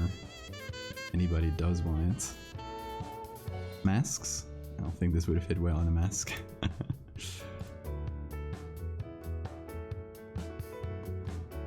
Oh, changing mugs, but when you pour... Oh, I'd love to do that.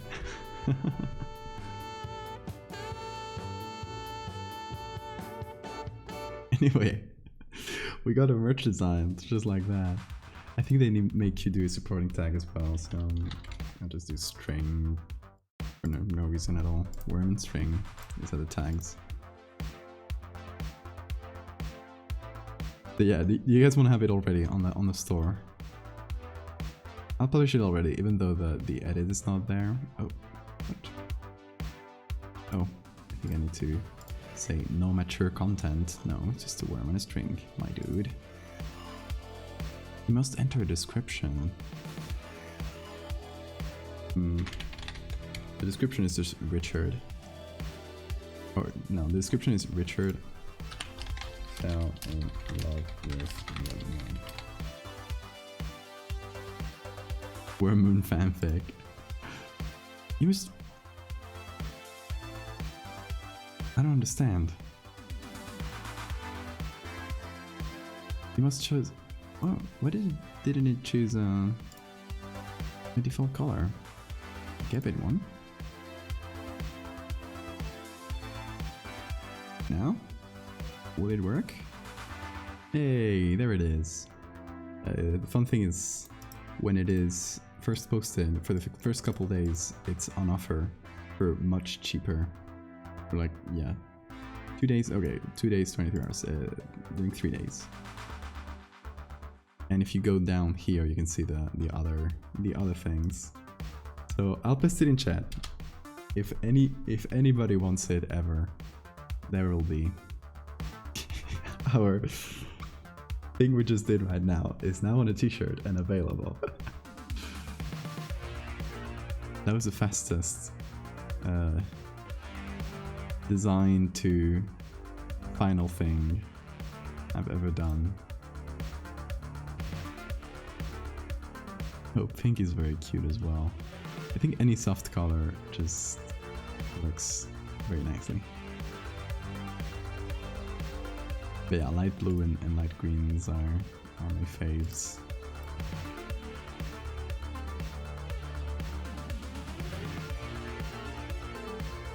There you go. We went from literally having no idea what we were gonna do at the start of the stream to have 2 photoshops and a t-shirt design. I guess t-shirt design.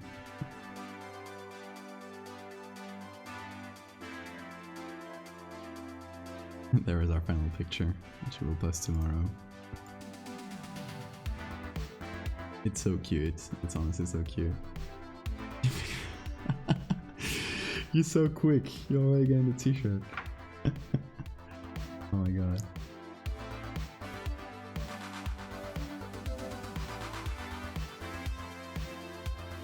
Yeah, I think this will go in nicely into my collection of silly edits, because the other ones are Furbies. So this just kind of fits the vibe a lot, like very well.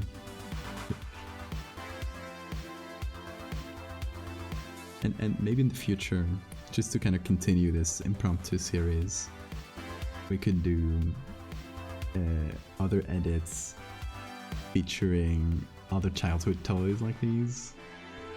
I hate being creative. Welcome in. I will make you not hate it anymore. I hope.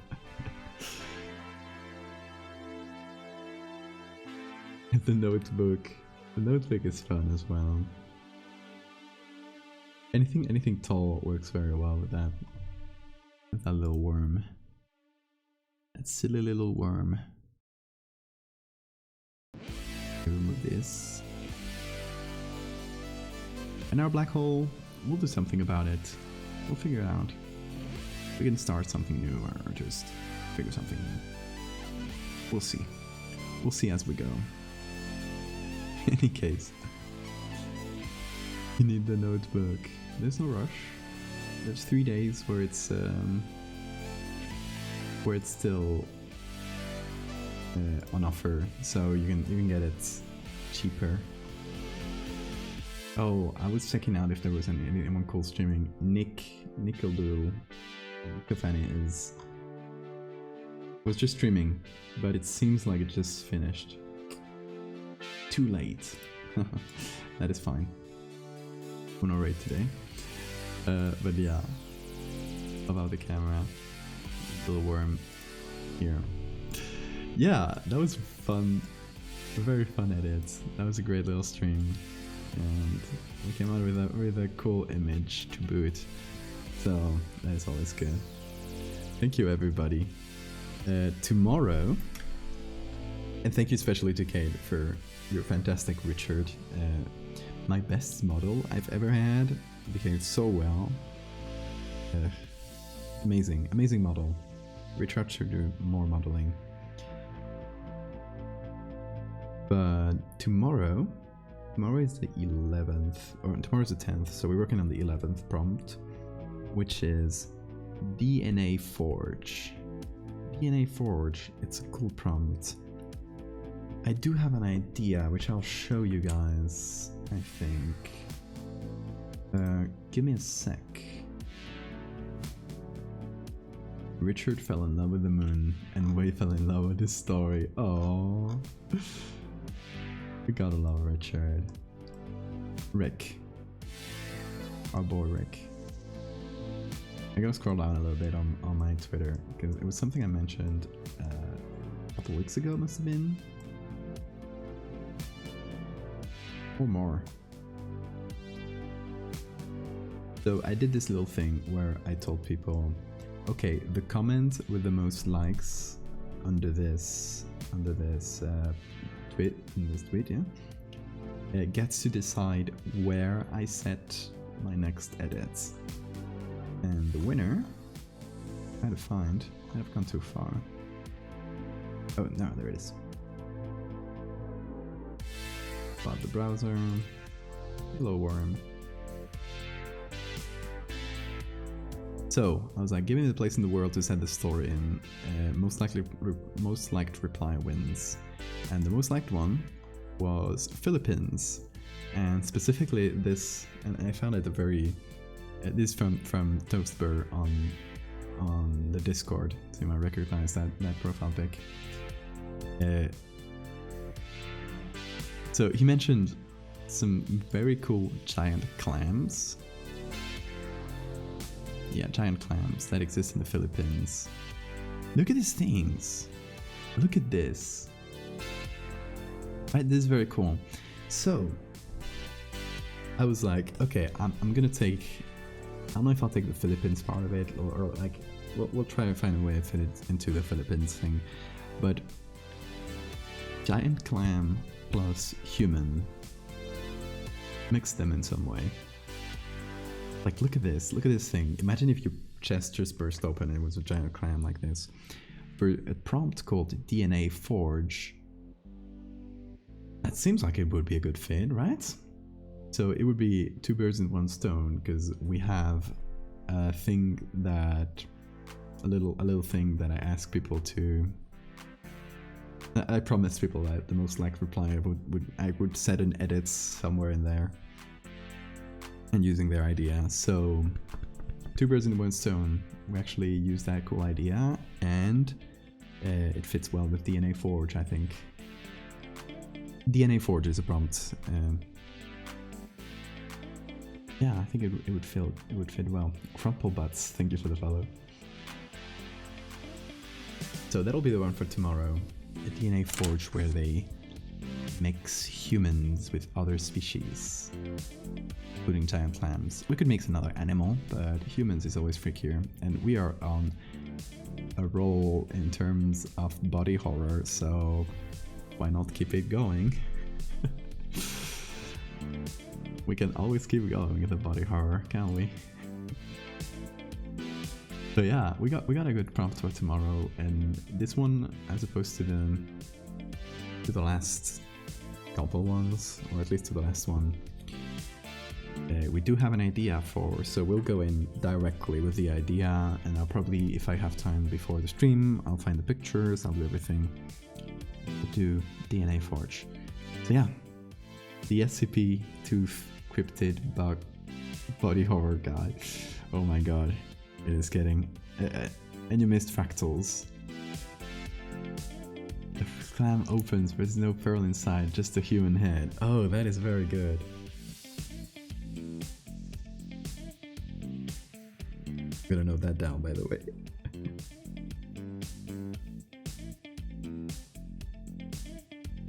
There it is. Fractals 2. My brand is spreading too thin, guys. What will I do? Anyway. It's been a blast, guys. Tomorrow we have much more to do, and it's getting very late here. So before I start waking up people, I will end the stream. Alright, guys. Everyone have a great evening or night, wherever you are. And until tomorrow,